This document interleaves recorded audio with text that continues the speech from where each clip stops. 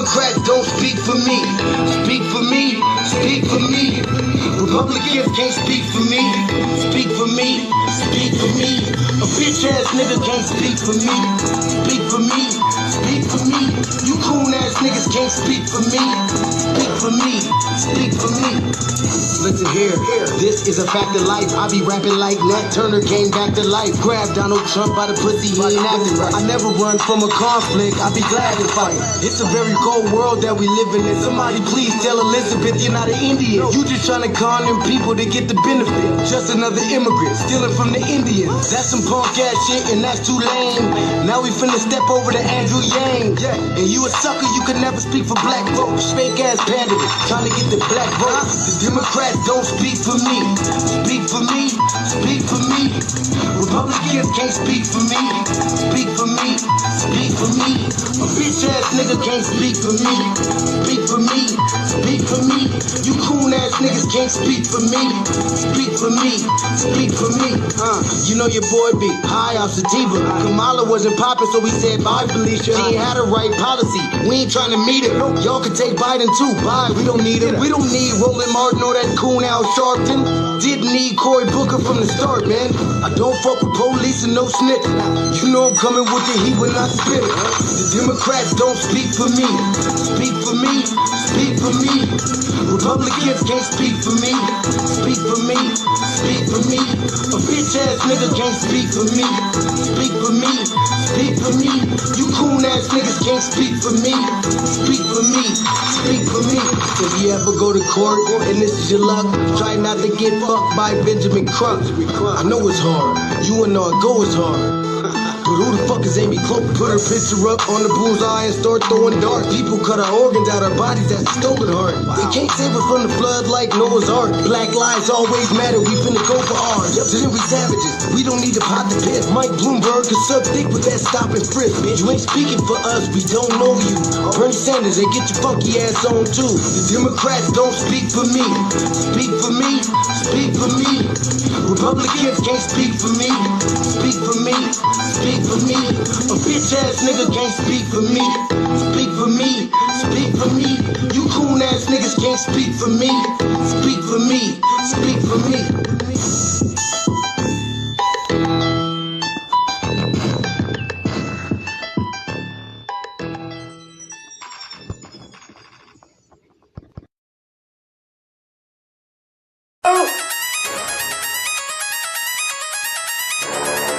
I'm talking about shout going crazy. People going crazy in them motherfuckers.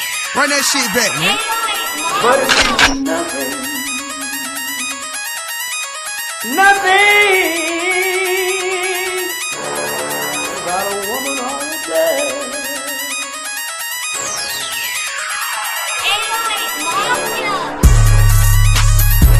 Man made the car.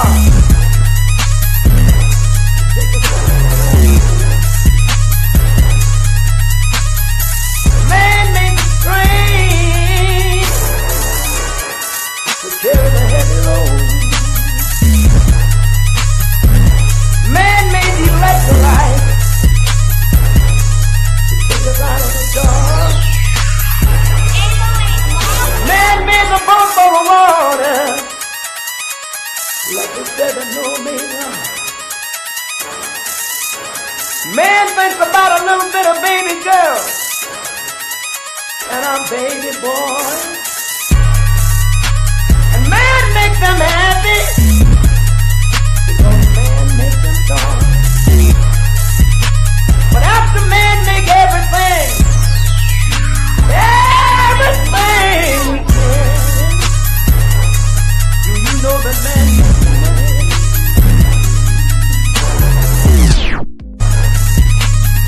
To buy from other men. This is a man's world.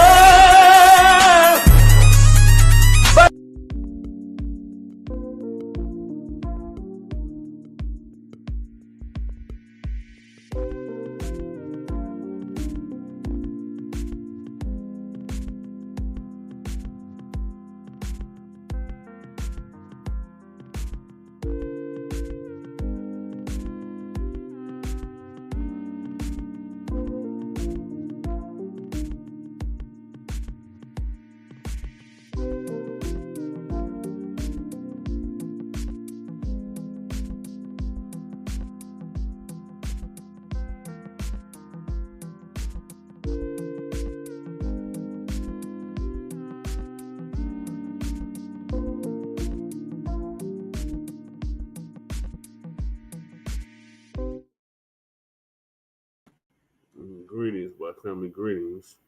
Apologies on being super late. Damn, city council meeting just ended.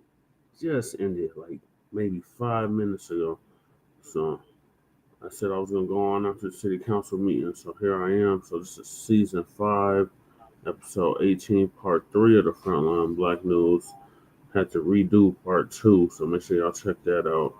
But on this part 3, we'll be discussing the topics we didn't get to in part 2.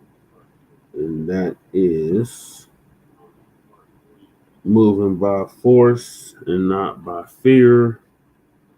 Latino man gets honorary white wake-up call. White-only communities. Black Americans are oppressed. Y'all fumbled the nation. Tariq Nasheed gives this warning about white-only town. What Eddie Griffin just said about Malcolm Jamal Warner confirms everything we feared.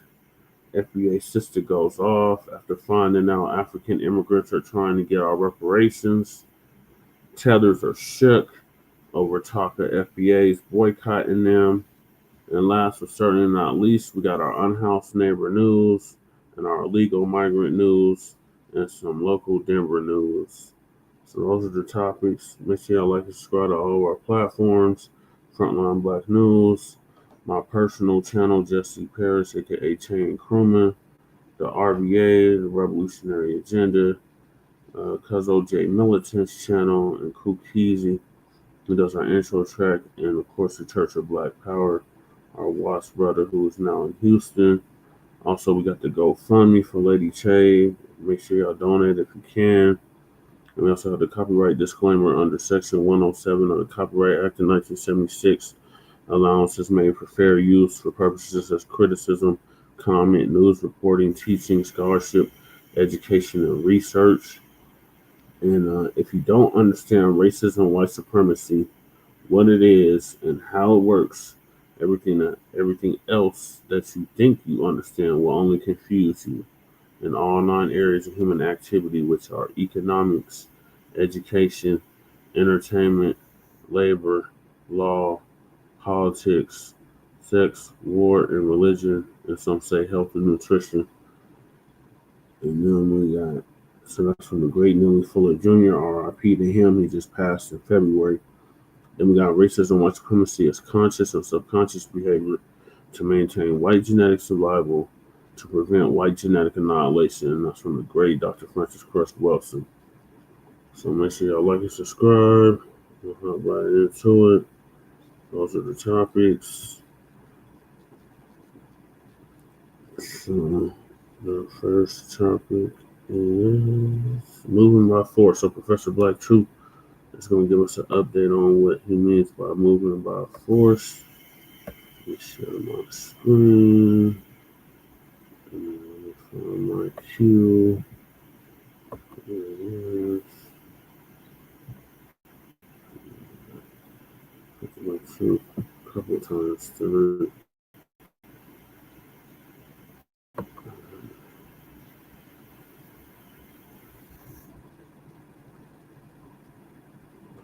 Computer.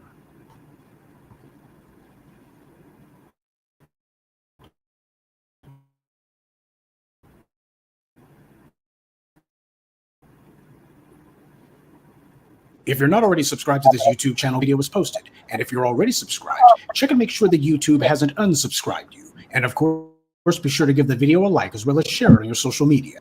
The white supremacists hate that. And now the Sunday address. Reparations is truth serum. And the people who don't want to upset white mommy and white daddy, they get threatened whenever we talk about it.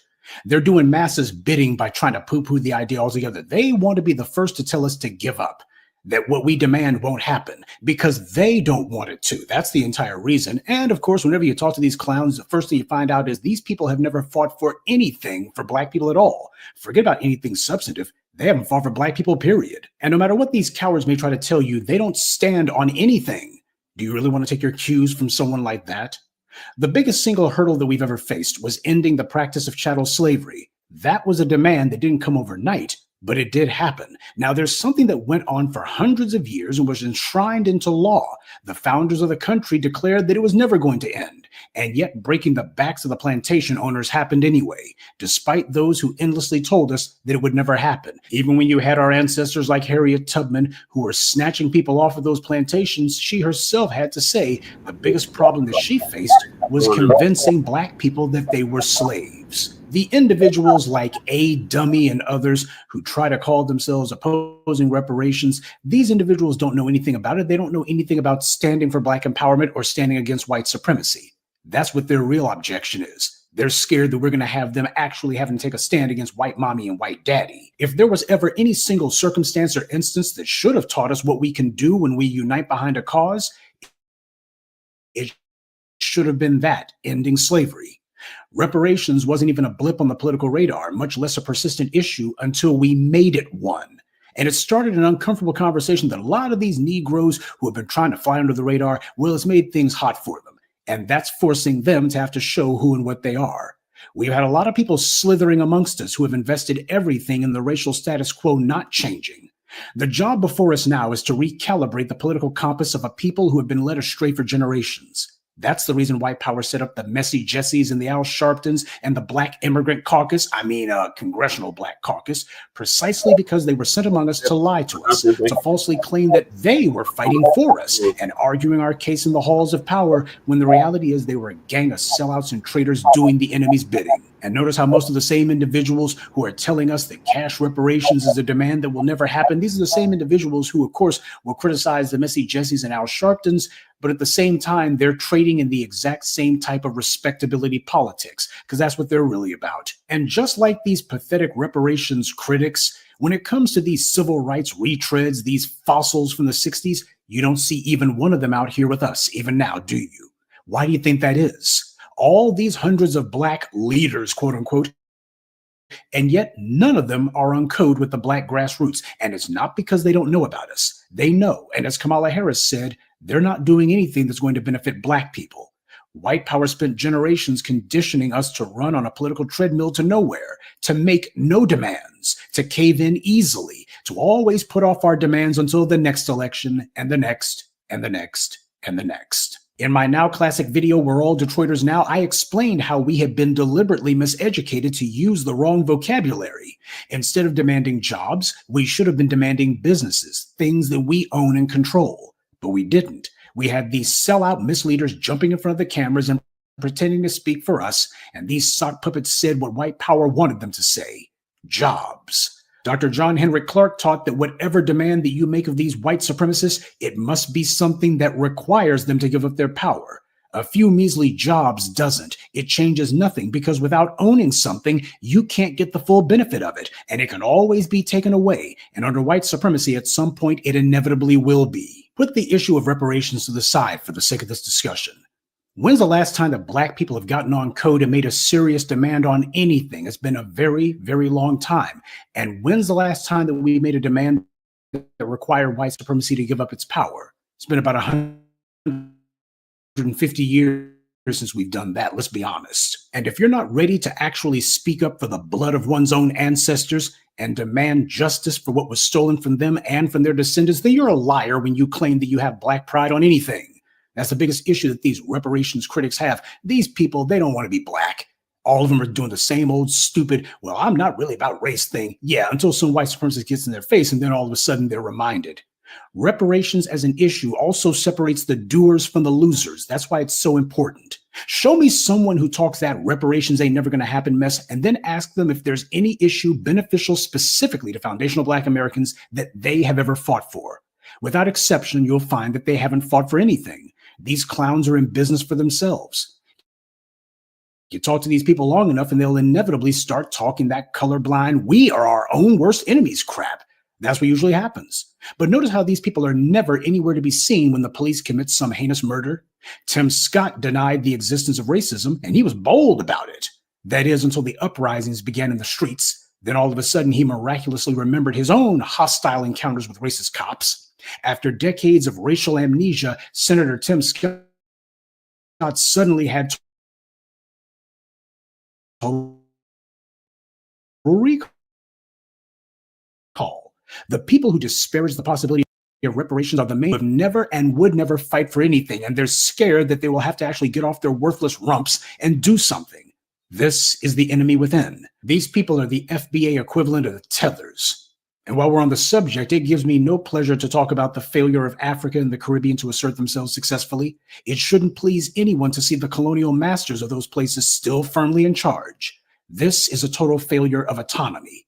I wish that the Tethers who try to distract themselves from how they help screw things up would admit to this reality, but they won't. That's the reason why the African Union's attempt to try to nominate themselves as being the spokespeople for reparations, that they're going to be the spokespeople for us, that's what makes it so damnable. What I want is for the enemy to be on the run worldwide, and make no mistake, these white supremacists are not our only enemies. I don't want any anti-Black racist, for that matter, to have anywhere to hide. But that process begins with Black people having complete control of the places that we live and making sure that white power calls no shots and that they know to not even try it. So we have to speak up whenever we have individuals like Coleman Cruz and Candace Owens, individuals who are not from our lineage and whose ancestors only showed up here in the last 30 to 40 years. When these clowns show up and start saying, we don't need no reparations, we're supposed to shut them down and say, what's this we stuff, Tether? And while it may make some people uncomfortable, we have to call out the fact that they are not from our lineage because we need people to understand they do not speak for us. Part of pushing our demands on anything is to make it very clear that our lineage goes back to the killing fields of the American South. This flat Black definition is a white supremacist invention. It's part of how they try to derange our internal politics by infesting our arguments with a whole bunch of people who have nothing to do with us and who are actively cheerleading against us. The white media and the white political establishment and their Black bootlicks have had decades to push this phony, false, flat Black definition. And that being the case, in order for us to get people's minds right, we have to start telling the truth about the Tethers loudly enough to be heard and long enough to be remembered. That's the reason why it happens so much and so often, because it has to. Repetition is still the mother of learning. If you consider yourself to be B1 no matter where you are around the world in the sound of my voice, delineation that we're doing here, that's something that you should be on board with. Why? Because when white power brings in entire other groups for the sake of leapfrogging the native population, they don't do it so that they can do the new group any favors. It's classic divide and conquer. They've done it in plenty of places, like Africa. When the Europeans went in, they always looked for compliant elements among the native Black populace that they could go after, people who would go along with colonization if they thought that they would get something out of it. That's the part of colonization that goes untaught, and we need to talk about it. And the way to get these unprincipled and disloyal elements on the side of white power was simple flattery. Rwanda is a case study in that. You see, Rwanda has two primary ethnic groups, the Hutus, who are the majority, and the Tutsi, who are the minority. When the Germans went into Rwanda, they started by telling the Tutsi that they weren't like the Hutus, that they were better than the Hutus somehow. In fact, the Europeans began telling the Tutsis that even as a minority population, they had been quote unquote ruling the Hutus. So see, we got something in common here. While there were Tutsi who happened to have land and happened to have some measure of control in their society, they were hardly a ruling class. But this propaganda did butter the Tutsis up to think that they had something in common with these invaders from Europe. The Germans and later Belgians also told the Tutsis other lies, comparing the Tutsis' physical appearance to the Germans. They would say things like the Tutsi are taller than the Hutus or have wider noses. Never mind that there's plenty of Tutsis who are shorter than the average Hutu or who have broad noses. Sure, these were all gross exaggerations, if not outright lies, but they were lies that the Tutsis liked to hear. And the fact that they were susceptible to these lies, that speaks volumes. Just like Caroline Wanga talking about how her father told her, well, we sold other Kenyans into slavery, but we just did what we had to do. No, they didn't. All of these people were doing what they thought would advantage them. This was not a matter of survival. It was a matter of, for them, getting the upper hand. These are vultures drinking the blood of their own people. It buttered them up to take the side of white power in what used to be their own country. They chose to become second-class citizens in their own land. And it wasn't a matter of survival. It was just a matter of cowardice and a complete lack of character. The Tutsis thought that they would be in charge of something, but in the end, they wound up merely servants of the Germans and then later the Belgians. And by the way, if you doubt that these Europeans know that they're lying when they make these claims that certain East Africans, quote unquote, look Caucasoid, whatever, just remember, whenever you see these white supremacists in Germany or Scandinavia rioting against immigration or claiming that there was some immigrant who harmed a white woman, who are they almost always rioting against? Largely East Africans. The exact same people that their ancestors spent nearly a century lying about and claiming, oh, we got all this stuff in common with them. It was all just propaganda to butter them up, and it worked. The Africans may have chosen to be confused about that fact, but these white supremacists never were. And by the way, they pulled the same con game in Kenya too, the home of Caroline Wanga. Kenya has more ethnic diversity than Rwanda, so instead of having 2 main ethnic groups in Kenya, you have well over a dozen. However, the 4 largest are the Kikiyu, followed by the Luya, then the Kalenjin, and the Luo. The Kikiyu are the largest ethnic group in Kenya, but they're only 20% of the overall population, so they're basically a majority-minority group. And the British told the Kikiyu similar feel-good superiority fantasies like the Germans did with the Tutsis, not on the basis of appearance, though, but on the basis of their mentality. And just like in Rwanda, the Kikiyus wound up making common cause with the colonizers and told themselves that they were better somehow. And we still see this attitude from them today. In fact, one of these white think tanks' favorite propagandists, an Asian woman named Amy Chua, she wrote about that in her book, World on Fire. It was her pathetic attempt to pretend as if she wasn't an anti-Black racist because she gave the Kenyans, specifically the Kikiyus, a pat on the head. Amy Chua's family, by the way, are Chinese who happen to basically be colonized, a false commonality that she attempted to try to draw between her own Chinese folk over there dominating the Philippines and the Kikiyus, who are not really dominating anything. They just have a high opinion of themselves, but not much to base it on. This is what white power was doing in Caribbean immigrants into the country in the 60s. White supremacy is global. So common sense says if they use a particular tactic in one place, they're probably using it in others as well. Remember, the British did the same things in Scotland and Ireland when they colonized those places. When the Scots and Irish tell the stories of how they got colonized, they always conveniently leave out the part about how a number of their clans and prominent families actually collaborated and colluded with the British. Movies like Braveheart are largely fiction. William Wallace wasn't some poor sharecropper's son. He was a child from an old landowning family. In fact, his father was a Scottish knight. Probably didn't run around in a suit of armor, but at least he had the title. And unlike in the movie, the real William Wallace was 25 years old when he began his revolt against the Brits. Now ask yourself, how does a 20-something back in the Middle Ages have enough prestige to pull that off on his own? But my point is that when these white supremacists run around trying to divide and conquer people, their favorite tactic is to try to subvert whomever the most defiant elements are. And the best way to do that is to confuse their internal politics. You look at Rwanda, they've had numerous wars between the Hutus and the Tutsis. In fact, when you look at the genocide of the 1990s, that was actually the second part of a prolonged conflict that began decades earlier. The Congo was right next to Rwanda, and as a result, both Hutus and Tutsis in their turn have run across that border into the eastern Congo to hide out, to rearm, escape retaliation. In fact, part of the reason that the Congo seems to be the #1 place for armed conflict in Africa is because the Hutus and the Tutsis have had cross-border skirmishes going on there for the longest time. And in Kenya, you see a similar pattern. In my video, The Truth About Robert Mugabe, I had touched on the violence that Kenya's leaders carried out after their elections. Yes, it's political, but there's also an undeniable ethnic aspect to it all,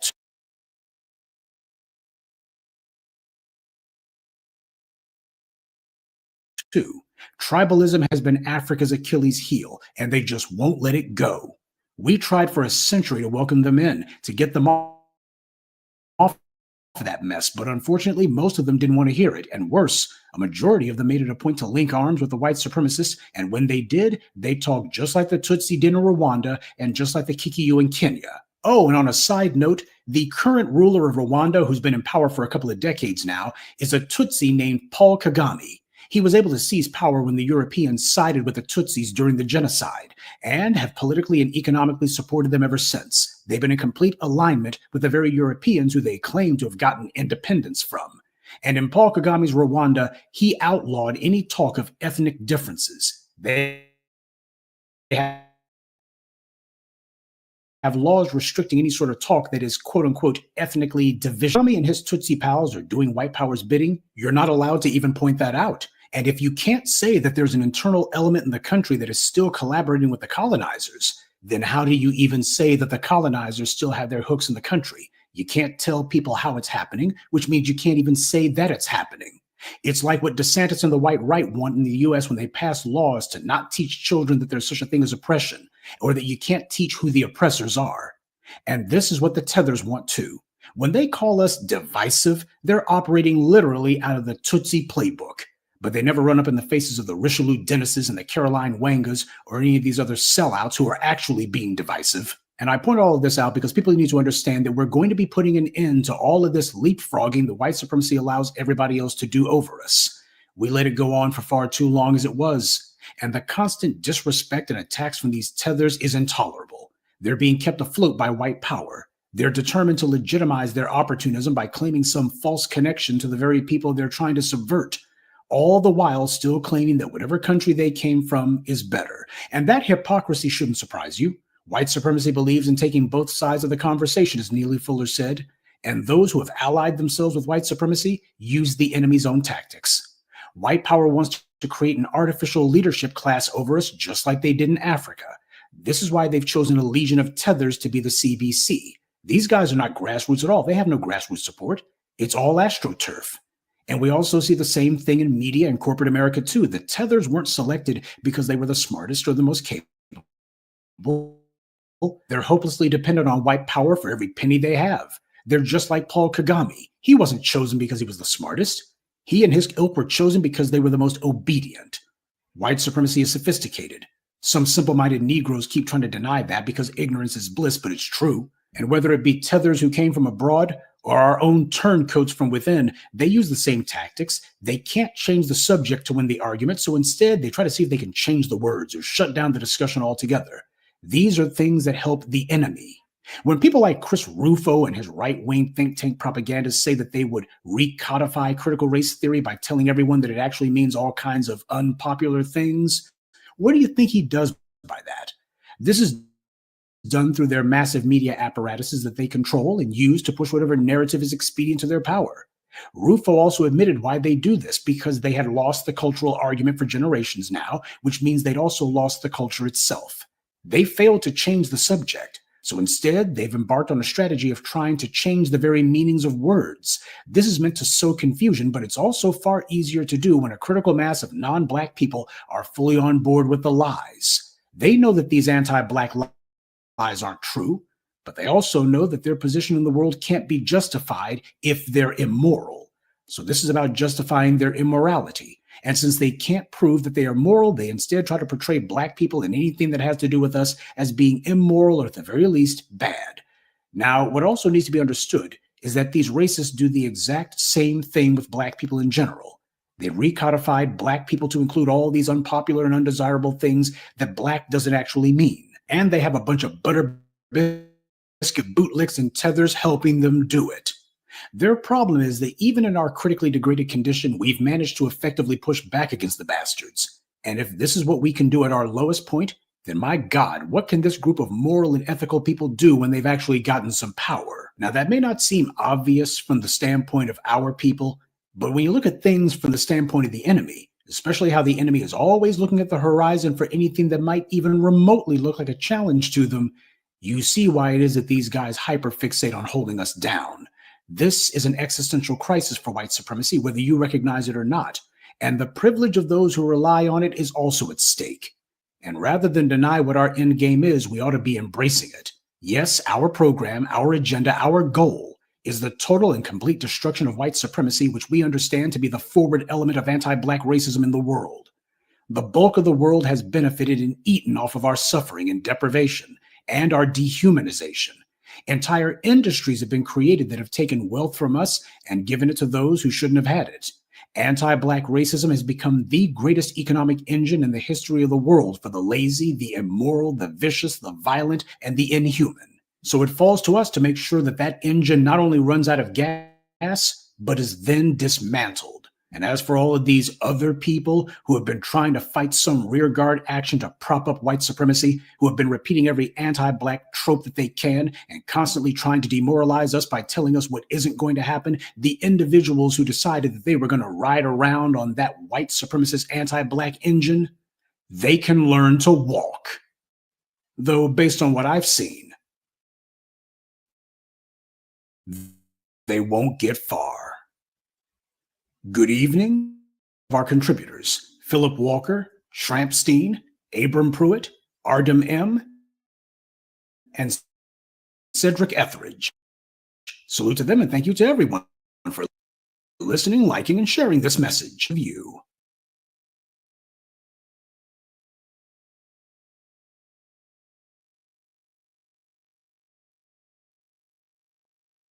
The Blood Truth. On why we should be moving by force and not by fear. So we're moving by force, FBA. We got the momentum. We got to keep that momentum going into the midterms, going into the next presidential elections, and so on and so forth. Keep this momentum, FBA family. So moving along, we got Latino man gets honorary wake-up call. You don't say. It's a wake-up call. We've been telling these mugs for the longest that racism and white supremacy exists. And they said, just work hard, nigga. Just work harder. Y'all just complain about racism all day. And now that the orange tangerine's in office, now it's a problem. So let me video for y'all. Nobody got Twitter space.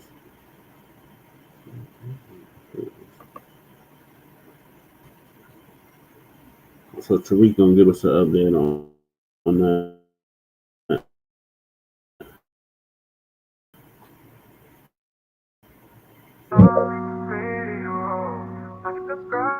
Subscribe. Radio. Like and subscribe. Now I can empathize and sympathize with the Black community. I've never been able to do that before because I would hear them say things like, oh, we walk down and, cops will just suddenly stop and frisk or whatever just because of the color of skin. And I always thought that person must be doing something, right? And obviously I've never experienced that before. I've never felt that way before and stuff. And so I always thought ignorantly, by the way, on my part, thinking I think you guys are, because I'm brown, I've never felt that and stuff like that, I'm also a minority. But now, with us, it wasn't the cops. Cops aren't just randomly to go and checking in the past. But now it's our turn, right? Now we feel it. Now we feel like, crap, can I just go down the street? Do I need my paper? It's like, why are you stopping me? I'm a U.S. citizen. We're not doing anything wrong. And now we're being persecuted. And so now I'm thinking crap, this is what the Black community meant, and I kind of feel bad. Well, I don't kind of feel, I feel bad because I never really could understand where they were coming from or where you guys were coming from. But I can assure you that now that it's here with us too, it's like, crap, I honestly, legitimately didn't think it was real. But it's real as hell. And it's obviously minority groups that are targeted and persecuted pretty much. And it's right now with us because we're brown. You guys have had your turn when, cops are just in bigger cities, urban areas, stopping disproportionately, the Black community and stuff. And I just want to say, I guess now I understand. I think moving forward, there's going to be a little bit more unity because we now can see where you guys are coming from. Well, at least I can, And so, yeah, guys, I just want to say sorry for being ignorant before, but I hope this unites all communities, not just minorities, and call out things for what they are, regardless of the race. Did y'all see this video I put up earlier? Speaking of LA, there's this Mexican dude. It was a Mexican dude.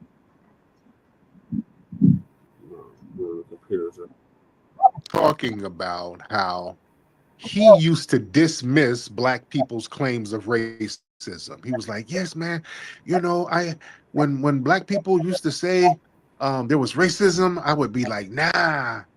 When black people said that the police were targeting them, I was like, oh no, I don't believe it. You must have been doing something.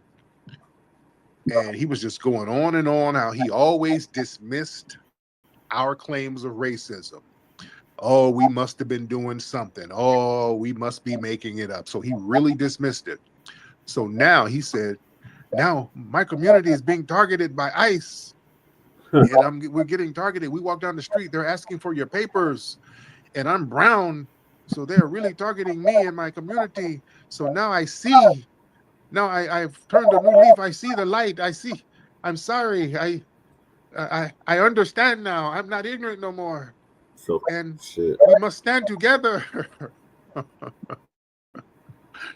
Now, Shit. oh, let's get together as a minority. Let's all join hands. Oh, I get it. Oh, I've been awakened now. So let's all stand in unity. Oh man, listen. Don't be fooled by none of that. These people were not ignorant to racism. They were not ignorant to nothing. I want y'all to understand. Don't go for these con games these people are running now. Now that the block is hot for them, they're trying to act dumb. They're trying to rewrite history as if there was a misunderstanding and they just didn't know and they just needed more evidence. Let me tell you, let's be real. These people are exploitive. We ain't falling for that. Let's join together in unity. Nah. We still gonna be out here chilling.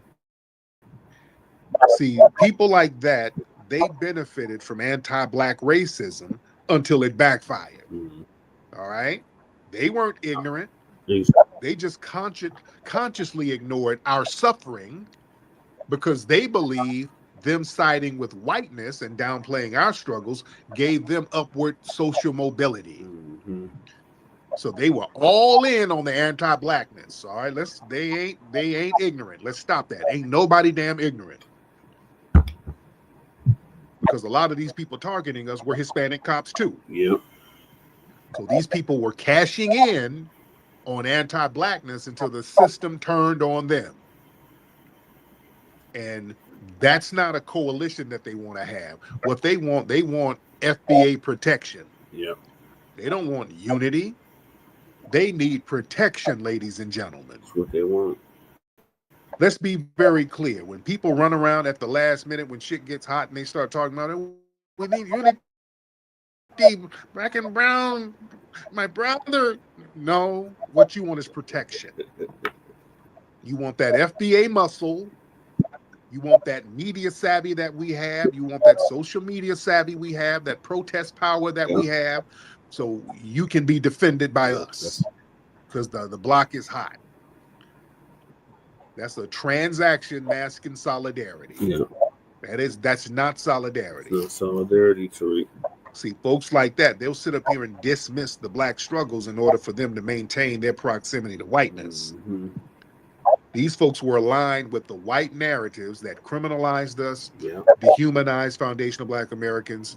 They sat up here and said our experiences were exaggerations, just like the white supremacists do. But then these other people try to act like they just didn't know better. No, you knew better because you thought your anti-blackness would make you feel safer and closer to white. Now that they done turned on that ass, you ain't about to fight them. You ain't used to fighting them, and y'all never fought them. You ain't never fought the damn white supremacists. You're not going to fight what you aspire to be. Yeah? That's why they want to wheel us in on that fake black-brown coalition. So now that the boot is on your neck, y'all want to cry unity. So y'all sit up here and rationalize our pain. And hell no. But when the immigration trucks pull up, all of a sudden you discover empathy. Now, that's not a revelation. That's you in survivor mode. Yeah. And see, these folks, we don't warn them. We tried to tell them. Yeah, We didn't warn these people for years. We've been saying, hey, man, systematic racism is real. Police brutality is real. If you're not white, they'll turn on you. Institutional oppression is real. yeah, And they were like, well, shit, I'm about to get inaugurated into whiteness. So damn what you saying. And now the graduation happened. Oh, you flunked. yeah. You got sent back to the 12th grade. Oh, you didn't graduate. You thought you were going to graduate to whiteness. And they're like, nope, take your ass back to class. Mm-hmm. No. Your assimilation didn't happen like you needed it to happen. No, that graduate, you didn't get your cap and gown. So now you want to sit here and act like we brothers in the struggle. Nah. We cool. Cool. See, they thought oppression of us was going to be a shield for their group. See, a lot of these people, man, they're real comfortable just as long as we are the main targets. They ain't got no problem. They know that we get targeted, and you thought, okay, long as y'all keep the foot on their necks, we got immunity. So that's not a coalition. That's a buffer class behavior. You knew you were the buffer class. Please don't let people act dumb. Don't give them that out. I hate when people kind of give them an out. When people say, well, racism, a lot of people are just ignorant. They just don't know. We got to teach them about black struggle. Man, they ain't teaching nobody shit. They know. I ain't about to teach you shit. Exactly. Give me my money. Give me my compensation and sit your ass down and get out of my face. Right. I ain't teaching nobody nothing. Y'all know what it is. That's right, Tariq. You know, these people never show up for our causes, but they want us to show up for them. Come on now. When it came to Trayvon Martin, I ain't forget. I didn't forget either. I've been out in these trenches for a minute. I remember everything. I remember who was riding and I remember who wasn't. And I know who wasn't riding ever were the Hispanic community as a collective. Yeah. Them organizations, they didn't speak out against no George Zimmerman. To this day, they never spoke out against George Zimmerman killing our young brother like that. They never spoke out against Officer Yanez killing Philando Castile. Yeah. And I know his cousin was on here. No. Some of those other Hispanic officers that was involved with the George Floyd thing, some Hispanic officers in that mix too.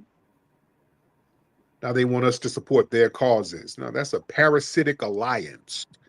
That ain't no damn coalition. We ain't doing that parasite shit. You dig? And they haven't disavowed the anti-blackness that shaped their views. Right. Yeah. There's no evidence of them unlearning or challenging the anti-black bias that they have in their community like that. No. Any coalition they build will continue to center black labor and ignore black needs. You know? So they try to collapse all oppression into a minority struggle. They ain't got the memo. We ain't doing minority right now. Right. We're very, very lineage focused on everything. Very. That's killing the game right now, fam. I'm telling you, we are shaking the damn table because we're so lineage based. We're focusing on FBA business. Folks don't know how to goddamn act out here right now. They're scrambling. You understand? They are scrambling like a mug right now. So now that all of this sudden empathy, it's performative. It's self-serving. It's not about justice. This is about fear. They're not fighting to end all oppression. See, when we fight, foundational Black Americans, we're fighting for everybody. We're like, nobody should be discriminated against. See, him, this dude, and others, they're just begging for help because his illusion of safety, that's been shattered. So that they don't want equality. They just want relief from consequences. That's not no real coalition. See, we, foundational Black Americans, we would get out here and stomp for issues that really didn't benefit us at all, like immigration. We were stomping for that. Like, hey, make that shit equal. Have racial quotas on immigration, make it equal. Let everybody over here. Black folks, let everybody. We were doing stuff like that. We made sure that it was equal all across the board. You see. And then people come in and try to exploit that. And we're calling everything out. We ain't being exploited by nobody.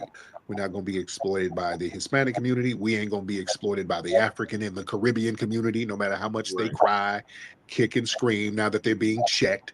They're running around here. Oh, you niggas hate. Why do you hate Africa so much? Y'all can say that bullshit. That little Jedi mind trick. Checking you and not letting you disrespect us ain't hating Africa. Nobody hates Africa more than you. We ain't about to be exploited by you, your community. You're not going to make us generic Africans. And we ain't about to be exploited by that funky ass African Union and that little con game that they're trying to play. And I know we've been talking about that. I talked about that on my Sunday show. And everybody knows that little play that they're trying to do. They're trying to say the diaspora is the sixth region, and we're going to fight for reparations for all black people and then keep the money over in a pot in Africa. Hell no. I'm cool. Yeah, I'm cool on that. I'm cool in the game. I'm so cool on that. Don't come around talking about reparations now when we all need to get together. Hell no. No. We don't get no benefits from no damn African Union. Good. See, we got to watch people, and then we got to watch these little slick, janky coalitions all across the board. You know? Because that little African Union farce that they trying to get popping. Listen, foundational Black Americans out here on the grassroots. We were out here stomping and fighting to get reparations rallies without any media help at all, bringing thousands of people out multiple times. That was us stomping the grassroots, doing stuff like that, making reparations a normalized word in this country and globally. You dig? So now when we get it on out there and we ain't backing down, now people want to get on that bandwagon. Now people want to kind of latch on and have a performative coalition so that they can kind of skim off of it. That's what that African Union thing is. There's some skimming scammers. Let's be very, very clear. Because listen, when we were enslaved by our damn self. We didn't get no goddamn help. When we had to go through Reconstruction, we were on our own. We didn't get no help. Africa didn't help us. When we went to Jim Crow, we had to go through that. We were on our own. Africa did not help us. When we dealt with lynchings, we had to deal with lynchings on our own. Nobody helped us. When we had to deal in the civil rights movement out there with the dogs and the water hoses putting in work, we were on our own for real, for real. Go look at the footage. It was just us out there. Let's stop now. Go look at the footage. It was us out there. Don't let all these other people. I'm Mark with Dr. King. Let's get the hell out of here. It was us out. When we saw the dogs getting sick on folks, it was just us. Yeah. We were out there stomping in the mud, putting in work, dealing with the tyranny of the white supremacists. And now, when it's time for compensation, all of a sudden, hello, brother. You are the sixth region. We're all in this together. Hey, let's come home, brother. Let's keep, if we get reparations, let me hold the money. Because you are my brother. Out of here with that shit. Hell no. Hell to the damn no. I'm cool. No, we did it on our own. We get the money on our own, nigga. That's where I am with it. Man, let me get some folks in here. Let's get some people in here, ladies and gentlemen. Nikki the God, I see you down there. Let's get Violent. Violent in the building. Violent, hop on in, Violent. Let's get Violent. Hey, Tariq. What's up, Violent? I'm gonna be real with you, Tariq. I have a little bit of a problem with you at the moment. Right. Now, what's that, Violent? I just think the way that you speak about these people, these so-called tethers, are so incredibly fucked up, dude. It's so fucked up. Isn't tethering just as fucked up, though? Right. Well, yes, but Right. So you should talk about stuff in a fucked up way, right? Tariq, the way you speak on it, do you know Is there the? a positive way to speak on somebody tethering and undermining you? What's the positive way to speak on him? Right. I'd like to read you something. Could you give me a minute Hold on. to What pick the it? hell is this? Poetry hour? This ain't a poetry slam. Now, you called before. I forgot. Now, where are you from again? Colombia. I don't know you now. Where are you from?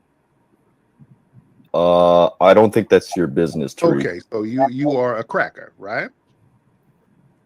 I guess you could say that, yes. There you go. But are you a cracker from Europe, or are you a cracker with jalapenos on it? What kind of cracker are you? The slightly tan kind, I guess. Okay, Middle Eastern cracker with a little hummus on the cracker. What's on the cracker? I need to know. Man, There's, I guess there's is there hummus on. mayonnaise, avocado? Is there hummus? What's on the cracker, man? Tell me. Come on, Violent. What's on the cracker? Okay, if you have to know, I am Persian. Persian. There you go. Say that. It's okay. It's okay. You're from Iran? Yes. Okay. Well, my family was from There Iran. you go. So there's a little baklava on that cracker. Yes. You're mine. Okay. Okay. Tariq, Yes. can I ask you a question? Yes. What is the question? Do you know about the Rwandan genocide? Yes, I do. Yes, the Tutsis, Hutus. Yeah, I know about it. Yeah, the Hutus and the Tutsis. Do you know that during the Rwandan genocide, Hutu Power Radio would broadcast speeches talking about how these people are cockroaches and how they're filth and we must get rid of them in the country? You know about that? Yeah, that's horrible. Yes. Don't you think that's something you're kind of doing with these Twitter spaces? Like you're calling them musty, you're calling them big foreheads, you're othering them as savage and alien. That's sort of like what you're doing. That's not dehuman. I'm calling them cockroaches. Well, yes, but intent matters. It doesn't matter if you intend to do it. There's someone that could take it that Now, way. do you think? Now, let's look at that because you make up a good point about propaganda. Now, do you think people coming over here who are non-FBA getting in political positions, undermining the native people? Do you think that's like the Rwanda genocide to a certain? In what sense do you mean? You propaganda. You come over and you deliberately undermine the native people in favor of that immigrant group, and you divert all of the resources to immigrant groups away from the native population. And the population is being deprived of resources while the immigrant groups are getting economically uplifted off the backs of the native population. And these immigrant groups are using propaganda mechanisms like the Shade Room, Immigrant Gossip, Immigrant Owned, Madame Noir, Immigrant Owned, to denigrate society. Do you think that's like the Rwandan genocide, like you described? Yes, I can see your point with that, Tariq, but you have to keep in mind, you have a bigger To go there, who's really doing the up shit, right? Because we got a right to say, hey, enough is enough, right? Right. Yes, you do have the right, Tariq, but again, you have a bigger platform than them. So if anyone's doing harmful stuff, you're going to be the target of that. Because some of these people got their loving hip hop, all of this stuff. These are immigrants who run these shows, and this is the propaganda that they put out on us. The loving hip hops and the ratchetness. The world star hip hop, that was an immigrant putting these negative images of black people in America out there to the world with numbers, and they've been doing this stuff for years. So that would be more dangerous propaganda of dehumanizing. I don't do that. I stop people from doing it. I call them out, and we have a right to call them out for trying to dehumanize us and misrepresent us when they're not part of our culture. You make a good point. I will say that both. Well, maybe you don't think so, but I would say both parties are sort of at fault in this situation. No, I'm on my homeland. This is my homeland, and when folks come over here to somebody else's spot and show disrespect, they are in error. They are indeed in error. We don't owe nobody anything, and we can protect our community from hostile, colonizing mindset people. And that comes from everybody. That goes for everybody. And that's what we're doing. We're just not going to let people come over here and practice. real problem. But Yeah, but Tariq, when you say someone has a big forehead, right. And yes, that's what you're just saying the same thing over and over. Yes, must have big foreheads. That's a reality. If you got a big forehead, damn it, you got a big forehead. All right, that's not othering. That's just 2020 vision. There's some people who got big foreheads, and we can recognize that they're not us. Right. That's not a bad thing. I saw a video earlier. This dude sitting up here with a do-rag. He got a do-rag on, talking about, I'm Nigerian. Why do y'all hate looking African? We all look the same. Why y'all Black Americans, y'all just hate looking at? You come from us. We're the same people. Why do y'all hate looking African? You're African? No, dude. He's sitting up here with a damn do-rag covering up his hairline. We can see you. It's okay.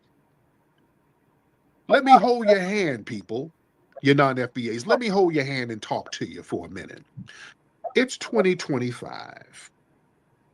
If you're walking around outside with a do-rag, that's something that's played out, first of all. It's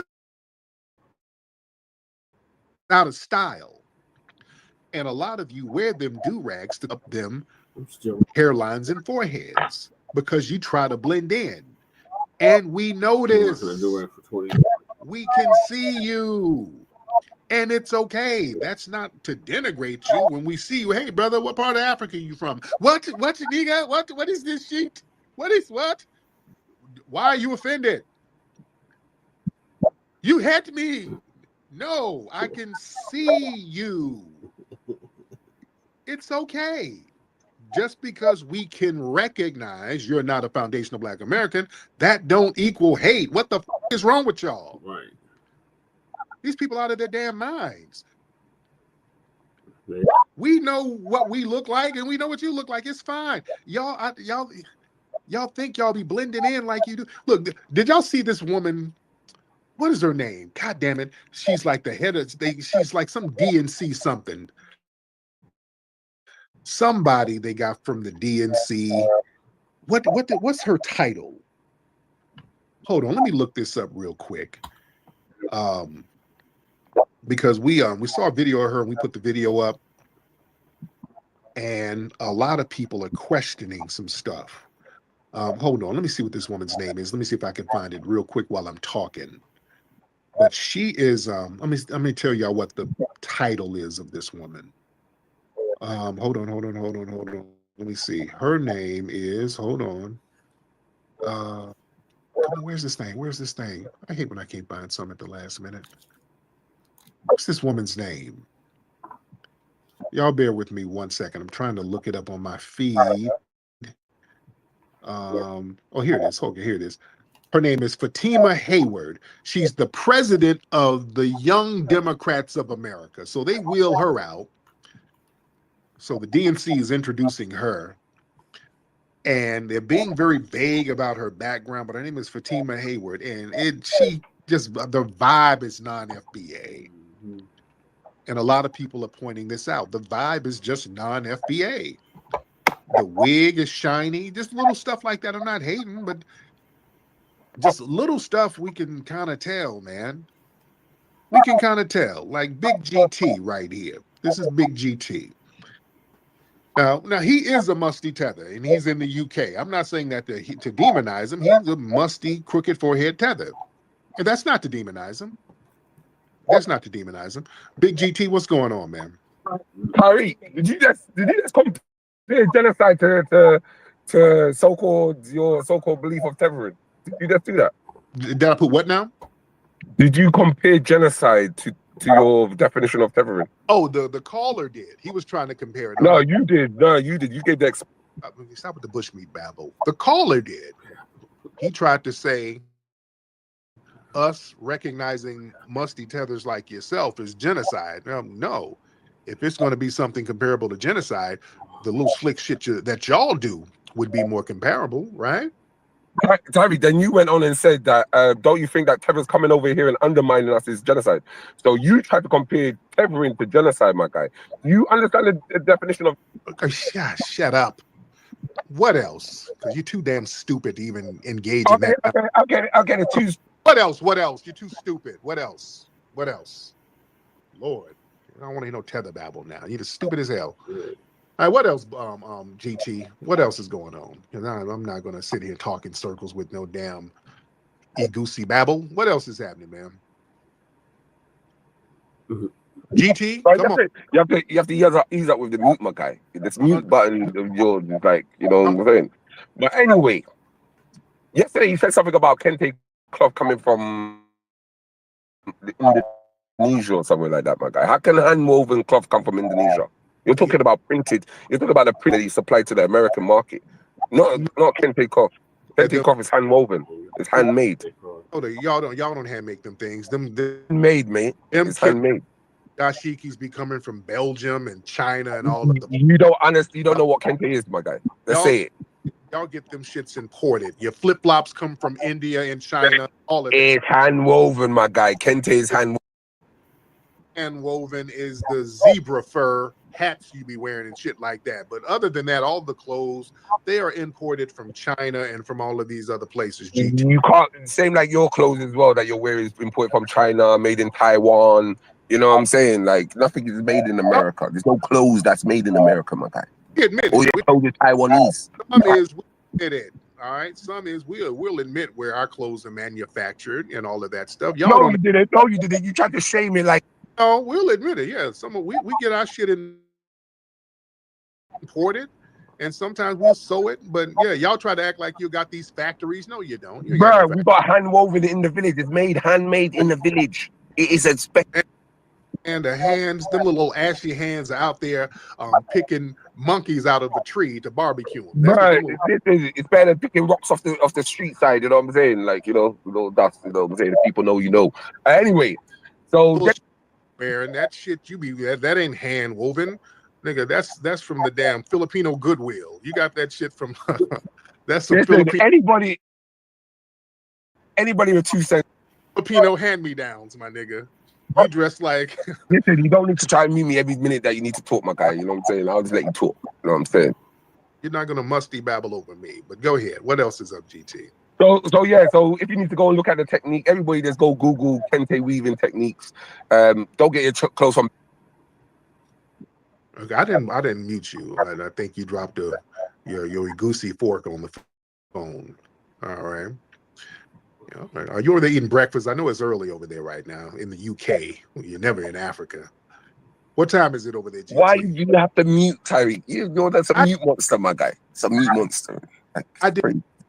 Nigga, you over there eating some meerkat mac and cheese, and you drop man, don't eat that. Man, eat cocoa yam porridge. You understand? Something's good for you. You know, you don't know about those things there. You know about waffles and golden syrup. All right, now get your ass off here. I don't want to hear all that bushmeat babble. All right. Dev, what's up, Dev? Dev, are you in here? Hello? Tariq? What's up? You hear me? Yeah, I can hear you, Dev. What's up? Hey, so how you doing today? I'm good, Dev. What's going on with you? Not much, but Tariq, I wanted to ask you, I wanted to kind of go back on the point that you made about the Mexican guy, or what was it, the Hispanic dude? When he said that, you know, you said they were kind of trying to run game on us, basically, you know, saying like, oh my God, I didn't know about it, but now I see it. And it kind of reminded me of a point that you made back a while back, where you guys talk about this type of stuff, where, for instance, when they go and talk about the things that happened overseas, remember when everything was kind of going off with the World War III stuff, and we were kind of like, things were getting like kind of crazy, and we're wondering like, hey, we got the sleeper cells, they might do something. Yeah. And the thing is that you guys usually mention is that those guys don't usually do anything to black people. They usually leave black people alone. Right. So that tells us that these minority groups, they know. They don't, there's no ifs, ands, or buts about it. They know these Arabs, these Asians, and these Hispanics, they all know that right there tells it. And that's just all I wanted to say. There it is. There it is. Thank you so much, Dev. Mr. Waksabe in the building. Waksabe.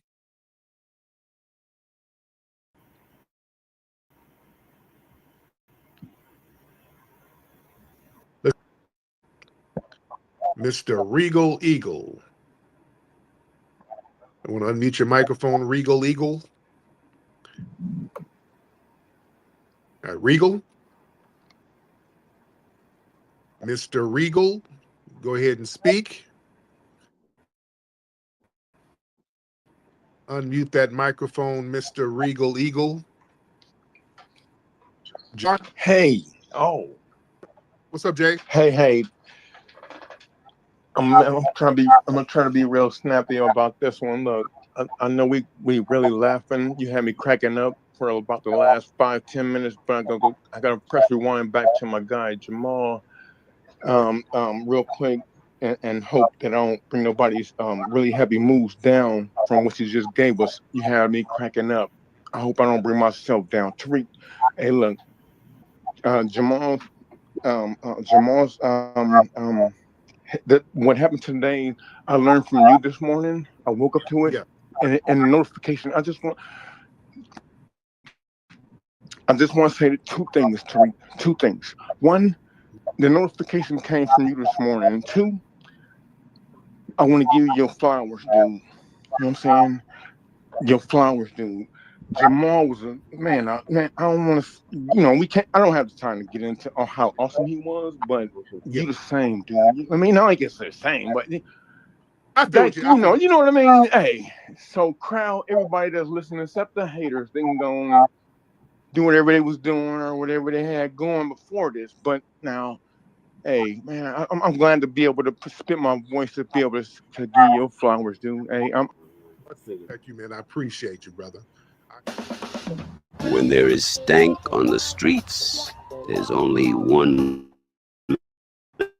man who will bring the heat. I'm out here. I got to get out here and show them I mean business. Can you dig it? None of these smelly suckers can relax because Rootwork Jones is back. Is the return of Dolomust, the Sultan of Stank. His mission? To turn Harlem into a musty mecca. I'm going to plant a must bomb in Harlem. When it detonates, everyone in Harlem will be musty. Rootwork Jones has to shake up the block. He has a limited time before the bomb drops. Word on the street is Dolomust's men planted a bomb in a Cadillac in Harlem. Thanks, Mama. Can Rootwork Jones find a bomb before it explodes? Wear a Cadillac with the must bomb, sucker! Or will the city go into musty mode? There's a couple blocks over that way. Rootwork Jones is behind the wheel, socking stanky suckers all in their grills. Come see Rootwork Jones in Musty Inferno. Go to rootworkstyle.com for more info. Sucker. So good. Yeah, so you Latinos, y'all can hold your own chalupas, your own burritos, and your own tacos. We ain't got time for it. We try to warn y'all for decades about the racism and white supremacy in this country. Y'all thought fat meat wasn't greasy, and now y'all see it's greasy. So now I'm gonna move on to the next topic, and that is this all-white community that these crackers is trying to build, called Return to the Land.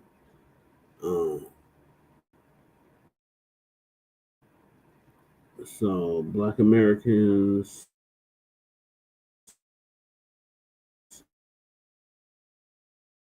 white-only communities, Black Americans are oppressed.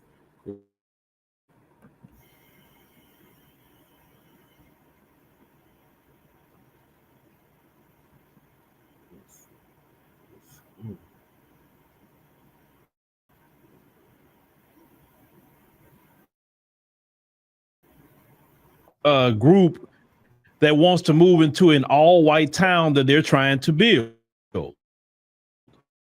And this group is called Return to the Land. And they've been making news because of this. Basically, they're trying to do a Orania. Now, you know, Orania is that town in South Africa where the white people that kind of got together and have their own land over there, and they stay with each other.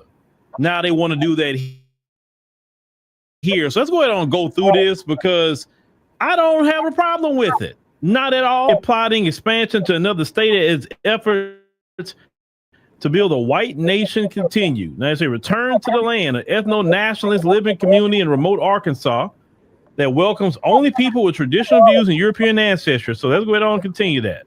Now, let's say a far-right ethno-nationalist group is set up a whites-only community in a remote part of the Ozarks in northeastern Arkansas.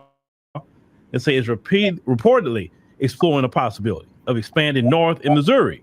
And say the return of the land, which describes itself as a private membership association for individuals with traditional views and European ancestry, opened its first community in Arkansas in October 2023, is now considering a second state, likely near Springfield. Now, say the group is opposed to mass immigration, multiculturalism, and forced integration.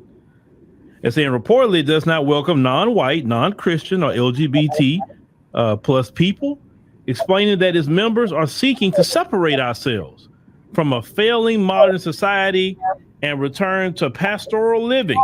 Well, I'm going to continue this, but let's go ahead on and really tell the truth here. The society is failing because of you. Right. Let's call it what it is. You fumbled the country. You fumbled the bag. Yeah. You had a country that was built by my ancestors. Yep. You were trillions and trillions and trillions of dollars in wealth. You were in no debt. You screwed up the wealth of this country to the point now that you are trillions of dollars in debt. You had trillions of dollars of surplus, but now you're in trillions of dollars of debt. You prioritize war over building your nation.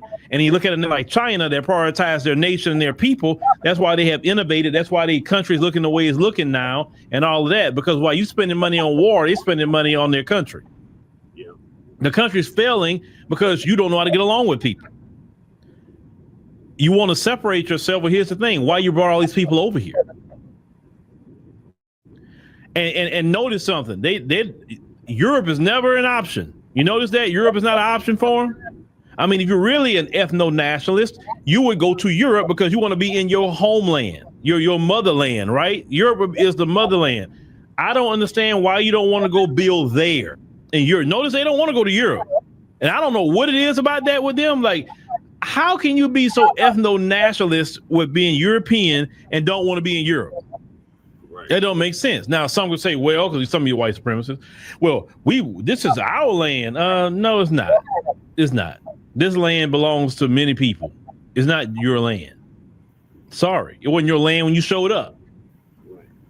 If you really want to get down to it and talk about being in the land, you have to go to Europe and rebuild Europe. Why would you be trying to do it here in some corner of the neck of the woods here, when you could easily go to Europe, help the Europeans get back to where they was at, because that's where the base is at, right? I'm just saying. So the failed state is because you failed. You failed. And you run into an enclave, that's not going to fix it because you failed. You're going to mess that up too. Eventually, you're going to mess that up. But let's continue. Internet say you want a white nation, build a white town. They said the co-founder, Eric Garwood, asked in the X video promoting the initiative. Say it can't be done, we're doing it. They say RTTL's flagship community spans approximately 150 acres of land. It is home to 40 inhabitants, only 40, and features on cabins, roads, wells, and a community center and a schoolhouse. It was followed, by a second site nearby that opened in January this year with the group listing a further Ozark site as an upcoming aspirations to move into the Appalachian Mountains on his website. Speaking with Sky News, who visited the first fortress for the white race and found, a world of fresh goat's milk, flute recitals, family kickball games, and creek swimming. Oral Express, a nostalgia for the America of the 17th century. Encountered by the Virginia settlers. I would probably feel more comfortable there because I'm white, and that's the way the country was. When my ancestors came there, he said, overlooking the Native Americans soon to be displaced by the colonists. Even if an individual has all the same values that I have, he said, if they have an ethnic identity that other people share and care about, their children will also have the identity. They're saying their children might not necessarily have all the same beliefs they have. Okay, but here's the thing. Once again, You say you feel more comfortable. It's a fortress for the white race. Okay, fine. You want to have that. But this is the thing. Notice this group of people, y'all. I want y'all to notice something. This group of people always want to live in the past. They feel like when you hear them, when they say make America great again, meaning I'm craving the past. Notice us as black people, we're not living in the past. We look. See, a progressive people, a people that got something to live for and go toward, they look to the future. They say, hey, I'm going to be greater later. I'm working toward that better future. What they're saying is, I want to return to the past. That means they're telling you our glory days has passed. This is why I want to live in the 17th century. This is why I want to go back to the 1950s, because when I look at the future, I don't see nothing great. The future is dark for me. The future is over for me. So I'm trying to recreate the past, but you cannot live in the past. As much as you want to live in the past, you cannot live in the past. And if anybody try to force you to live in the past or hold something over you because of the past, you tell them, I don't live there. I live in 2025, and I'm not going to be held back toward anything toward the past. I can't go back to 2024 and do anything. I can't go back to 2023. Only thing I can do is live today in 2025 and look forward to the future. And these people have failed because they keep want to go back. They keep want to go back to the past. And all that you building 100 some more acres of land. And you mean to tell me that only 40 white people showed up? That lets you know even the consensus of white people don't agree with you. They don't agree. They look at you as like crazy, right? That's how they look at you, because if they really thought that was a great idea to go live in the woods with you, then you wouldn't know what to do with yourself, because you have so many people applying to get in there and live with you, right? That says a lot when the majority of your community only want to live with you. Now let's go ahead on and get back to this real quick. So he says that on the ambitions for RTTL's expansion, he said that I would like to have more communities so that people in all parts of the U.S. have this as an option if they want. Also, it said like us to network and branch out internationally. He said part of the branching out includes online fundraising campaigns. Well, they're seeking money, so and all of that, fine.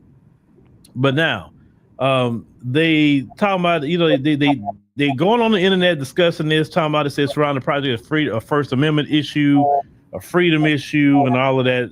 Some people want to fight them about this.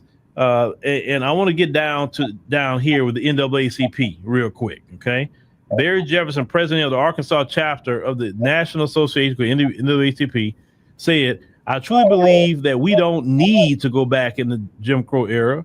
He said, we've been through that before. I think no one should be discriminated against because of their skin color, okay? This is what he said. He said, if you really look deep into the Civil Rights Act, it doesn't state that. I think they're misunderstanding what it states, because there have been many organizations that tried to carve that out. They say that's not right. And now they say the ADL, they say have been even more blunt and saying that they're trying to revive a discredited and reprehensible forms of segregation.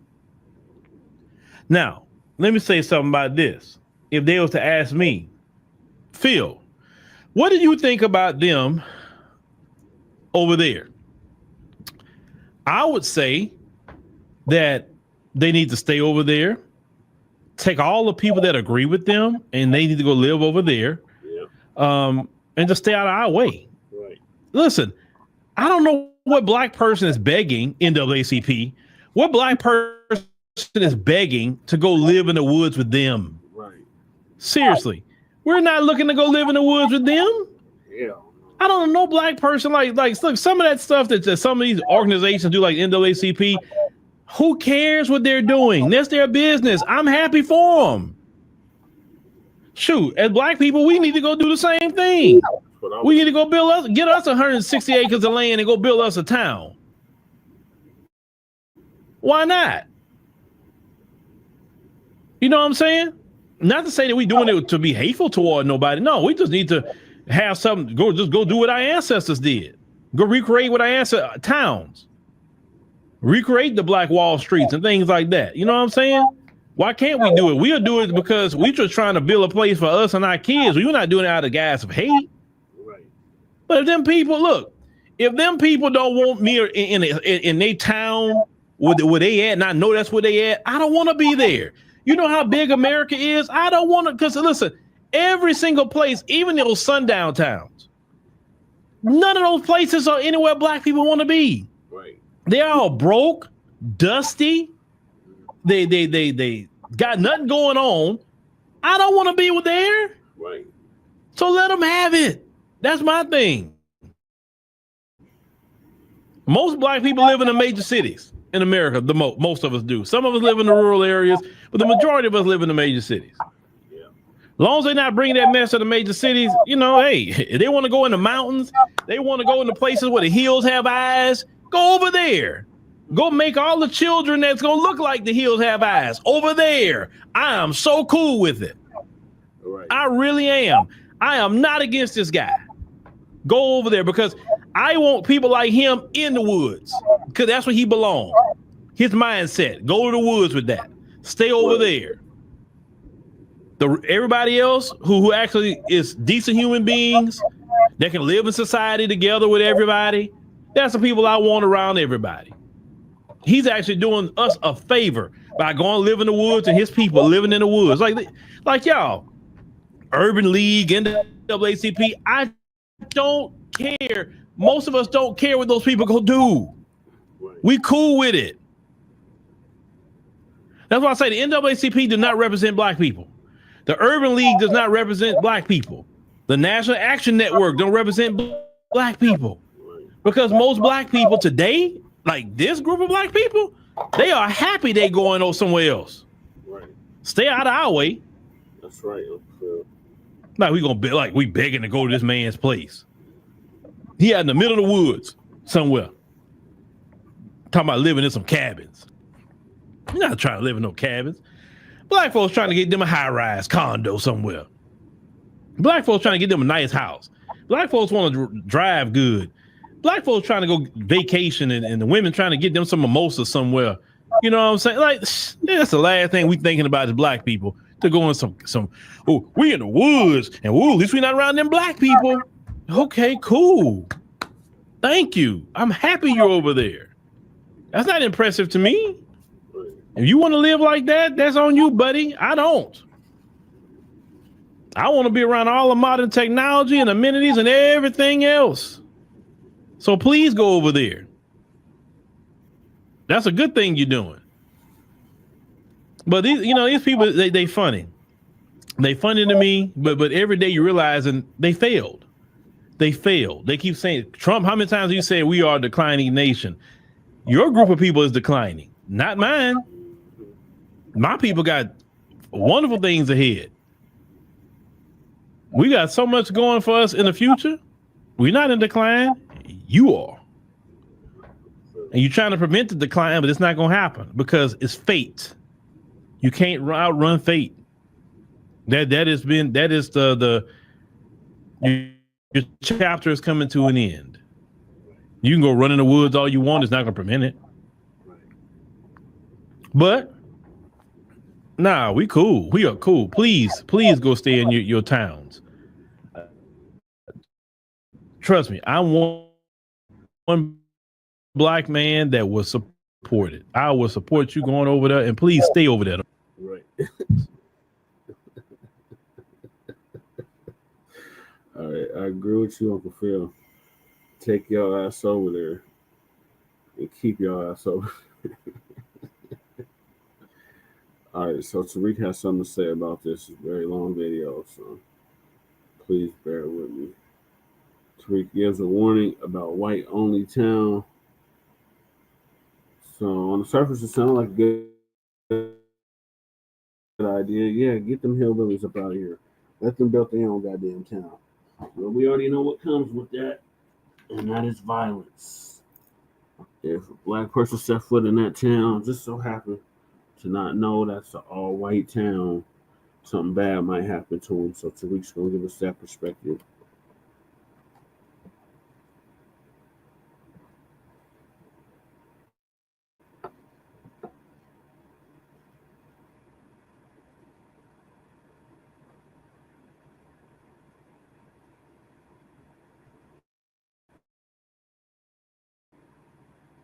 Subscribe.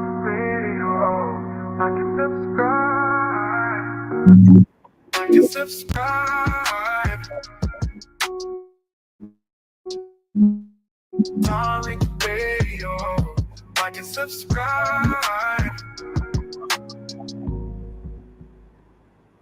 Have y'all heard about the story? There's a suspected white supremacist town now, an all-white town that they're advertising out there. Where's that town? Hold on, let me look that up. People have been talking about this place.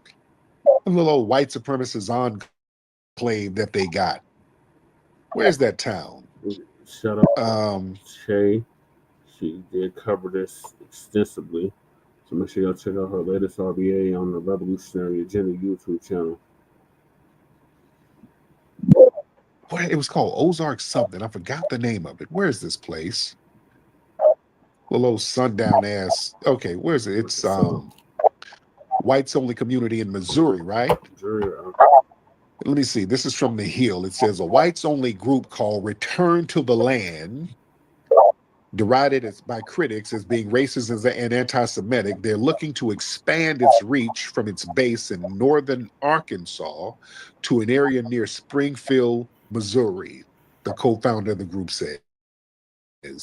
The prospect of a growing whites-only community where members are evaluated based on European ancestry and where Jews are denied membership is raising concerns among state and local official activist groups. Now, this group, they've been raising money on social media and crowdfunding and all that. Now, this RTTL, it describes itself as a private member organization. They began development in 2023 on its base in northern Arkansas, which sits on 160 acres of land. The plan soon to an area outside of Springfield and expand to all 50 states. He says, we want to ensure that white Americans who value their ancestry will have the ability to like-minded people in the future and choose to do so regardless of demographic changes. So yeah, they understand. Let's translate this stuff. Hold on, let me read some more real quick. He said they plan to coordinate homeschool groups, healthcare networks, legal advocacy groups, and more, all of which would be barred to people of color. Whites should have the ability to live among their own people if that's what they want to do. Mass immigration is making that nearly impossible in many Western nations. Okay. That's all cap. So listen. That's why this is a problem. See, this is a problem. And I'm going to tell you why it's a problem. And first of all, how are they getting around this constitutionally and legally? How can they get around this? Because there's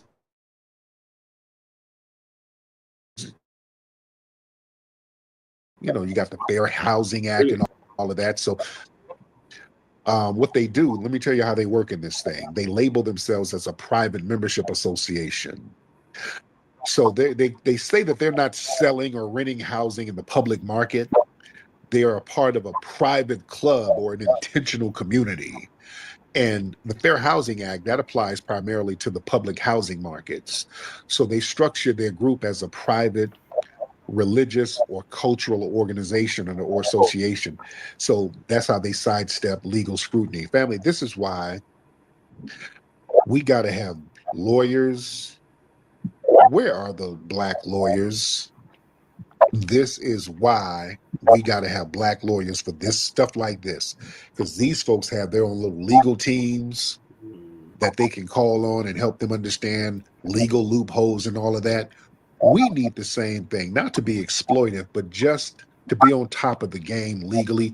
We need a network of black lawyers. Where in the hell are you? Right. We need black lawyers. We need black lawyers. We need black lawyers who we can just have in the Rolodex in all states, especially out there in the DC area. Where are the black lawyers out there? We need you guys on speed dial. For a lot of constitutional stuff, man, we need to hear from you guys. And I'm not talking about just volunteering, just being available so that we can hire you. And y'all can let us know what's going on, and we can take care of documents and policies and things like that. We need some real thorough lawyers out here in the game. And what they do, the white supremacists out here, the way they're getting around their stuff legally, they are using cultural and religious criteria as a proxy. They'll say stuff like Christian values, European descent, traditional Western heritage. So they try to avoid using overtly racist language. Also, what they do, they avoid public advertising of housing. See, they don't advertise their homes to the public, and they only offer them to members. You see, so that way they can say, well, we're not subjected to the fair housing laws. So they do word of mouth marketing. And we got to understand something, that enforcement of the fair housing laws, it's a reactive thing. It's not really preemptive. Fair housing, that doesn't automatically prevent somebody from creating a discriminatory community. It really requires somebody to investigate. And if nobody sues or if nobody files a complaint, enforcement doesn't really happen. And, you know, they go in these little rural areas and little isolated areas. And, you know, a lot of times there's limited federal scrutiny for them. There's not a lot of civil rights watchdogs. So there's less public attention. You see? Because look, I'd have been a few weeks ago, I was in Montana, Idaho, Wyoming.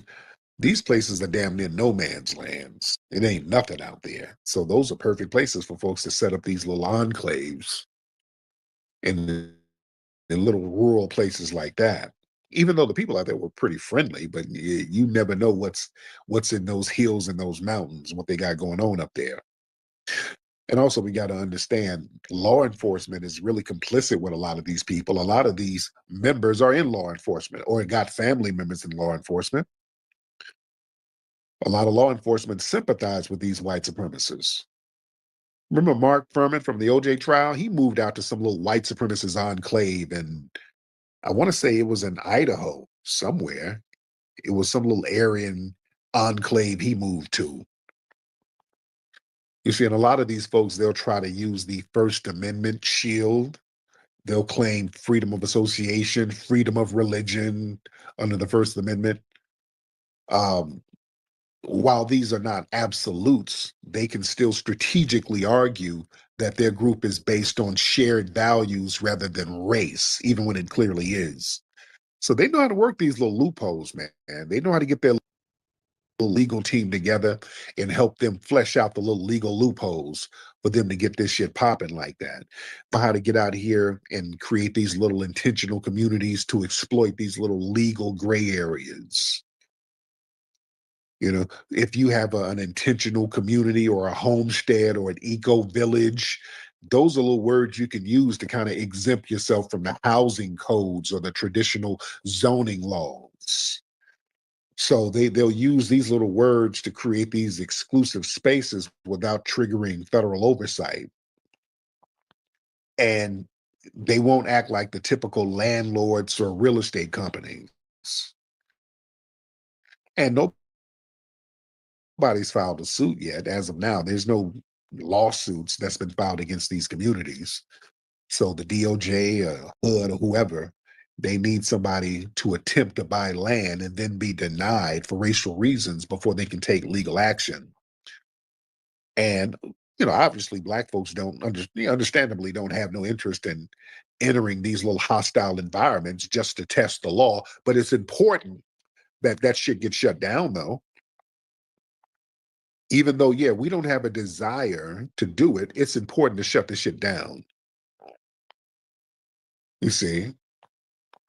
Just like in the civil rights movement, a lot of people were saying, why were Black people trying to eat at them nasty white restaurants anyway? And it's not about eating at the restaurant without being discriminated against in places where you pay taxes. That's what it was about.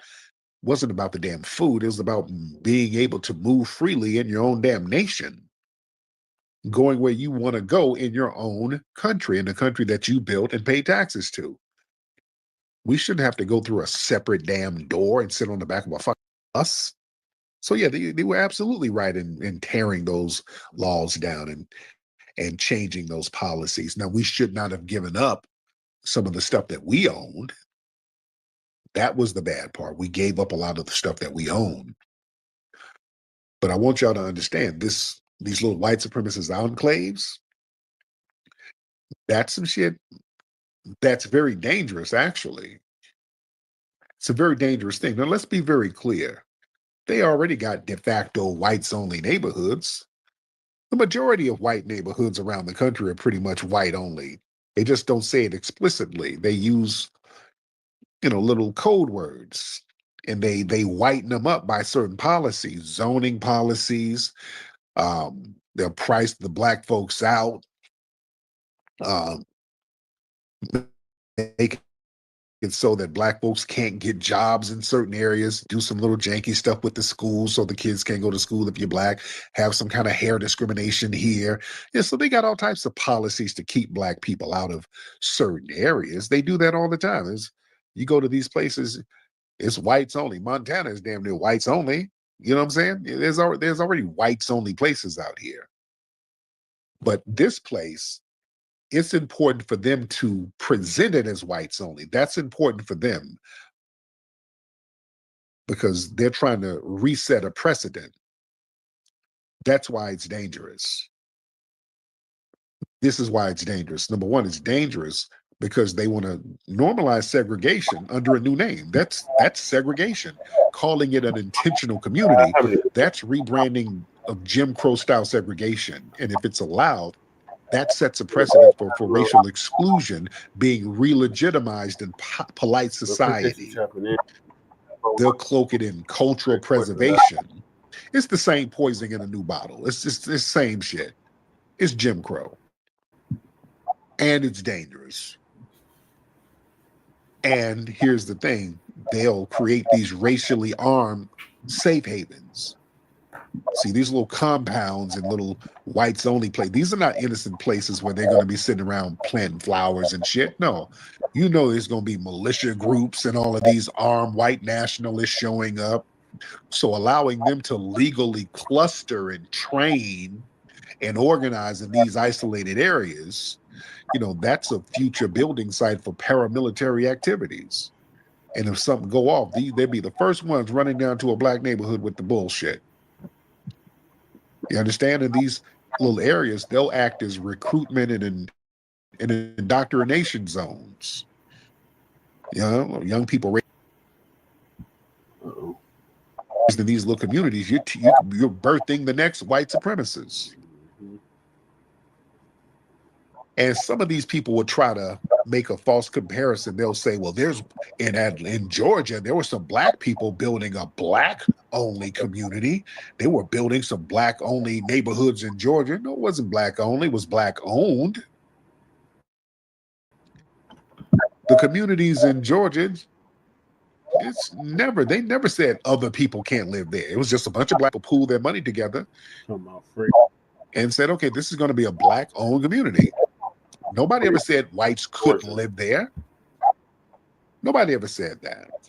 We don't have the same racial fear and racial hang-up. Nobody's excluding white people. But these whites-only places, it's always undergirded by some type of violence.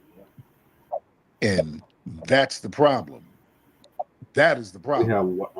Because now you get this little whites-only town. Certain areas. What's going to happen if some black person mistakenly wanders off in that spot at night? What's going to happen to him? A certain neighborhood. You know what I'm saying? The Denver metro area. What if somebody who don't know, they just driving around or whatever, and they get lost and, I need to make a phone call like these kids do. Door-to-door sales. We've seen a couple of cases where some random black kid knocked on somebody's door because they got lost and the white person shot them. Usually these are immigrants who don't know no better. We as foundational Black Americans, we kind of know where to go and where not to go. We kind of hip each other to what's happening. But you might find somebody who's black and who might wander off in one of these places. What's going to happen to them? Racist as hell. And if something happens to them, what type of legal protection will the white supremacists get? See, that's what I'm looking at. That's why that's dangerous. So you're giving these little white supremacists some kind of legal protection to start harming people. So if they go into your whites only members club, well, they were trespassing and you were justified in blowing their brains out. Nah, that ain't cool. I ain't with that. I ain't with that whatsoever. You see, because again, this is setting a legal precedent here. And then they want to, this will embolden a lot of anti-Black aggression nationwide. If these people are allowed to exist publicly without any consequence, that sends a signal to races everywhere. You can be openly anti-Black and organize publicly, and the system won't stop you. You see, so that's a problem.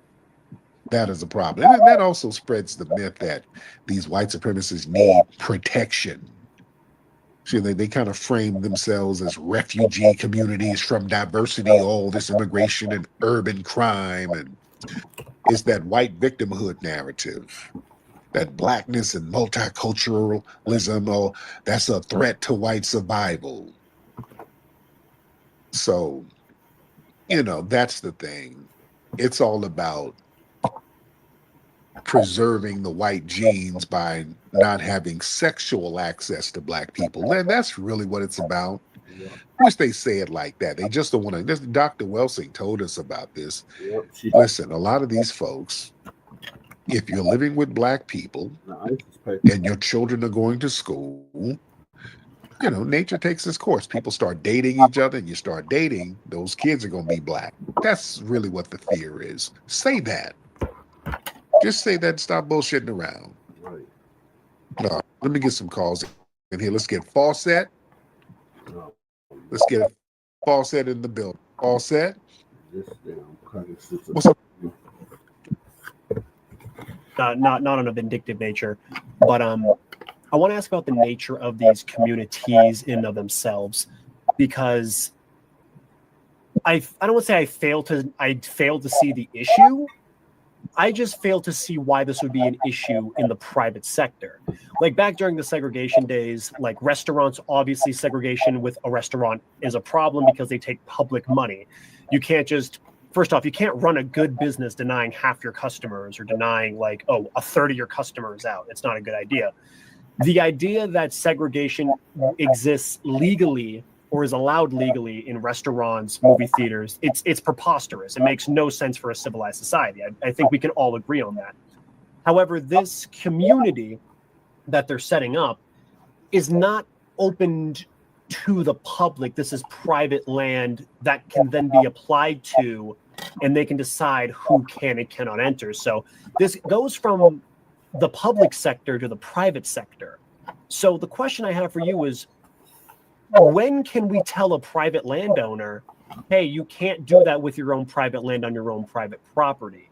Like a business like Walmart can't say no whites allowed because it takes public money. That makes sense. But when do we cross that line of now you're butting into a private landowner's business?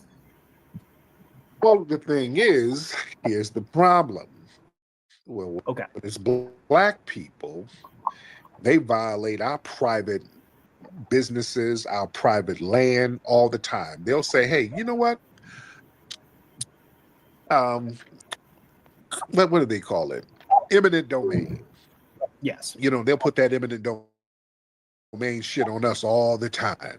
We need this land. Oh, we need it. It was private, it's ours now. If it becomes too prosperous, if it becomes something that's going to make a lot of money, if it's something that's going to be successful, they got all types of little tricks that they run on us to bust that up.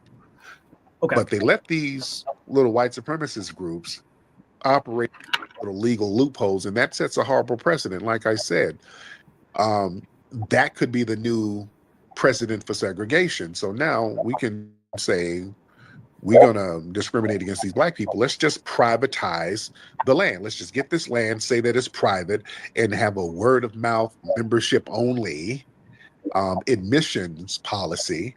That's how we can keep out the niggers. So that's an issue within itself, because then it becomes all about deprivation of resources, deprivation of education. So then it becomes all about deprivation. If you want to do that, fine, but give us the same resources to do something similar, which is not being done. So correct. So that's the line of logic I wanted to like at least explore a little bit was like you also brought up the white supremacist talking point of like the 90 acres in Georgia with like the 17 black families that made the 16. They made like what are those like they made the houses like they seemed like it was like a neighborhood they were making or something like that. But you bring up that talking point of the white supremacists look at that community and they say, oh, they're doing it the same as well. We both know they're not doing the same as well. The black community is not excluding, but the logic I'm attacking is if it's private land, what is the issue if they were to go ahead and exclude based off the privacy of the area, basically? Because whenever they do that, there's always an incident of violence. That's just like I said earlier. What if some black person wanders over there by mistake or just happens to go over there and all of a sudden they're going to do what they used to do during Jim Crow? They start killing and lynching and then justify it. Oh, he was trespassing. He shouldn't have been over here at night. Remember, they used to put up signs saying, hey, if you black, don't let the sun go down on you in such and such. Yes, sundown towns, of course, yes. And then James Lowen wrote a great book about that. So this is another version of that. They, in his book Sundown Towns, they would advertise these private communities and they would go in newspapers. You can look it up and say, hey, come on to this new suburban area. We got great housing. We live by a river. There are no Negroes. So this is that. So then with that line of logic, would you then be against that cannot change? Like one of the big communities I see right now is 55 plus communities. You see them a lot in Las Vegas. You see them a lot in Arizona. They will not sell you a home or allow you to take on a mortgage unless you are over the age of 55, which is typical age discrimination.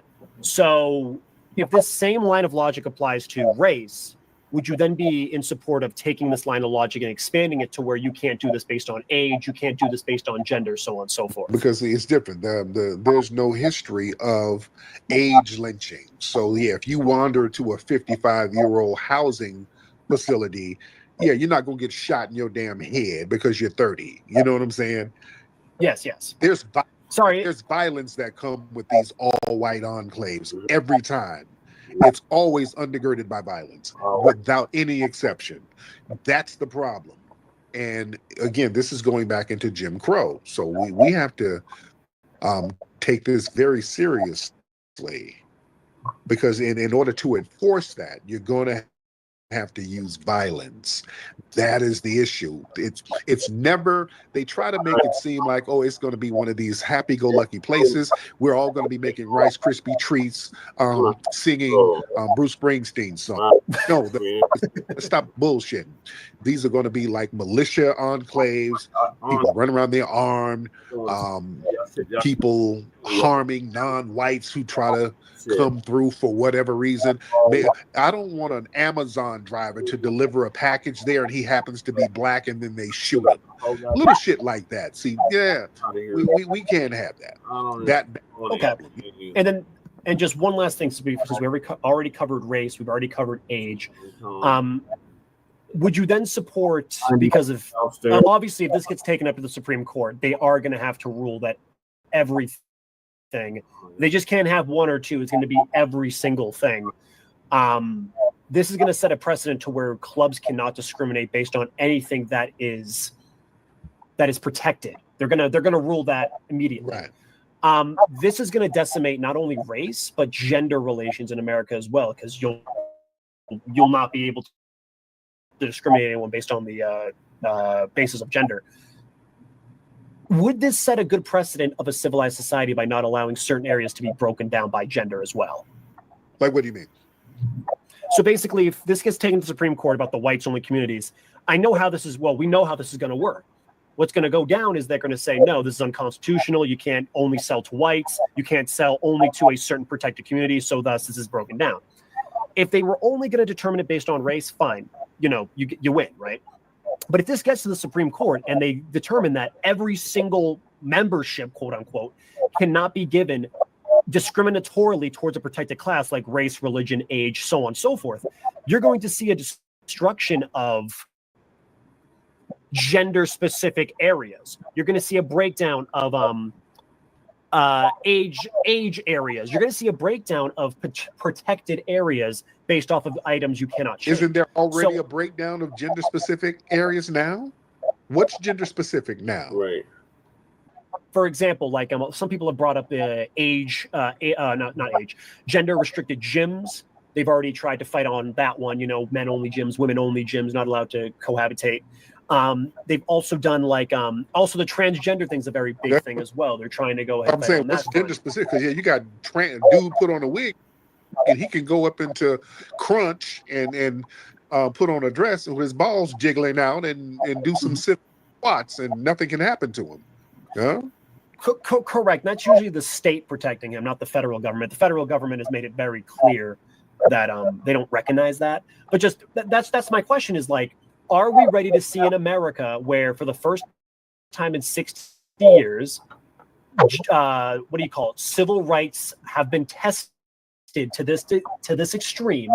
And if the Supreme Court rules in favor of, the people, the minorities that did not get it applied, it would break down the rest of American memberships altogether, because that's how they're doing this. They're doing it by membership. They're not just saying, oh, get out of here, Asian. They're not saying that. They're doing it by a membership class.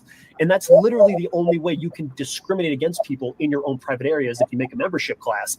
So if the Supreme Court rules in favor of the minorities that apply to this place, every single place in America is going to have to accept everyone. There's going to be absolutely no point of having a membership anymore. Now let me get my good brother Dr. Randy Short in. Dr. Short, hop on in. Yes, brother Tariq. How you doing, Dr. Short? Oh man, I'm okay. How are you? I am good. We have Mr. Fawcett here talking about gender and race discrimination and possibly. Okay. So, Mr. Fawcett, want me to fill him in? Yeah, fill him in. Yes. Okay.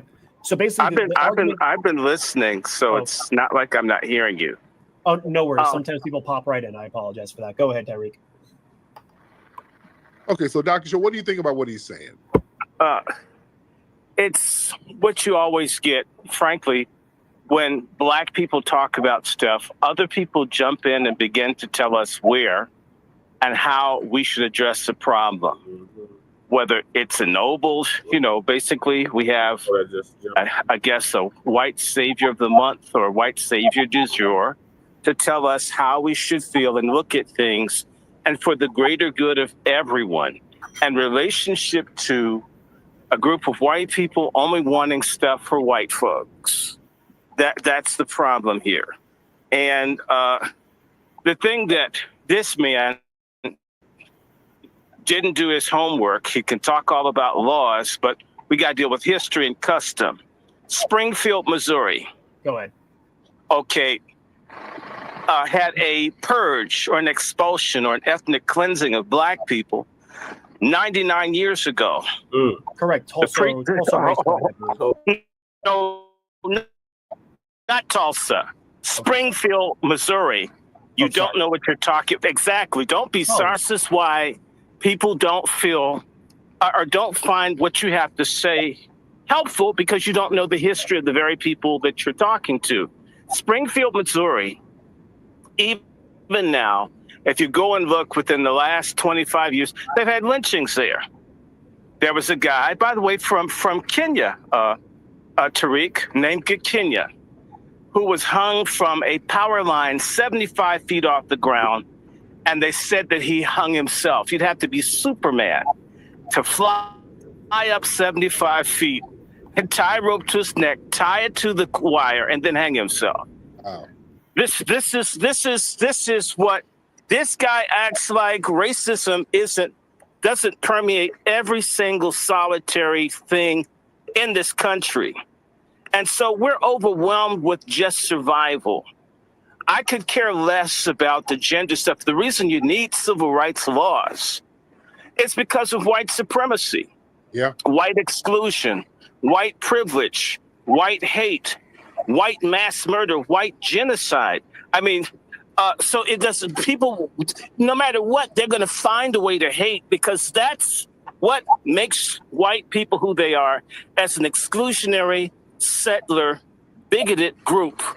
And so it'll simply be another battle when this is done, because as long as people walking the earth choose a toxic, invented identity where hatred is the glue, the cohesiveness of people from Europe who hate each other, have been killing each other thousands of years. The only place they stick together is here, and their collective hatred of us, and existential hatred of us, rooted in history.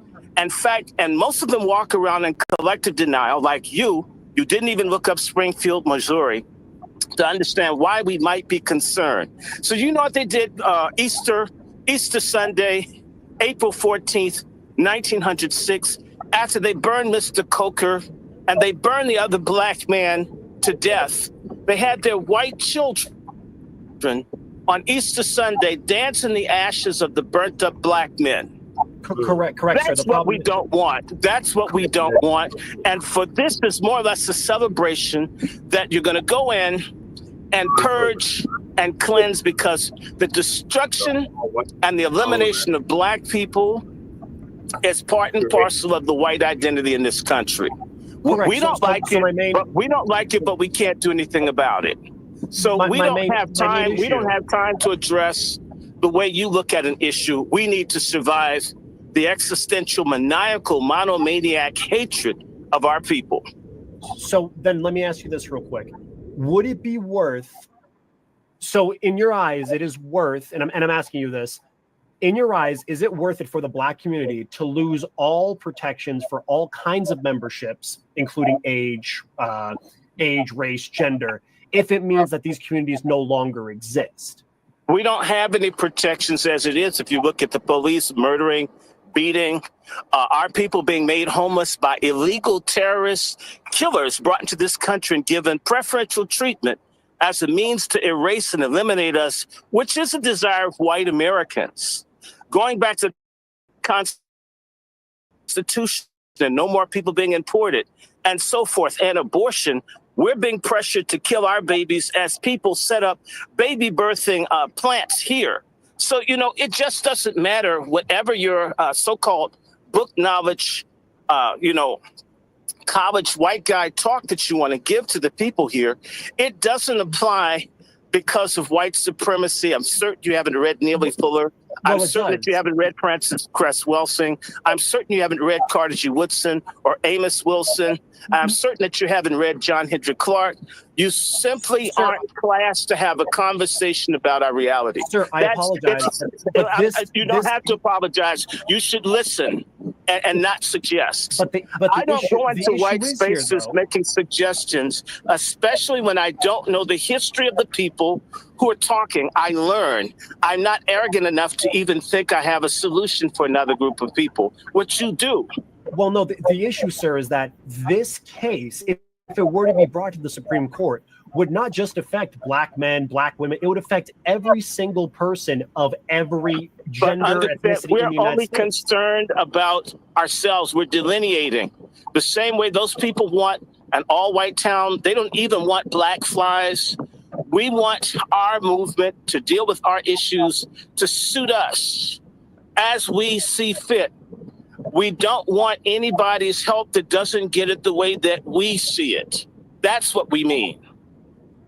So, and just one last thing, I do also want to bring this up because even though it does cover race, it does cover gender, the Civil Rights Act of 1964, and these memberships would then not be able to discriminate against anything that you have indicative of yourself. It would also cover like things like religion as well, nationality. All of these things would have absolutely no weight in membership anymore. So these black movements, these black memberships would then inherently become frivolous and meaningless, like these clubs and associations, because you can't deny membership to only those of the African race. It'll always have meaning because of white supremacy and the white identity. You don't understand what you're part of. You don't know your own history, nor do you know mine, and yet you want to debate me. You don't know how civil you look to the people in the audience, sir. Well, no, I'm not debating you as a black man. I'm debating you as a man. I'm debating you as I'm debating you as I'm debating you as a Black American, because I don't do this race neutral thing, and I can say this to you as a descendant of the British and the German and the Russian royal families. I'm seen as a Black person because of the caste system that your people made. And so I can only discuss, no matter what the diversity of my lineage, based on my melanin and my descent. Almost everything you say basically is off the table. It's non-negotiable. And we're not going to do this with another 400 years. So, why not sit down? You don't know what you're talking about. You don't have the comprehension of this issue in its totality to suggest any solution. And to even you don't understand enough to talk about it. Well, sir, it's very simple. You just don't. It's very simple. It's very simple. You don't get it. That's what's simple. And what's very simple is that if this Supreme Court case of this whole white supremacist compound was brought up all the way to the Supreme Court, there would be literally no more protections for any memberships whatsoever. The movements that the FBA community have worked so tirelessly to bring up could be completely erased, because then you'd have frivolous lawsuits brought up to the FBA movement, to these associations, because, I didn't get accepted into it. My fear is that by prosecuting this, you're going to end up with an America where there is no, I don't want to say no pride, but all the associations that the FBA movement have what's what I'm looking for, worked so tirelessly to maintain, will be just destroyed overnight with one Supreme Court ruling. So it's almost unadvantageous to go after this, because it could lead to even worse consequences down the line. No one can start their own club anymore. No one can start their own membership anymore unless they accept every single person. So that's the issue I'm having. It's not, you don't know what you're talking about because you don't know the history of 1904 with the lynchings and stuff like that. I'm afraid of the future that is to come. Okay, if this happens. Continue. Let me get our sister Love. Come on, Love I Am. She about to light his. I Am to join the conversation. Go ahead, Love I Am. Test. Can you guys hear me or no? No, we can hear you. We can Love. Hear you. Yeah. Oh, he can't hear me. Dang. Dang it. Tariq, I can hear her, but she can't hear, or you can't hear one of us. Sorry. Ask him, can he bring me back up? Okay, yeah. I hear you, Love. I hear you now. Oh, wait. Okay, so you both hear her? So I don't know if Fawcett stated his credential and I missed it. That's the basis for his perspective. I don't know if he's a lawyer or something.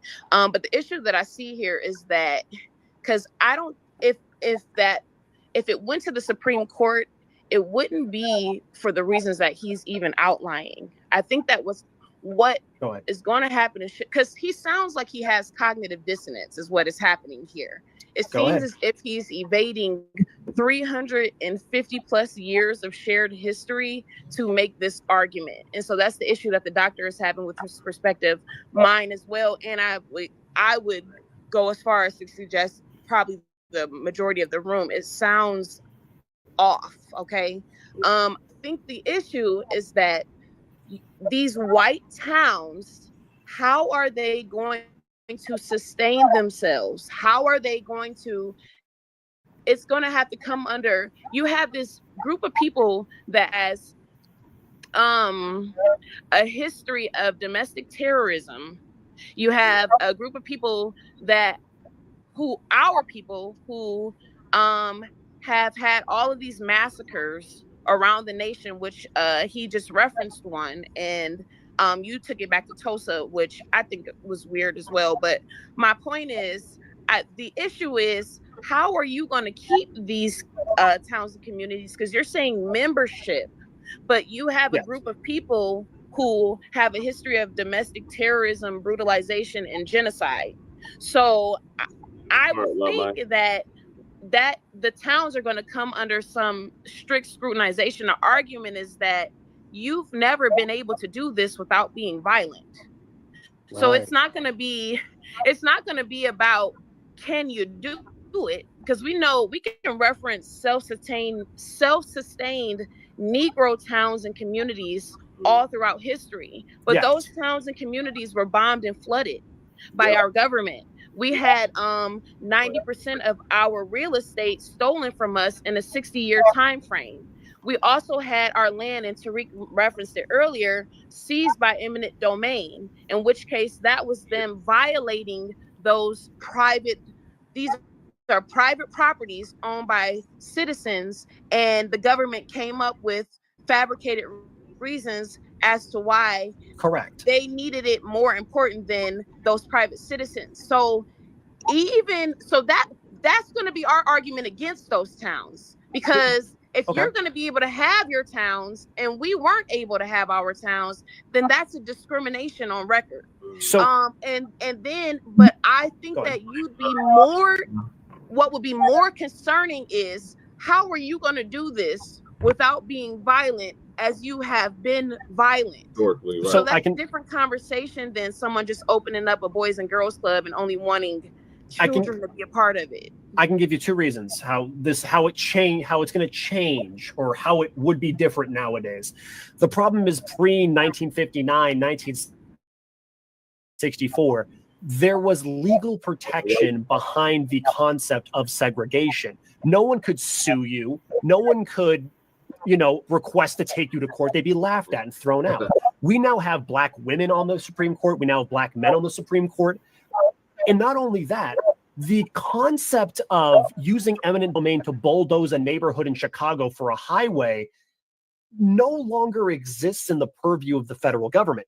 What they're more concerned with is if crazy people want to go buy a plot of land 30 miles away from Chicago and start a 200-acre compound of their own people, as long as the tax revenue comes in, since the government can no longer give preferential treatment based on race, religion, gender, ethnicity, so on and so forth, it would literally make them more money to just put these compounds into a different tax bracket and accrue MEP fees and tax them extra.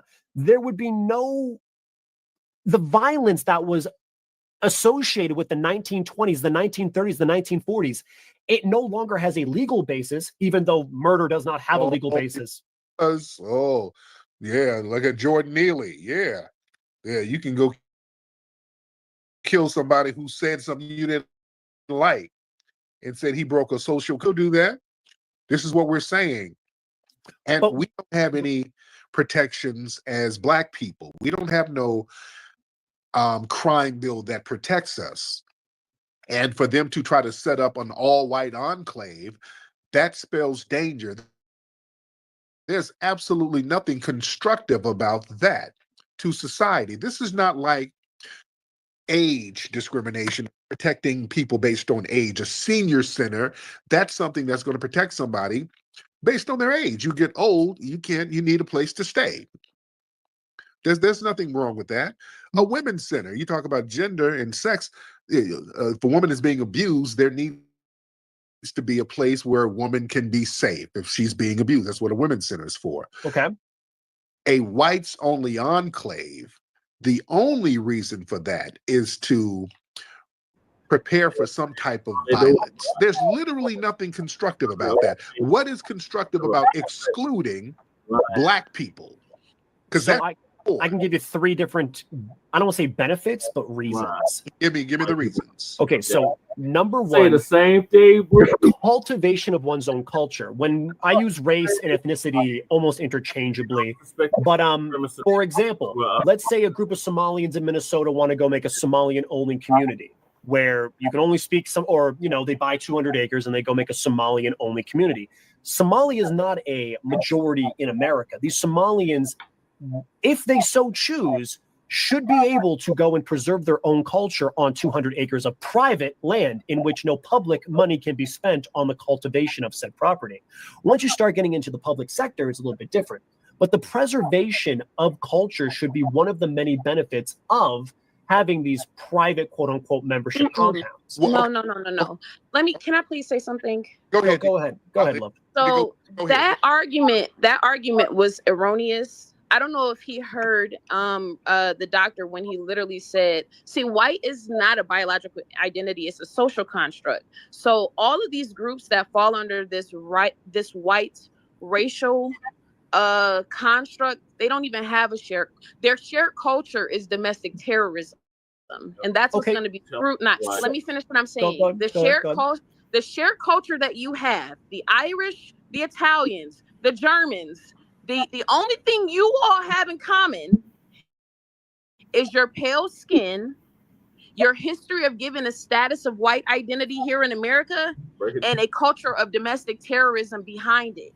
So what's going to happen is that when you go to make your argument that you want to preserve culture, there's going to be an examination into what that culture is. And so you won't get to hide behind this romanticized view of your own culture, which is ethnocentrism, steeped in ethnocentrism. You're going to have to deal with the reality that you don't have a shared culture outside of the domestic terrorism and harm of other groups. In which case, even if you wanted to say those other groups are violent, you therefore want to protect yourself against them, the violence of your own, it's always going to go back to that. That's why I'm saying you're not going to be in court making the argument that you think you're going to make, because you don't have it's not the level playing field that you're trying to frame it as. It's always going to go back to this group who is indigenous. Mind you, pale-skinned people are not indigenous to anywhere on earth. So anytime you become a majority anywhere, it was behind a genocide. It's behind a mass extermination of human populations. Ma'am, So I do want to go ahead and just interject real quick. And then on top of that, you were given the status of white to essentially bolster you from having any adverse experiences due to your skin color. So now when you're talking about wanting to preserve something, the question is going to be, are you preserving that history of one directional terror that you have done in this nation? And so an argument is going to say these people are not fit to have, and this is literally just playing into this psychopathic, sociopathic, ideological framework that has characterized their existence in this nation for 400 years. That's the argument against it. It's not going to be an argument that, it's not. So say I'm a Somalian man, and I have a Somalian wife. I have my Somalian family.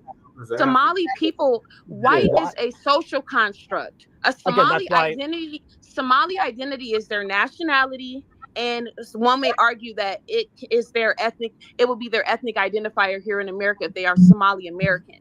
But you all constructing an identity of a status that was appended to the European peasants upon arrival, that is different. And what I'm saying is that status was appended to those European peasants so that they can take status over all non-white persons here in this country. And it was done with violence. Correct. So there is no protection against those non-white persons. And you don't have a track record of not being violent to get that done. Correct. But say in the opposite direction, that this was not just a couple of weirdos in Springfield, Missouri, but this was a gathering of brothers down in Georgia, 400 deep, that would want to go and start their own 200-acre community. By not allowing this community to exist based off the precipice of race, wouldn't it be antithetical? But it wouldn't be based off, you're making a disingenuous argument. Go ahead. You don't have anything in this country that suggests that you are experiencing something because of your race. You literally were given the status of white so that you didn't have to experience America as pale, if you really want to be honest, as the European peasant.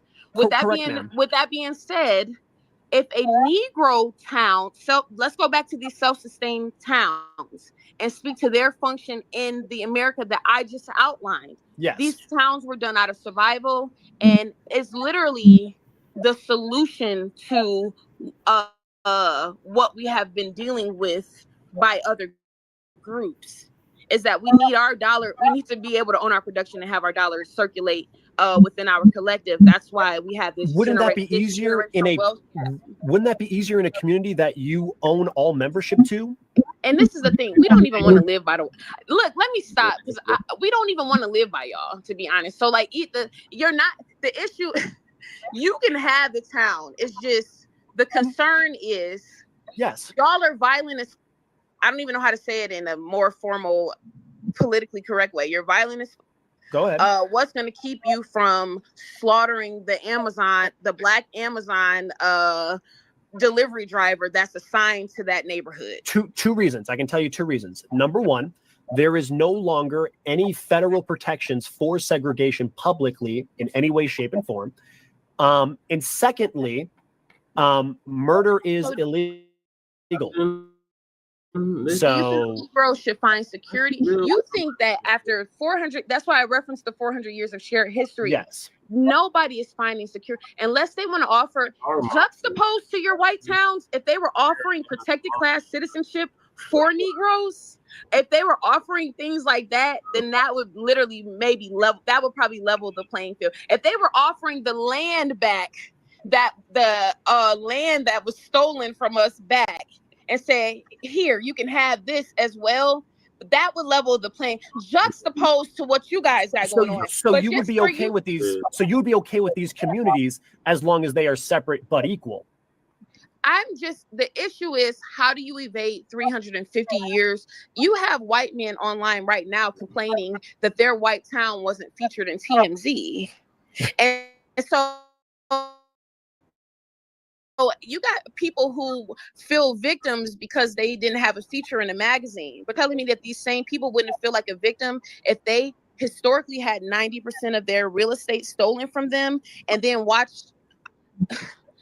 I'll leave it alone. Because it's just you're making it's the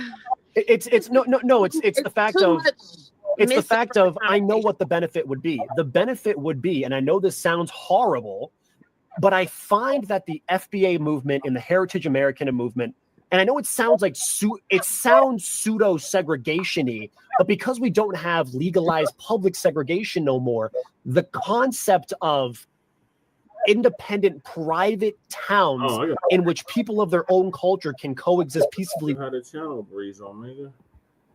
I'm sorry, I apologize. He said I did a story on my broadcast where white guy unalived his wife and then unalived another man because he knew he was going to jail. Oh yeah, I did see that. I sure in hell did. I think Professor Black Truth covered that on his crime report too. Either last week or the week before last.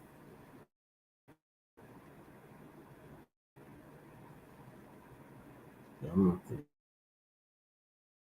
so to your channel. Drop your link in the chat so people can sub up to your channel.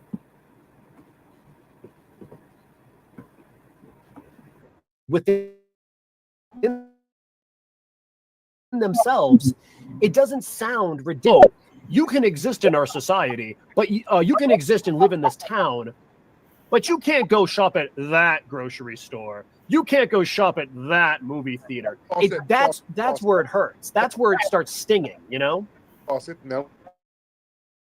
Let me ask you this. Go ahead. Because you keep mentioning preserving culture, which is fine. What is white culture, and what are they preserving in white culture? I'm not, what do you call it? When I'm arguing this point, I'm not arguing white culture. I'm arguing all of them together. It's not I'm going to let these, because here's the thing. If you apply this to the white, go ahead. No. Let me answer the question for him. White culture is, as my boy's book says, the title of his book is The Whiteness of Destruction, The Origins and Consequences of White Aggression. That's white culture. White culture is murder, death, destruction. That's white culture. Simple. That's all you have to say. But no, he wants to beat around the bush and time waste. No. This place is preserving itself and presenting itself as a whites-only enclave. Correct. Preserve white culture. What is that? It's a place where people love European descent can go live amongst their own people peacefully. It's the same exact thing. That's why I kept bringing up Somalians. If we had 200 different enclaves of different nationalities, would there really be an issue? And to my argument, it'd be no. But what are you preserving? What's white culture? You haven't told me what's being preserved in this all white enclave. What's Ghanaian culture? What's Egyptian culture? What's German culture? That's not the argument. The argument is, if these people have the money, no. That's literally the whole purpose of them building this enclave. They want to preserve white culture. Okay. With what? And okay. Again, defining what culture is a quagmire most people shouldn't go dip their toes into, because then it will go down the route of, okay, what's Muslim culture? What's Christian culture?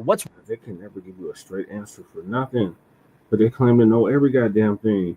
This is like when Bethany was asked, what's the definition of woke? And she wrote a whole book on it and couldn't even define it.